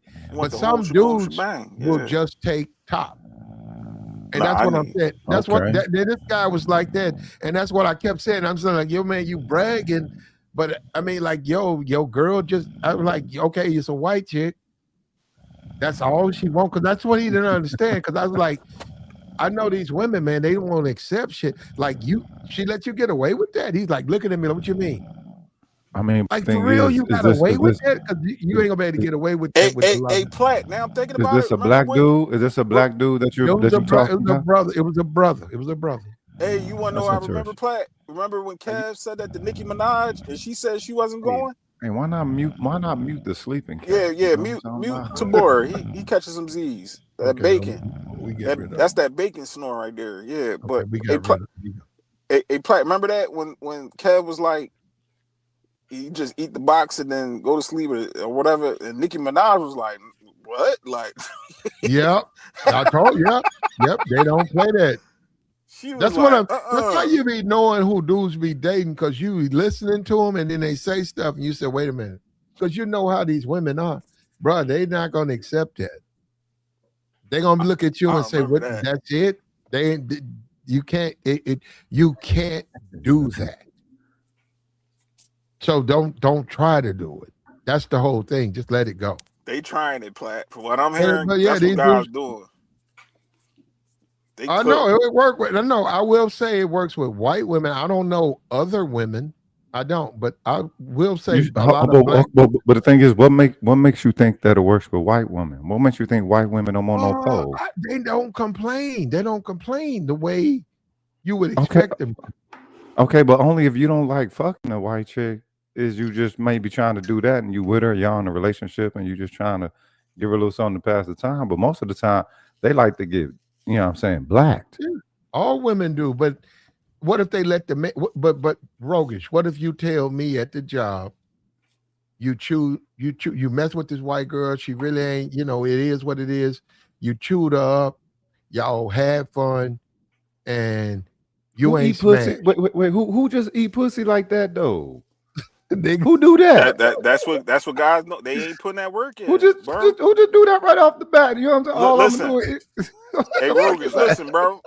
I listen to a bunch of guys. A lot of dudes, no, a lot of dudes do. No, I hear you, but a lot of niggas do. Yeah, they saying they just biting. They ain't even going in like that. They gonna just bite the box and keep it pushing. Like they ain't even. Wow. Okay. All right. That's that diet. It's that diet. It's that them honey packs, them gas station pills, them rhinos, black ants, whatever them pills. You mean to tell me it's that many dudes that's like on that shit? Yo, hey, listen, I'm gonna tell you, I listen to all these guys in the barbershop, and there had been only 3 of us that go to the gym and work out, be like, yo, y'all need to stop this shit, man. Like, won't y'all fix your diet? No, no, we ain't got time for all that. We still getting with them. We still getting at these chick. We still getting some cutty. But I'm like, is they enjoying themselves? They like, we just eat the box. Yeah, hold up. What? I'm telling you right now. No, Joey, that was a problem. Box. Joey, that was a problem with me. I mean, like, dude, he had a white girlfriend, and you know how men are men. So he come back, and he said that to us, and I try to get along with people. I said no. I said what? Because I was like, okay, and he said, what you mean? And I said, well, what else you do? It was over, man. I crawled in bed, went to sleep. And I said, she ain't say nothing to you? He said, no. I said, the next morning she was mad. I said, next morning she didn't say nothing. He said, no. And I said, you know, I don't really mess with white women, so I don't know. And I said, damn. You got away with it? And I said, man, black women ain't gonna let you get away with that one. Our plats, the white women. No, they don't. No, fuck that. No, Joey, fuck that. I dealt with black women. They do not. You cannot come in there chewing no box and be done with it. Nah, they want more. They want a black woman ain't gonna let you play with her breasts. There you go. She ain't gonna let you get her aroused without being able to take her all the way there. They want to ride they want the full experience. They don't want just the small rides. They want to get on the roller coaster. And he got away with it, but no, because he loved the white women, that he taught me that you don't have to do the same to please white women. And I never looked at it from that. From the standpoint, white woman, black man, she Brothers like been saying that for years, though. Brothers been saying that for years. They've been saying that. What? So that's the reason why they gravitate over there, because they gotta please them as much. Well, no. The thing is, with white women, they won't say no. Okay. And they'll be open pretty much for anything. You know what I'm saying? And in their young years, white women are very adventurous. And in that, if there's to be a juxtaposition to black women, which they're not, but as a man, and if you get more than one woman that's choosing you, then you're defaultly going to be able to juxtapose. Yeah, I mean, you think so? Like, I think they want to be pleased no different than any other woman, though. Well, yeah, but you got to remember the men that they're used to dealing with. The men that they're used to dealing with ain't catering to them. Okay. White men don't cater to white women. Yo, you don't know what's crazy? Hold up, and they don't have to. And they don't have to. They don't have to. So a black man who deals with a white woman and she accepts, him pleasuring her without penetration. She's very appreciative of that. Yeah, I don't even know how to put it, but I'm just saying she accepts it. And then when you tell that black man that you know better, because you deal with women, period. Fuck it. And in your experience, you already know. You look at him and say, "Wait a minute," and everything was cool. He said, "Yeah." You say, "Whoa, so was no problem in the morning?" No. You say, "No, man," because I already know what they're gonna do. They're gonna have a fit. Said, "Man, you can't do that with them." But I get what you're saying, but that's what I'm saying. And then he looked at me, and he was like, "What you mean?" And I'm like, "No, brother." And I'm looking at the other guys, and they're like, "Come on, man, are we serious? You just gonna chew her up and then go to sleep and come and leave?" Nah, man, these women ain't gonna accept that. And a lot of women don't want the chewing. That's another thing. A lot of these women don't want you to chew nothing. They want you to smash. That's why fuck that. They want you to smash. If you start trying to chew, they're gonna be looking at you like, "What? No, I don't want that. I want this." That's what I'm saying. Let me ask y'all something. Why don't y'all use the adjective taste instead of chew? Because you ain't chewing on man shit. But the lingo the women say today is they call what's that? a munch, like a guy that just Okay, a munch. All right. yeah, Yeah, the guy eat. that Okay, just okay, another way for eating. You know what I'm saying? But chew. yeah. You know what I'm saying? That's, Well, we but that's gonna but hold you up, but black hold to up. me. Though. I'm a little These bit crazy different. bitches still call each other bro too instead of sis. So okay, you Well, know what some I'm of saying? them do, but no. I use it from just my perspective or whatever. But you're free to use whatever you're comfortable with. I'm saying, and I'm talking about me. Maybe things have changed. And my thing is this: as a man, do you really want things to change? Because what I'm saying, are we women now? Because if all you doing is chewing women up, you basically a woman. Black. Are you A trying to say they lesbian, kind huh? of like lesbians on the low? That's funny. That's funny. You might as well say that because what else? Damn. What are you doing? You not using you're a man, but you're not being a man. No, no. Oh So the thing is, what do you think that they're getting out of it? Like they know they can't perform, so they'll actually choose a situation to where they don't have to, but yet they still able to get some companionship, right? I just want to get her off. That's all. They just trying to get her off, just to, until them, I don't know, them honey packs and pills kick in, or Well, you they know what, already Joey? Well, you pop off disagree. for real. Y'all keep saying Eh, that honey pack shit. People really be taking. Look, the only Yeah, people I yeah, haven't seen. I'll be the Hold on, hear first me nigga out. Hear to me listen, out. Hear me out. Hear me out. The they only taking them thing, pills, the bro. only Them honey people packs. who I've ever seen buying them shits in them corner stores was some Mexicans. That was it. Where you at, Rogies? I'm Where, in what I'm, part? I'm in Dallas. Okay, so yeah, you will see Mexicans, but up here in the east, oh no, they pop they getting them packs, bro. No They shit. taking them packs. They get some liquor, some of that Douce, price some tequila, chase it down, and yeah, they going crazy. And Yeah. my man, I'm like, yo, you gotta relax, cause he like, man, I'll be waking up and I'll be having headaches. I said, that's the side effects, dummy. All that your blood is rushing to your head. Pause. But wait a That minute. head, the other head. The thing is, they're not living for them though. They're living for whatever chemical they put up in their system now. But it's not We're worth it at that. though. And No, let me say that. Hold on. Let me say this. Let me say this. As someone, I have no problem. I'm not embarrassed. As someone who's experienced Viagra, it's not the same bus. So you want to get it off your neck. Hey, well hey, put. Platt, is it like Well You put. warm you up or Well want to put. get something? you want to get it off your natural normal. You want to be look, you want to be a natural man with a natural woman, and Well you put. guys are together Yeah. and life and birds and the beauty of life and loving and all of that. When you put that stuff in you, it's not the same. That's what That's my uncle all I'm said, saying. Platt. My uncle said the same thing. He was like, it don't feel the same. It's like you get off, but it's like he numbs up, he said. And I'm like, damn, Yep. it sounds crazy. I mean, but obviously it's enough for some people. That's the weird part because I Man, guess I'm going to the they don't gym feel that they're able to every day. perform. They don't feel that they're able to perform outside of it. But the thing is, I guess the chicks don't matter. I mean, the chicks don't say nothing just as long as they're able to get a little bit off or whatever.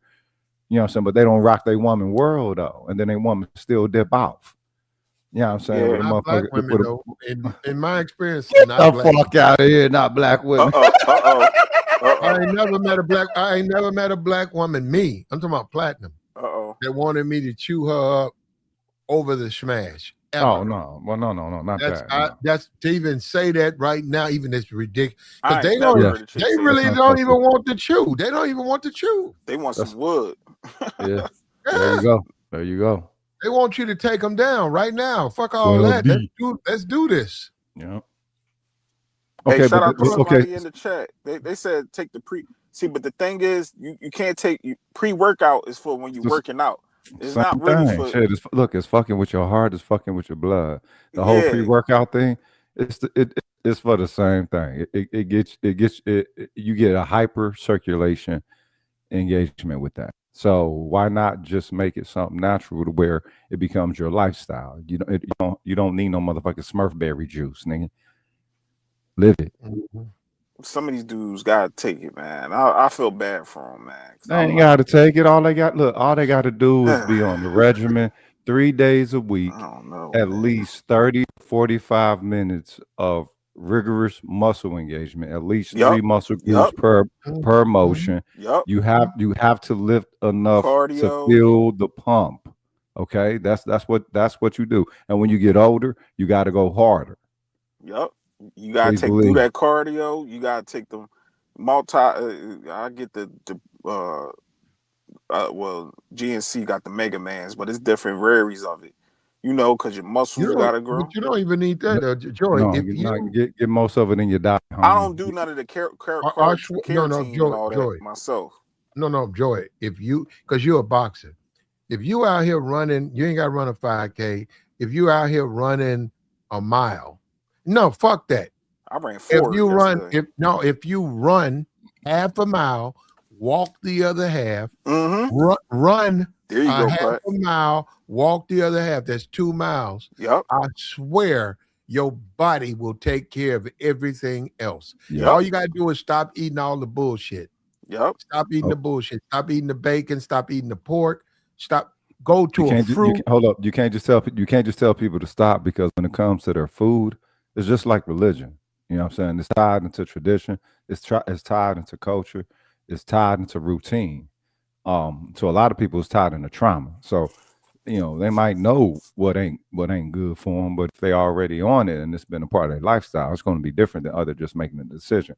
Most of the time, it takes a healthcare professional to tell somebody that you could end up with a lethal result if you don't change, fill in the blank. I don't think that's even going to help him out, though, Rogies, because people still, like I said, my uncle, people done warned him. The doctors done warned him. Now he ain't got no legs. You know what I'm saying? So with black people, it's be like, man, I'm all right. I'd rather die doing what I love than, like, what? We going to die someday. You know how black people talk? Like, what? Yeah, but the thing is, this is the issue with black people. Black people just want the murder clan dream. And if they can get that at 300 pounds and smiling, they good. It no matter if the whole thing is, the measure is not ours. The measure is something outside of ourselves. And once they get that, they good. Hey, we got to live. We got to live for us. We don't live. Yeah. We don't live for us. We live for the city. In the words of Stevie Wonder, just enough though. I see. I like that. Hold on. But look, hats off to his handlers, right? Hats off to the Stevie Wonder handlers, because they got his weight down. No, Rogan's for. I'd say what, this 2026.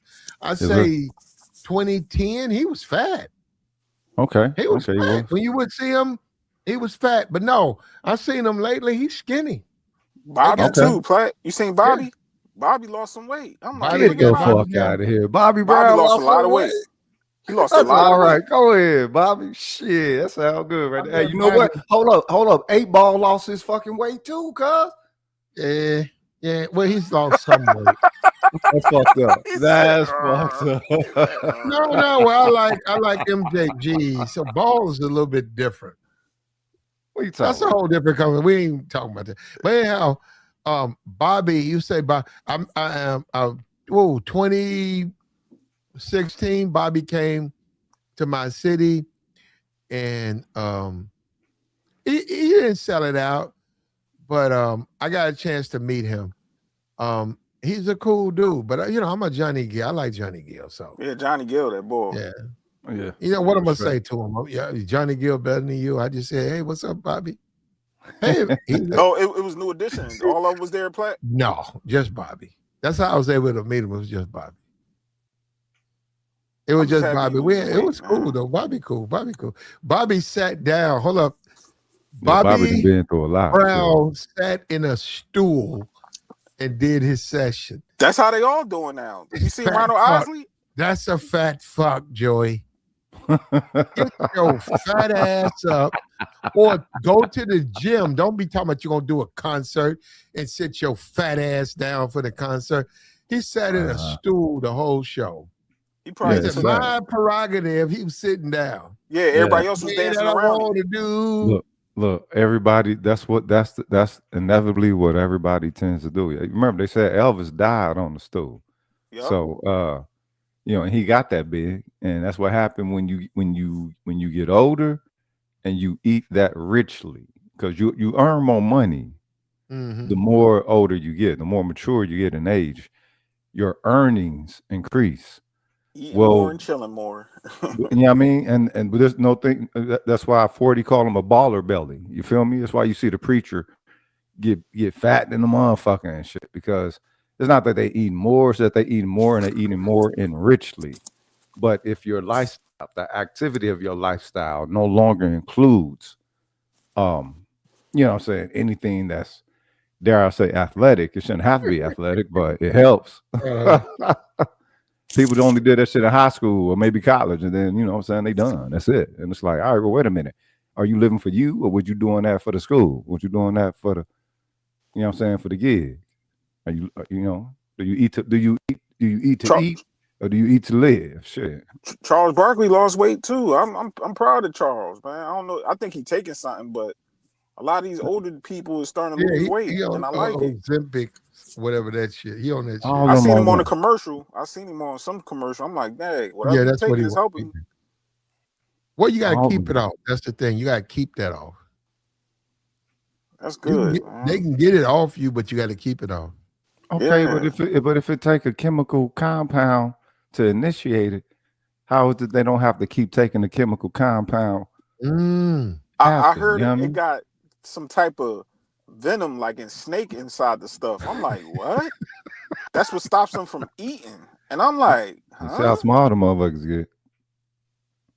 So venom from a snake can stop you from eating that much? Like, well, a lot of it, like you said, said, like neurotoxin, definitely, probably. No, like Rogan said, a lot of it is trauma, it's mental, and that's the whole thing. If you now, I mean, you can believe what you want to, but if you go by the Bible says fast, right?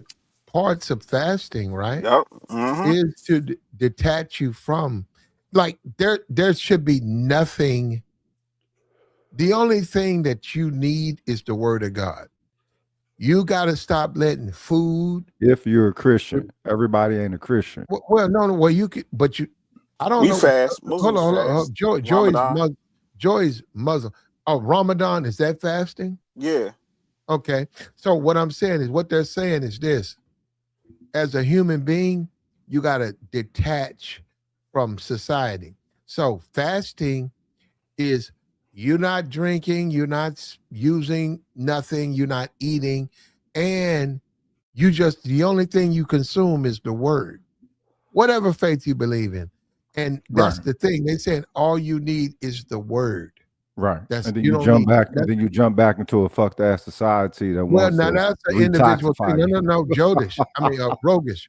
That's your individual decision. Ain't no individual. Wait a minute. Where are you going into this word at? What country are you in? What is your social environment? America. That is to be sustaining to this new you that you create for yourself, either through the word or either through psychiatry, whatever the fuck anybody could say that they went through to prepare themselves to be more aligned and streamlined with society. The very same toxic society. But Rogish, that's America though. America is America. But no, Rogish, we talk about Carmelo Anthony, right?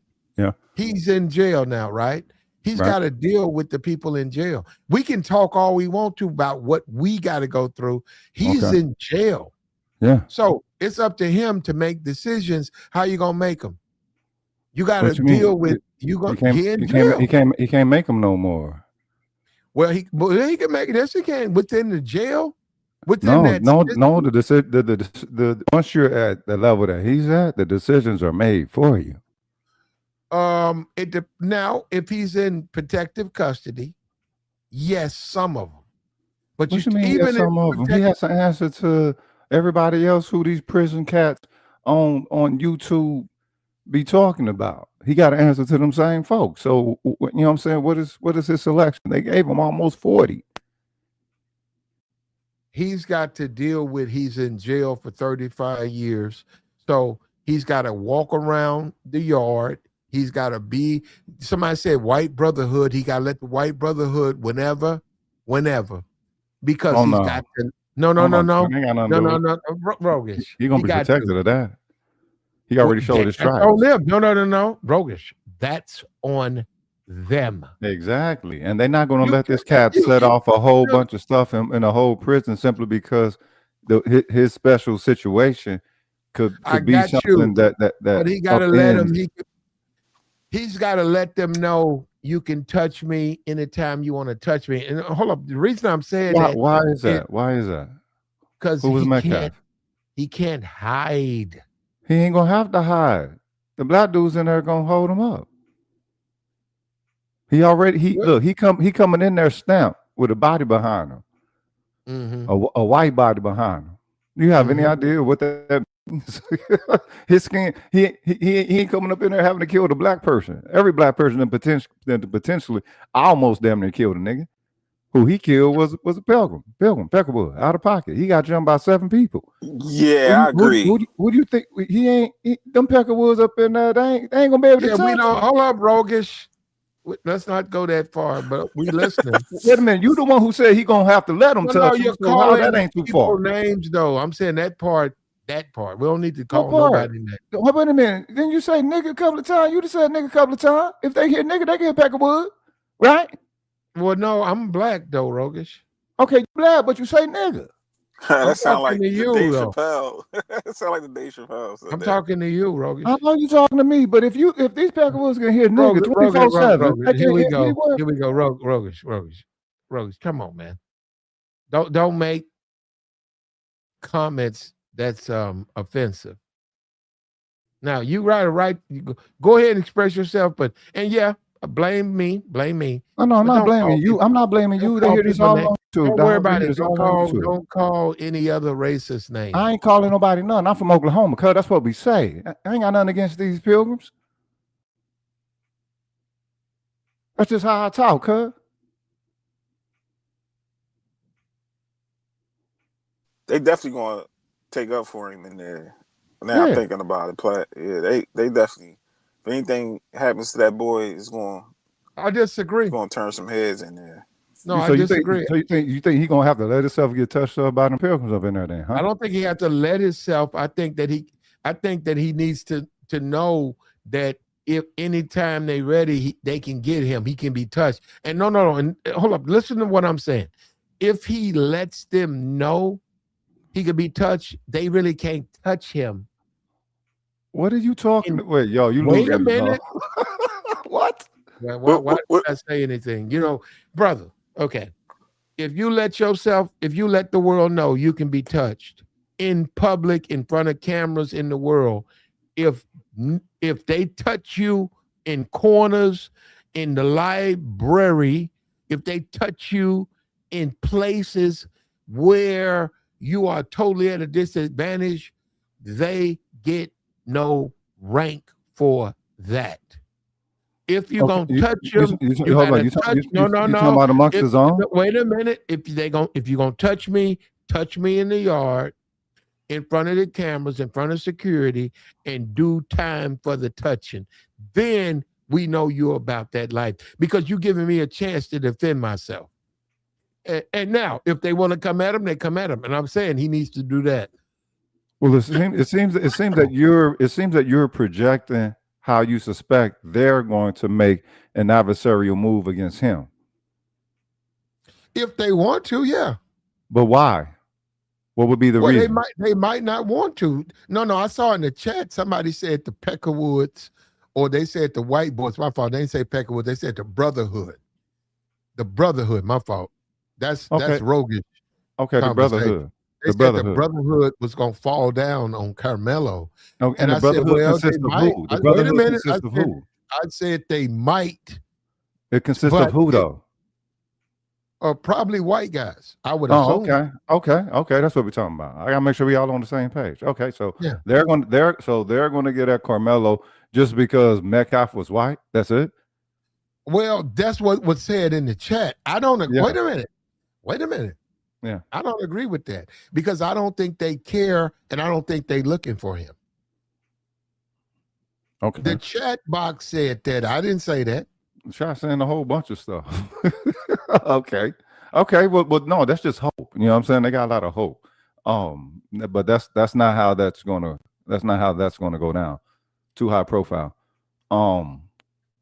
Yeah. So y'all can have y'all hope in the chat. Yeah, no, I'm saying they ain't thinking about him, and I'm saying he was saying put him in PC, And I was saying, for what? Why you got to put him in PC?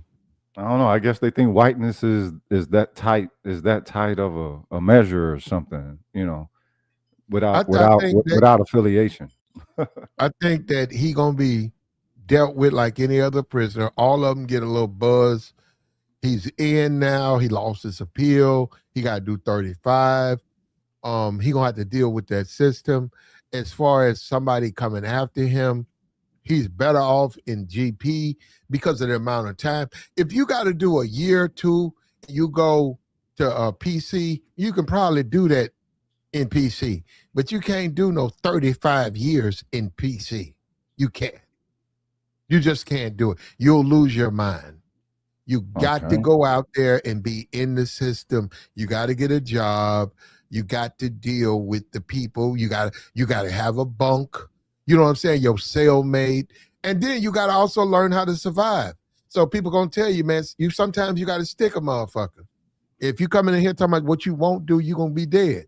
So then they say you already done it. You're going to have to do it again. So, and then guys will know. You know what they're going to know? You a bad choice to fuck with. So, and that's, you have, it's not that you want to do it. It's just how you got to live in there. Also, you got to get your pen pal on, get your pen pal going, and the women, and you writing them back, and they sending you commissary, and maybe you even get married while you in there. You don't know. You don't know how people think. You don't know somebody else on the outside, they want to marry you. They daddy got money. This is interesting. You entertain it. No, you entertain it, you know, and you say, okay. Yeah. Okay, when you coming, okay, you got a visitor. You get pulled out of your cell, and you go down there. It's that person you've been talking to. You talk to him, get to know him. That's what the rapper Max B, how he got his wife. I was like, that's crazy. Yeah. He got her from jail. No, that's not. Why would that be crazy though? That's not crazy. A rant. Well, he's well known, so it ain't gonna be crazy for him. But man, look, when you get men and women together in a space, it happens. That's just being human. Just because the pilgrims try to set it up to where it ain't supposed to happen in a place where humans supposed to be, and they want to control everybody's humaning, you know what I'm saying? Don't mean that it ain't gonna happen. Yeah, especially now with technology is so accessible. So eventually, they're going to get pen pals, and you know these chicks today, they want to get themselves somebody. This is the whole issue that's going on with Carmelo Anthony. You know what I'm saying? Metcalf and his crew showed up trying to control his humaning, and you know what I'm saying, got done up. You know what I'm saying? It's like, all right, and everybody know that these pilgrims here in Texas, they the rickest of the rick when it comes to out of pocket pilgrims. They live out of pocket, and so you know. Most of the time, the black people here, they let them make it. They don't take no funk to pilgrims here. I noticed that when we moved here from California back in 1993. I hope he's safe out there. Yeah, Rogus, they're saying that he didn't stand on it. He went too far. They said it was he was scared. The force did, but they don't care about that, and that's why they're reviewing it. He couldn't be scared 7 against 1. Nope. They didn't look at it like that. Okay, that mean his humanity don't matter. Rogus, it don't work that way. You can say what you want. Why don't it work that way? You have a right. Why can't nobody be scared? You have a right. 1 against 7. No, brother. You got a right to believe what you want to. That's not a belief that I want to. That's human, man. Anybody's going to be scared with more than 3 people fight. Have you ever been jumped? Have you ever been jumped? Have you ever been jumped? Before you make your next statement, have you ever been jumped? Close. Unfortunately, I have not been. Okay, so you don't know nothing about it. You don't know. You don't have that fear of having more than 8 people after you or something like that, bro. Homie was scared, and for these people who do not have the empathy, for them to say that it don't matter, you know what I'm saying? He can't have no fear. Okay, what about his humanity? What about his spirit? What about his soul? Okay. Are you ready? Can I let's hear something? Yeah, let's hear it. Okay. You can believe whatever you want to. It's not my belief. It's a free country. Wait a minute, brother. You get jumped by 5 people, you're going to be scared, dog. We going to say, brother, what you got to understand is the trial decides the facts of the case. Yay. No, that's just how it works. They decide if he legitimately was trying to defend themselves. The jury said he wasn't. Yeah, The jury said against 6 that people. he took. Hold a minute. The jury said he took another man's life. He got 35 years. It's been under appeal. I mean, well, it was a new judge. They kicked off the old judge. They put in a new judge. He said case was handled correctly. Now it'll go in front of the Fifth Appeals. It'll be about a year. Yeah. And then if he don't get a new trial, it'll go in front of whatever Texas Supreme or whatever, and he'll probably wait 3-4 years for that. The whole time he's still got to live and deal with being in jail. I get that. So let me ask you something. If you had more than 3 people trying to fight you at the same time and they had that intention, would you have any fear? And don't say if I had a weapon. Let's say you don't have a weapon, because they say he wasn't supposed to have a weapon. Throw a caveat. Would you have some fear? If you can prove it was 7 people attacking him. I'm asking you. I asked you if you had 3 people attacking you. I'm a different type. See, you can't really ask me that question. Golly. No, Rogish, I'm gonna target one guy. I know you're gonna target still one gonna guy. be scared though, No. I can't. scared, No. I cannot fight. I can't fight 7 guys, but I tell you this. I said 3. I said 3. I said 3. 3 guys. I can't target 3, but I get 1. And what I mean by 1, I bet you I can. I bet you when the dust settles, I bet you he be the one laid out. Would you have some fear? I'm gonna take. But you got 2 other guys that's gonna be punching. I am going to take some damage. Would you have some fear of the total 3? Is what I'm asking for the 8th time. No fear. You wouldn't have no fear, Platt? Okay, he wouldn't have no fear. Okay, so hold up. Now, add on. The only thing I'm afraid of is what I got. Hold up. Hold up. The only thing I'm afraid of is the time I got to do for the damage I'm going to do. I'm not afraid of the niggas, though. Fuck them niggas. Stop. Who said that be niggas? We ain't talking about a movie. We talking about real life. Nobody said they be niggas. They could be peckable. It could be whatever. Rogish. Fear of them, no. But fear that I got to deal with the end result, yeah. You damn right, because I like my freedom. Look, you have to fear 5 people after Rogish, if I lay a white boy down, if I lay a Mexican, anybody down, I got to make sure that I'm within the law. That's what I'm saying. I can't just lay them down like that. You just said that 5 times. You saying you're not going to have no fear. Hold up. Would I want to be a Carmelo Anthony? Hell no. No, but Platt, you talking about with your fists. Not no weapons, just 5 people and everybody got fists. I cheat when I fight. Even if you bite a nigga, Platt. Joey, I'm going to grab a beer bottle. I'm going to cheat. Okay. You can't be honest with that, dog. No, you come up on me and you throwing hands. I'm gonna grab a beer bottle. You ain't gonna have no fear. But Platt, you got smash your ass. You got 6 other grown men punching you. I grab one for that. Joey, there's only so much grabbing. You gonna be protecting yourself. I cheat when I fight. Okay, you cheat. Can you hold up? Can you cheat yourself out of not having fear? It sounds like what you're trying to do now. I'm not out of. Well, if you come with it, I'm gonna cheat. That's what I do. If you want to. You don't scared to get an ass whoop. Why can't you answer that basic question? I can ass whipping, but I'm just saying you're gonna be dealing with someone who ain't playing. Everybody just saw you filibuster, dog. Everybody just saw you filibuster. Come on, go ahead, Shane. Go ahead, Shane. What up? What's up with you, player? Peace there. Shane, what's up, Shane? Peace. I gotta say this, fam. Like, ain't nothing wrong with being situationally aware at a high level with a little bit of anxiety, let's say it like that. Yeah. Fact. Yeah. You gonna be kind of shook, Platt. Like all these niggas about to roll on you. As much as you want to grab on one person, I bet you this. I bet you this, Joey. I bet you if I take him down. Okay, Joey. But you got 2 other people that's up. No. Joey, on your ass. Joey, if I go to get gas for my car. Black Reacher. Wait a minute, I done smashed some dude's old lady. Reacher. And they see me and they say, there you go. And then I'm going to get gas. So they ride down on me 3 deep, 4 deep. And they front me, right? So I'm trying to put gas. So one dude get out and he front me, blah, blah, blah, blah, blah, blah, blah. And then his boys get out. and then I'm putting gas in my car, and I'm looking, I see what they position themselves, and then dudes swing. Yeah. Well, Joey. No fear. The two other guys. Ain't no fear. No, Joey. It's gonna be some anger. Okay, let's get, because we ain't got to make a big deal. It's gonna be no, Joey. It's gonna be anger. Now hold on, I'm gonna tell you how I'm gonna do it. Stop it. I swear, and I'll do it today like this. I swear.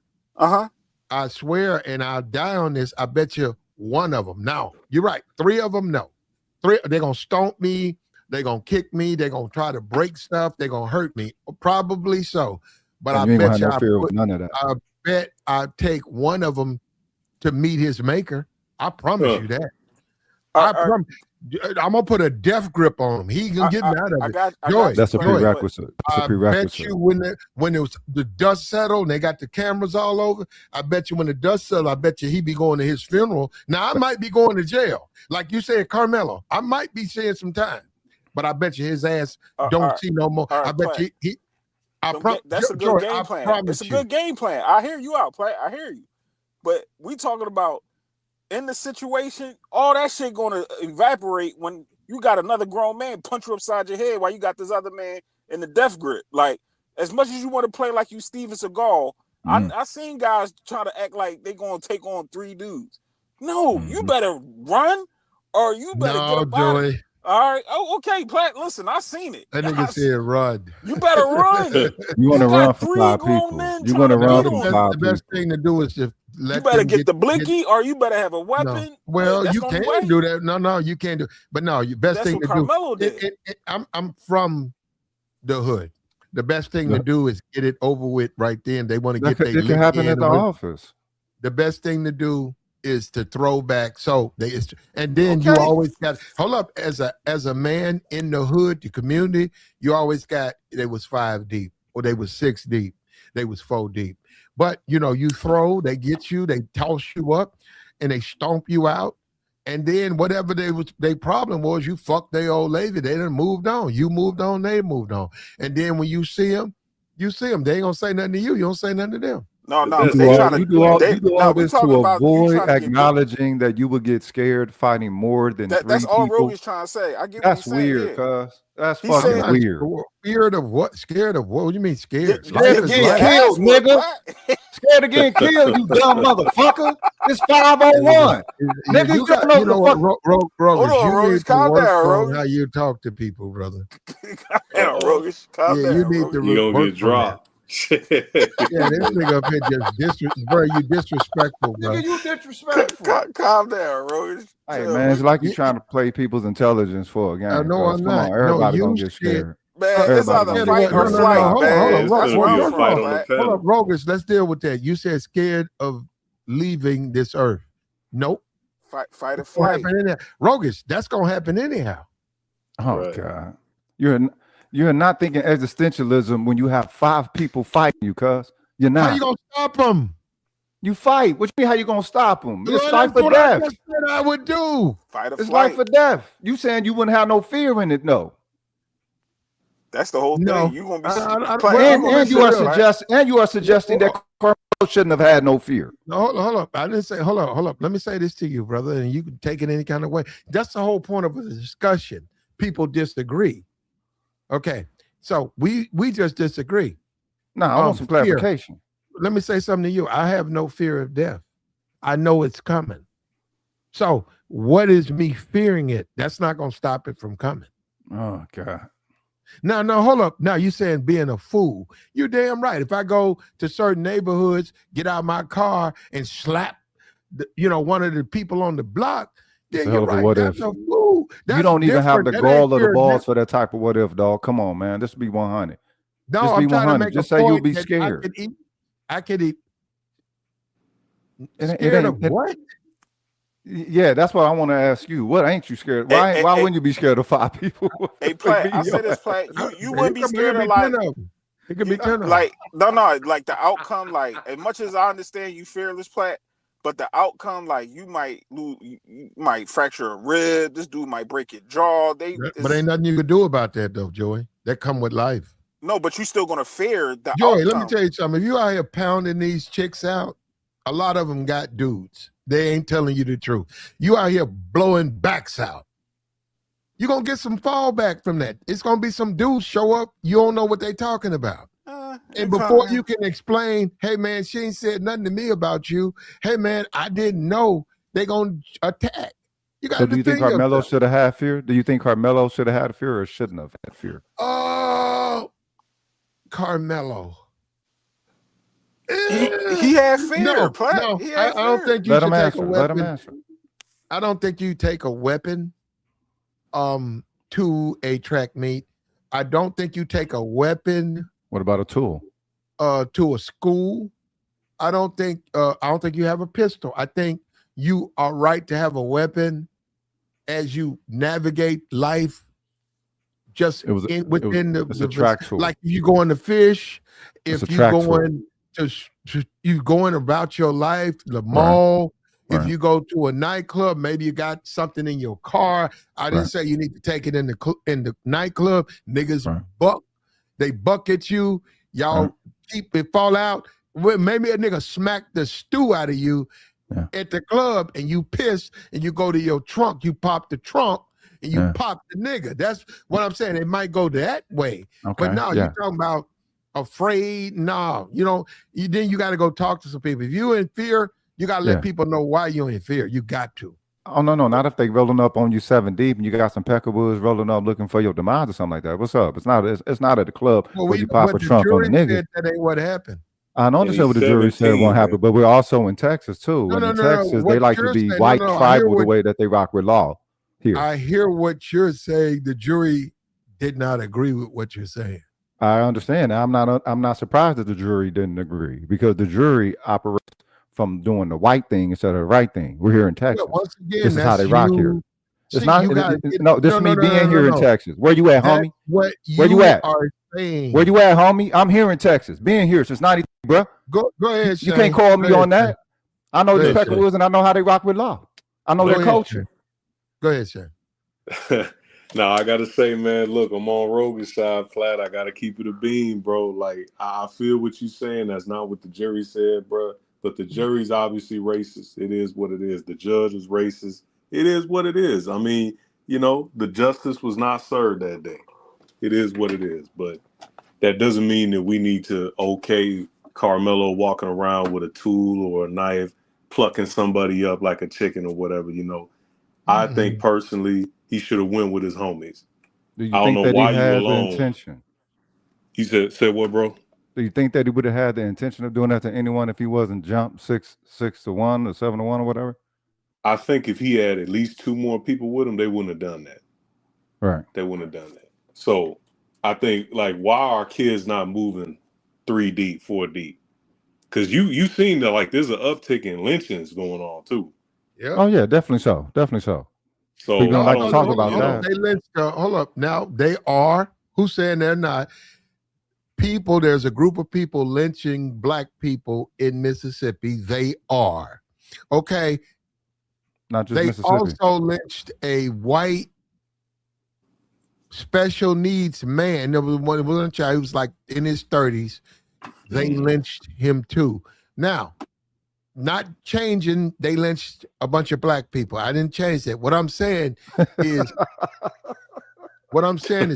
people are sick. And we know it and you know it, how we have no respect for the homeless. And this guy with special needs, and they strung him up. So there's something going on in Mississippi, a group of people, they need to do something about that and find out what's going on. Right. I mean, shoot, some of the Peckerwoods in your chat might be the culprit, Look at them. I mean, they hot up in there, bro, for real. Right. Why ain't you? Why? They got their opinion. Hold up, you got your opinion, Rogish. Okay, then look at their opinion. Hold up. Am I not letting you have yours? Yeah, but look at their opinions. I'm letting them have theirs. They got the same opinion. They got the same opinion as the Stormfronter chat page and shit. What is this? Look, Plaque can run it kind of how you want to. Hey, Rogish, this the new Stormfront. Yeah, feel me? Right. You know what I'm saying? Nigga, you a black dude running the new Stormfront, cuz what the fuck? Right, this the storefront. Nigga, America has changed. You know what's sad about that though? Just a couple of hours ago, I said bad things about Master P, and the black people attacked me and called me every name in the book. I don't understand people. If I say something one way, I get called something. I say something the other way. How come I just can't be somebody who's listening? I am a listener. Okay, I'm listening it's not a problem that you're a listener. It's just that your listening style tends to have a certain kind of tailoring to it. And it doesn't. Yeah, it does. There's a lot of people like you on YouTube, cuz it sounds like you catering to pilgrims to the degree of how you present the worth of black people. Like it's the cliched perspective that they believe it to be. And it's not, you know what I'm saying? Most of the time they're anti-black and never been around a black person. They're black people. They're black people be on fucking TV and they have the most vehement things to say about black people.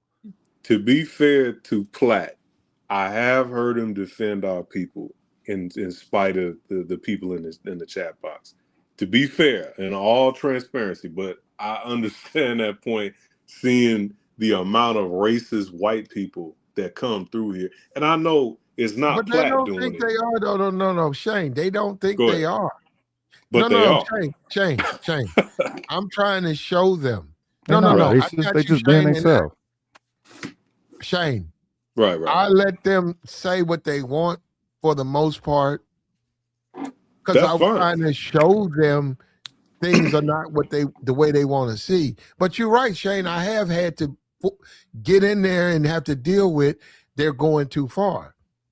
But then again, I don't sit on here and just spew, that. And what I'm saying, look, we got the join link posted. Listen, we got Rogish up here. Rogish say you guys are a bunch of pilgrims. We got Rogish. That's what they said. Okay, look, they're going to join link. That's what they do. I don't know why. Now, I will say this. They are very timid. Yeah, they are. Brittle spirit. I don't know they never why you so timid. I say you ain't got a cam up. Just sure they scared of that. I guess they think you're gonna look them up. They think you're gonna find them, Rogish. They think that they're gonna be look. They are safe on the intranet. You feel me? That's how they do it. They safe as fuck on the internet. But you know what I'm saying? They act like we don't know them. This is the crazy part. We've been around nobody else but them more than ourselves. And they don't think we know them motherfuckers right now. 500 years, 400 years. Get the fuck out of here. Hit the link. Hold on. Support the platform, man. Hit the Cash App, hit the Super Chat. And also, we got the join link posted. We got a guy up here, Alex. He says he's not white. He's not scared or timid. Hit the link. Oh, hit the link. Now. If you got time to be in the chat box, hit the super link. Hit the link. That's not what they do. Come up. You ain't got to stay long. You ain't got to cam up. We're going to keep the picture up. Hey, you see the next one? He said, come and find me, ninja. Ooh. He talking to you, Rogish. Short ass things. Get the fuck out of here. Man. Yeah, he say you it don't even need. It ain't even like that, man. It ain't even like that, bro. Stop. That motherfucker fighting to run to the. Look, most of these motherfuckers fighting to run to the medicine cabinet and empty it. You're right. The whole time, listen to the shit. The medications. Yeah, if you on medications, fuck, and you still talking about racism, you lost in the game. You're lost in the game. Because when you go to the hospital, guess what? It's going to be a multicultural group taking care of you. Yeah. That is true. Yeah, your racism is going to get in the way. It's going to get in the way. That is so true. Right. That is so true. But you know what? In their defense, they do got a lot to deal with. You know what I'm saying? Because what don't we hear them talking about? We don't hear them talking about that birth rate. Yeah, you know that birth rate is tough. I mean, it's got to be a hard thing to face that day in and day out. You know, when we just look. You say porn. Porn is killing that. No. A lot of countries, I think China, a lot of countries have banned porn. Porn affects you. No, it's not. Porn affects your birth rate. It's not porn. What it is that their style of living has become obsolete for the system that they developed. No different from the Chinese, the North Koreans, South Koreans, everybody that try to participate in this Western civilization shit, or capitalism, or in their style of capitalism or whatever. What has happened is that you've tainted your very essence of value, and now you have a hyper commodified situation where everything costs, everything got the barcode to it, and even the essence of value prior to it being instilled in something. Money don't mean nothing until we agree that it means something. But if these motherfuckers have been able to tap to that source where we apply value with meaning or things or ideology or whatever, that's what's been fucking toe out the frame. You know what I'm saying? These motherfuckers, they done fucked over value to the point to where the social worth or the social fabric within that type of society, if it don't have the worth to it that the people think it's supposed to have, it ain't worth nothing. And that's not how villages work. That's not how cities stay. That's not how nothing stay. So I'll do you one better. What's up? I don't mean to cut you off. I'll do you one better. No, you got it, brother. You got it. A lot of them are scared of their women. A lot of them are scared of their women. Okay. Ask the average white tee dude, has he talked to a woman like cold approach, even hot approach? Ask him and watch him say no. It's the ill world. So it goes to Roger's point, man. If you feel that financial insecurity, you have less of an incentive to go out there and talk to women. Yeah. So no babies. Yeah. And they was already having issues prior to that. You know what I'm saying? And it's more, if you want to, in America, because of the numbers, it's more young, beautiful white girls. And I'm talking about 1920, 2021. Okay. Than black women of that same thing. And a lot of them, like he just said, the black guys are a tad bit more aggressive. Right. So in other words, they're going to talk to them. And no, I'm talking they're very beautiful women. Not their preference. They didn't go to that school looking for a white girl. They didn't go around there looking for a white girl. But this motherfucker put together just right. Right, I feel. And if ain't nobody talking to her, when you get a white girl, you're looking for one. No, hold up, because it could be any woman, but let's deal with the white women. Yeah. If ain't nobody talking to her, the white guys are afraid or intimidated. Nobody's talking to her, and it ain't nothing for him to talk to a woman. She just happens to be white, and she fine, and she giving him feedback. That's what I'm saying. It's like, what do you expect to happen? What white guys not talking to a fine white chick? There's a lot of them. I know a lot. Yeah, there's a lot. The ones in the chat, for example. Okay. Now hold up. Now wait a minute. Now think about what kind of college she's likely to attend, and the classification of the student back there. They don't all attend college. No. I'm saying, but you gave a college scenario, didn't you? Man, you know what? See, I think he said in general. I be thinking about doing it and I don't, and then I pay for Rogish. I just went to Whole Foods. This white girl was fucking for yachting. Okay. That motherfucker was built. Okay. No, I'm just saying now it's a lot of beautiful women, period, across the board. Cool. But I'm just simply saying this woman who was working there, white girl, that motherfucker Did you holler? Together. Did you holler? Wasn't nobody, no. Them dudes wasn't talking to her. She was working. Because when I started talking to her, I went, and I ain't go there, and I didn't do it. I did need some help. When I started talking to her, I watched them. I'm a man. Right. I know what men do. All of a sudden, they was fucking with the fruits. They started looking at me. Right. I'm like, motherfucker, you work here. You got an apron on. Talk. You got all day to talk to her. You looking at me, talking to her. I'm asking for some shit. Okay. And she helped me, and she walked me to it. And I'm behind her, and I got all the cameras on. And I said, well, let me stop looking at her ass because they're gonna be mad. So I started looking sideways. And I said, man, that white girl there, what, she run track or you run marathons? Whatever, she was fine. And then I did what I had to do. and she was wide. You want to talk about laying the carpet wide open to smash? I didn't take it though. I said, no, I ain't gonna do that. I'm gonna let my man Rogish get this one. Pass the snow. I like my women chocolate, nigga, for real. No doubt. I started the live stream though. I started to go live because I said, y'all need to see this shit. Right. I said, who the fuck? And I wish her, you know what? Her parents, her family, a young girl. She couldn't have been no more than 20. Whoever her parents are, I wish y'all the best of luck. But y'all better do something about her. Right. I swear to God, somebody finna get that. Matchmaking. Yeah, they're gonna put that in them strippers. They're gonna put that in the strip club. That motherfucker was I said, what the fuck? Right. Yeah, she gap-legged, all that, man. I was like, what the fuck? This shit running around this? Y'all she had the little vest on. She worked there. Right. And I said, if I was to get it, if I wouldn't, I didn't do it. If I would start saying, baby, why you work here? And she said, what you mean? Right. Baby, you so goddamn fine. Look, no, fuck with me, baby. I swear I changed your motherfucking life. Now let me remind you. Look, call this number. Okay, yeah. Let me remind you. You tomorrow, brought this up. You brought this up to show the fact that nobody was hollering at her, right? Tomorrow, me and you will be in fucking paradise.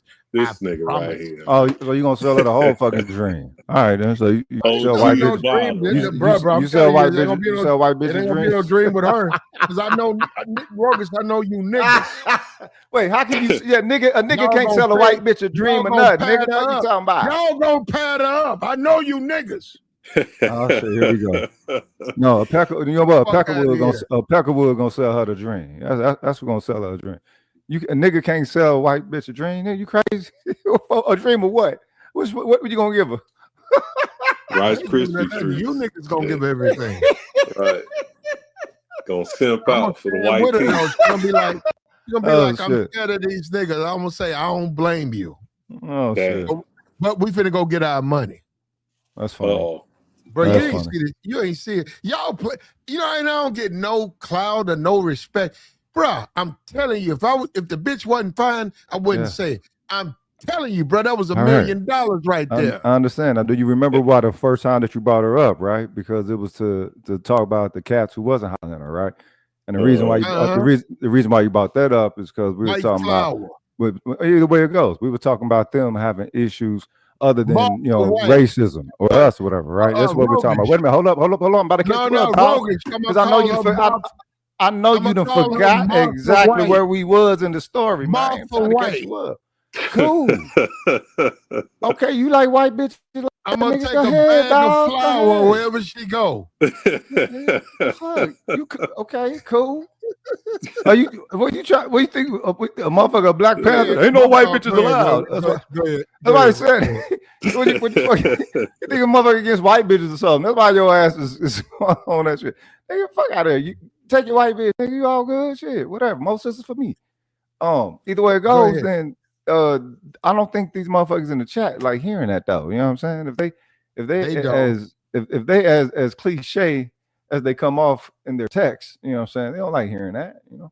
Oh no, they definitely don't. But they don't realize, hold up, Rogish, they don't realize they got action at black women that men like you and Shane and me, we don't have action at. They got action at white girls. I mean, black girls that have been over backwards. Okay. They don't realize that. Okay, wait. They did in the history. They did in the history. How they don't know now? Hold up. They did in the history. How they don't know now? How's it that they don't know? Because like you just said, they timid and shit. Well, no. That's just something personal with them. That's something personal with them as a culture. When it comes to women, you know what I'm saying, they go after the woman that they want or whatever. They do. They do get the baddies. No, I see that. I ain't gonna deny no pilgrim now or whatever. What we're talking about is what their larger issue is as a culture, other than paying attention to, you know what I'm saying, black plight in America or having some issue with all my us. life. Hold up. I don't know about you. All my life, I seen white guys come into the black community and just like peaches. Like you pick peaches off a tree. Okay. They pick the best fruit. And I seen them get the baddest sisters. I seen it. Okay. I seen it. No, marry, make babies with. And I noticed they don't really deal with that low hanging fruit. They come in the black community, they get the high, and they be hot dog Harry. It'd be like a white dude Do who you think sell they should hot get a dogs. trophy for that? I don't know, Plat. I don't know, bro. No, the white dude don't necessarily have really a lot. Should He they get might a trophy have a for that? house and a job, but he don't be having a lot. But he pulled from the tip of the tree. And How I you blame know all this, don't blame dog? him Hey, some of them. because I'm a grown man in America. Now hold on. You couldn't even Check it out. show your ass. Check it out. Have No, fear no, fighting ain't no people. hate on this. Ain't You no know hate all on these this. other What I'm people. trying to say is this.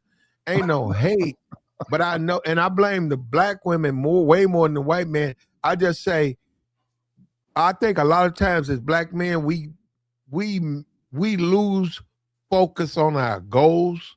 Why And is what that? I mean by this, sometimes black women, they work out a lot, they are different, and for some reason we Different don't how? like them. Different how? Different in what way? You mean like a lot nerd? of times they work out. They work out a lot. Okay. They smart. They not gonna be sexy red type women. But everybody don't want to hold though. Everybody don't want to hold.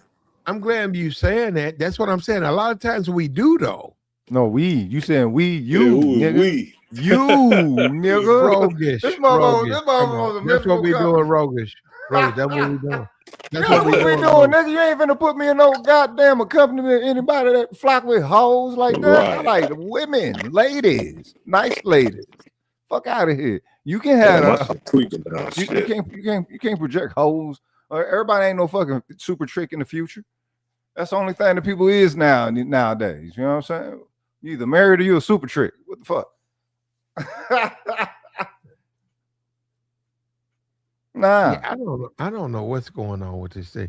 Now, Roguish, I didn't even see your thing. I don't know what's going on. But no, I feel you hear that Roguish said he likes a woman, a lady. Yes, nice ladies. We need to be like Roguish. A lot of us black men need to be like you. We do. Nah, y'all fuck no.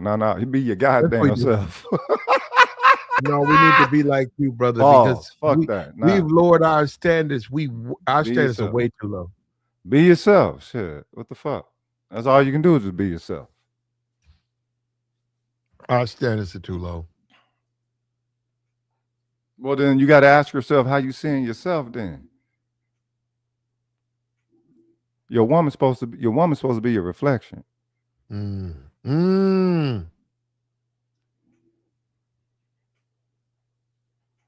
What's up with your FBA forever, man? Hit the link. FBA guy, come here. Hit the link, brother. There you go again. What kind of women do you attract? Man. There you go, man. Like the stream. You're right. If you go to the Hilton right now, if you go to the Hilton's little bar, they got seats, they got the bar, they got a lot of travelers. You sit down, you order yourself whatever, cold water, whatever. You sit down. What kind of women show an interest in you? You're right. I'm serious. What kind of women do you attract? Even white, black, Asian. Do the Asian hood rats come to your table? No, I'm being real. What the fuck is an Asian hood rat? No, I'm being serious. I'm saying, what kind of women are interested in you? So as a man, I've been lucky. I've been lucky to get. Hold up. You can go to the airport. You go to the airport and you can have something to eat wherever, and everybody goes there and stop and go. What kind of women say hello to you? Or is it a bunch of German chicks? Is it a bunch of Australian chicks? Hey, and dude, I'm saying you do a lot of leading on in your questions, cuz you know what I'm saying. Okay, almost good. Like Good. Informant type shit. What nigga. I'm What saying the fuck to going you on? as a man, the fuck is this? What are you projecting? Are you projecting what they want? That's all I'm saying. So when you say Asian hood rat, it's a woman that you attract. It's a woman that you attract. That ain't Asian hood rat said not for me. And then I would question myself if I got like a couple of them. If I notice I'm in the airport international airport, all these people walking around, people want to eat. I noticed, look at that bad Australian chick. Look at that bad German. Look at that bad sister from Ghana, Africa. Bad, sophisticated African chick. If I notice none of them pay me no attention, but I'm looking over and all I keep getting attention from is from the hood chicks. The hood rats, yeah, okay. Yeah, I'm gonna say, I gotta change my style because they shouldn't even feel comfortable. Let me tell you something, man. A woman, you think it's a style thing? Yeah, because a woman like that No, it ain't no feel, style thing. No, it ain't a style she thing. wouldn't feel comfortable talking to you. That's not a style thing, dog. As a man, brother, and It's a a woman, soul but thing. let's talk about It's a let's soul talk thing. about men. As a It's man, soul, you gotta it's a soul thing. As a man, it's a you soul gotta thing. intimidate. As a man, it's a soul thing, dog. I'm letting you know. As a man, them the women that you get, dog. Them the women that them your bitches as right a there. man, you have to intimidate women. You And ain't what I got mean by that, no. you gonna let me go or you go? You go. I'll come after you. Girl, wait a minute. You the one that be pulling from the lowest tier bitches, and you finna try to tell all niggas how the fuck they supposed to get down? Nigga, you can't get on but hood hoes and the bitches of sophistication and quality. They bypass you, but yet you finna give us the motherfucking rundown. Wait a minute, dog. You ask me what kind of women I motherfucking attract, right? And now you try to tell everybody what kind of woman they supposed to attract, or based off some hood shit. Everybody ain't hood, whatever the definition of hood is. Black don't mean hood. I know it do for a lot of folks. I know it do. Y'all like we don't have excellence behind us. Y'all like we ain't got motherfucking prestige behind us. Why these Peckerwoods going off in the chat like some fucking idiots now, without no empathy? Quality women, man. I got you. Okay. Now you talk. Now let me speak. A man should intimidate women. And what I mean by that is this. If you are wherever you are, but let's go with the airport, right? Because it's more of a international or a diverse crowd. Hood rats from wherever should be intimidated by you. They should know you ain't going. They should look at the way you dress and know this guy would never deal with me, right? And wait a minute. So as you carry yourself, the people who come into your life, they know they gotta have a certain standard. And I think somewhere, I don't know where, specifically black men have lost their way. I do. I think that we're hood rats. You gonna interrupt me, man? No, I'm saying though, dog. Everybody I let you go on a long spiel. Somewhere we lost our way. I think black men have lost their standards. I think that they'll accept anything. Even when we talk about this foreign travel, you got money over there. I've been I say it all the time. It's money in them countries. It's women over there who got money. It's women over there that are debutantes and beautiful, and they're about to be married, and their family are millionaires. But we don't act like that exists. We go over there and go get the drinky chicks. You buy me drinky. You buy me drinky. You buy me air conditioner. You be my boyfriend. I don't know why we do that. I don't know why we do it. Speaking French. Like the stream, man. We talking about Carmelo Anthony, man. We've been going for a while. He got denied his bail. He got denied his new trial. That means he's probably going to have to do another whole year before the Fifth Circuit of Appeals hears his case. And then after that, if they deny him, you're looking at about 5 years before his case is reviewed by the state board. And the reason why they got so everybody get their, not everybody, a lot of people want their case reviewed. Now, what is he gonna do? I don't know, man. I don't know. It's a tragedy. It's a tragedy for me. 2 young men's lives are over. I wish Carmelo Anthony wouldn't have provoked, and I wish Carmelo would not have with the knife, I do. Wait, you think Carmelo Anthony provoked him? Wait a minute. I think a lot of times a black guy, a bust, a cut to your head, you got in a fight, you lost the fight. I think we've moved beyond that as a people. That's just life, man. People fight. But we're in this age of the internet where people want to take it to the next level. They want to amp up. They want to, and that's where things happen, man. They want to blade you up. They want to, you know what I'm saying? We didn't used to be like that. We used those things for self-defense when we need them. But now they become weaponized. We use these knives and stuff to intimidate other people. What?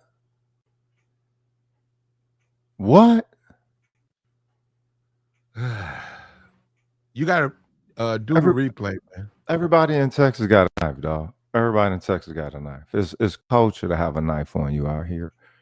You look at everybody's right pocket. You got one? It looks you like got one? Of course. I got 2. So is it like his? I got a machete.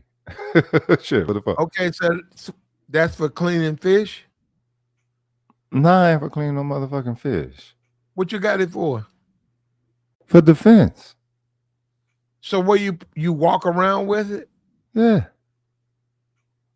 Okay. They rescinded the Bowie knife law out here. But yeah, as far as it goes with his so-called knife, that was a tool. That was a track tool. Upgraded to being this most dangerous weapon. It's like, all right, whatever. You get jumped by 6 people. You're gonna have some fear to utilize anything that you could as a weapon. Anything. Not me. Not you. We're not talking about you. You wouldn't have no fear. Yeah, you super nigga up in this motherfucker. Well, you be facing 10. I'm very facing 10 capable niggas and you wouldn't have no issue. I'm very capable of a fear, but I wouldn't walk around with a blade, and I have no right. Other than I just got a blade on me. I don't do that. Right. But you ain't being juxtaposed as being the metric that he's supposed to aspire to.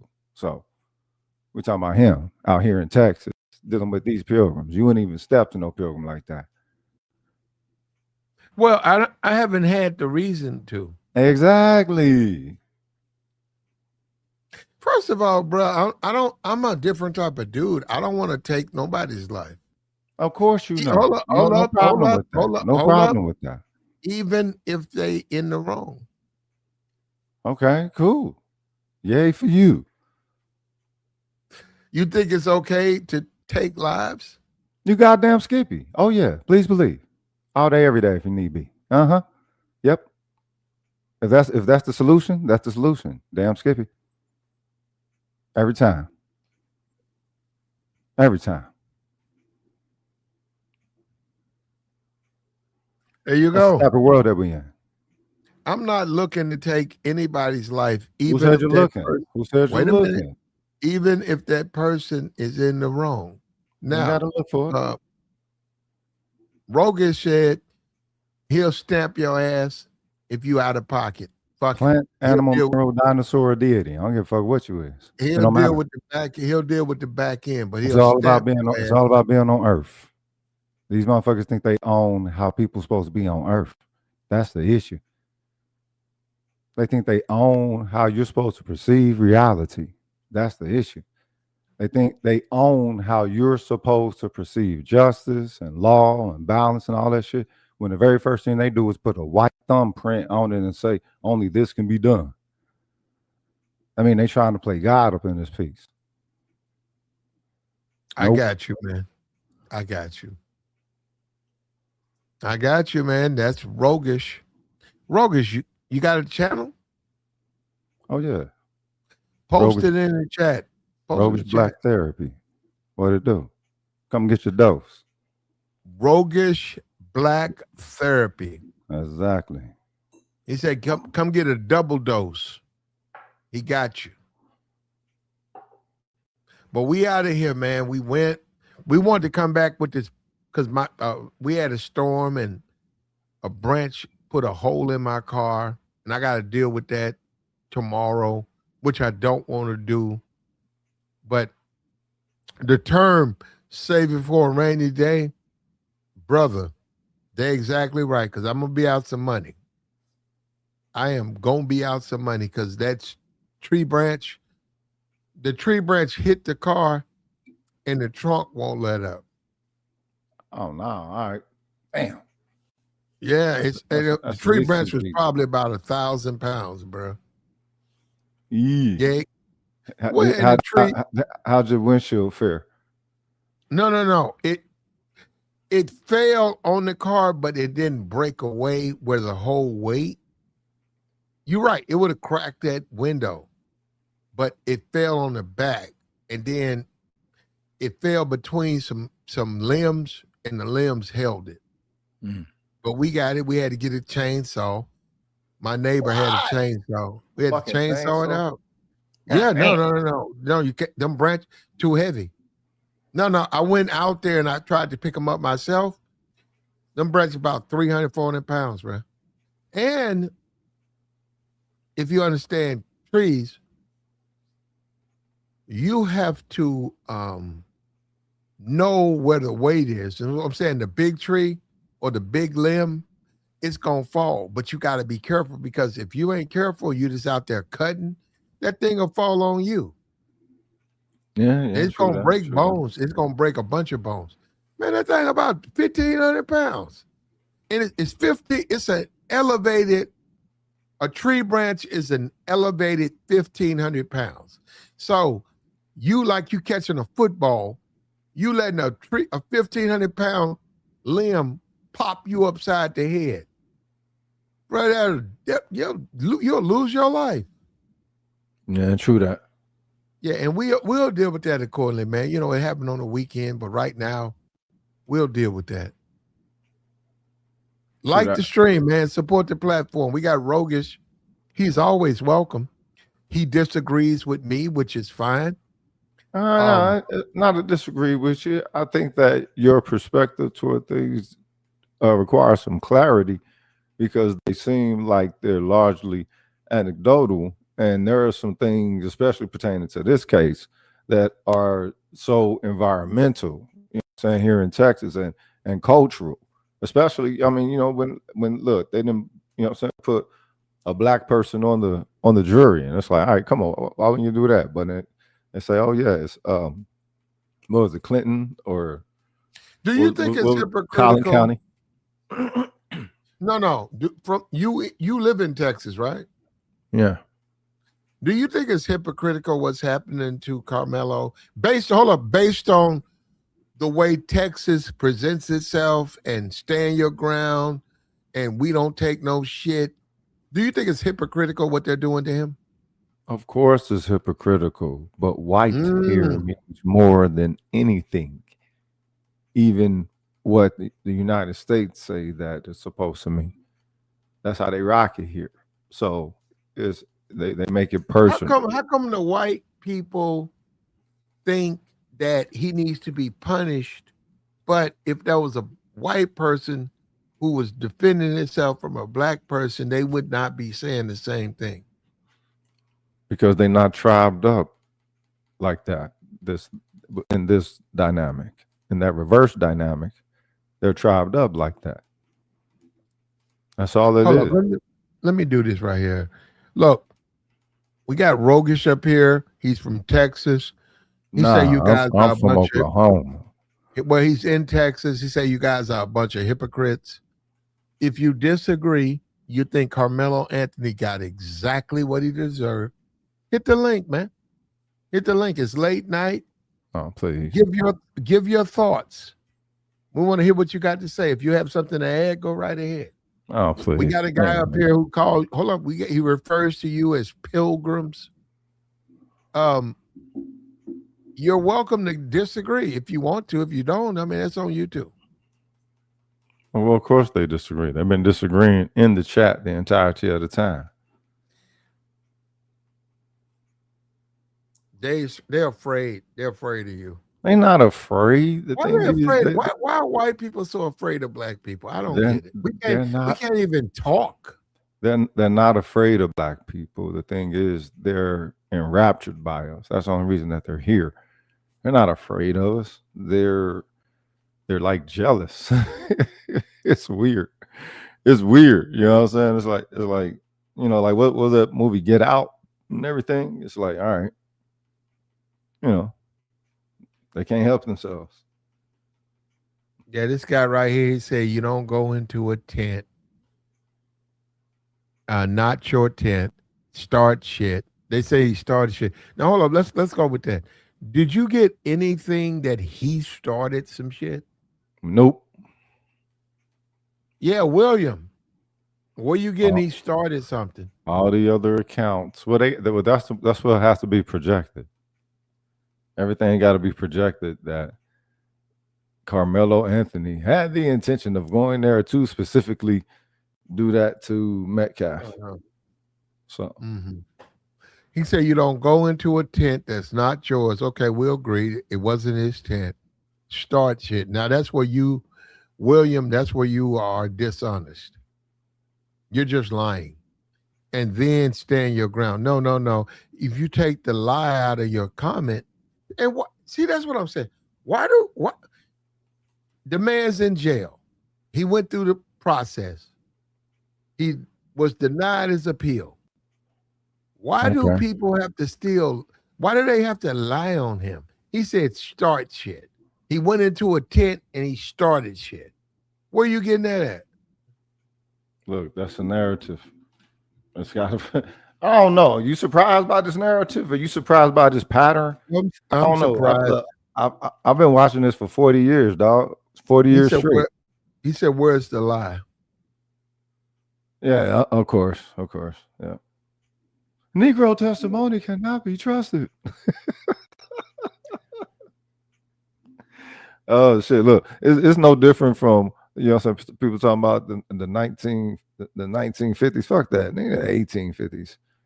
As far as how they rock it with their perspectives, no different than what's going on in Mississippi right now with the Nolan Wells case. It's like all that fucking cover up and all that evasiveness and all that, and it's like, come on, man, what the hell? Y'all know he didn't kill himself, because if he merely drowned, then they would have said, all right, yo, he drowned. And that'll be that. Nah, the motherfucker went silent, lawyered up, and everything. It's like, all right, then, well, you know what I'm saying? The shit just looked kind of off.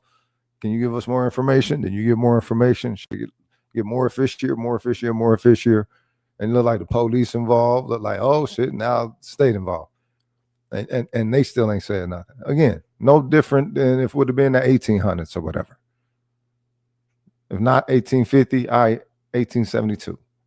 You know what I mean? Got you, man. He's not gonna come up. He's gonna hide in the chat. He ain't coming up. He's talking about licking blood and stuff. He's gonna hide in the chat, man. But look, roguish, because he's not gonna come up. We wasting our time. I appreciate you, brother. Yeah, appreciate the shot, man. We're gonna bounce out, man. And if you had the time, you are always welcome. All right, then. Holler at you on the flip. Appreciate the shot, man. Peace. Okay, brother. All right.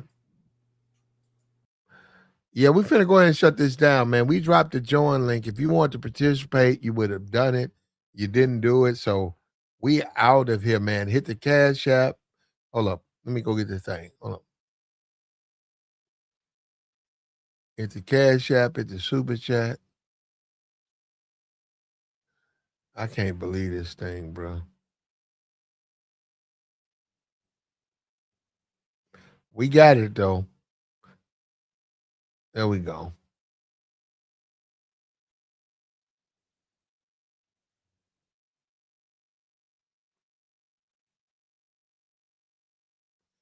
We out of here, man. It's late night.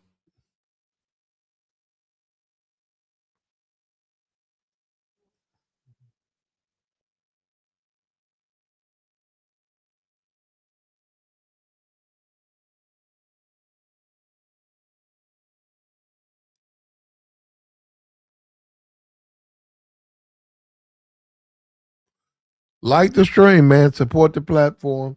Hit the Cash App. Hit the Super Chat. We'll be back probably tomorrow, man. We appreciate everybody who came through. We out of here.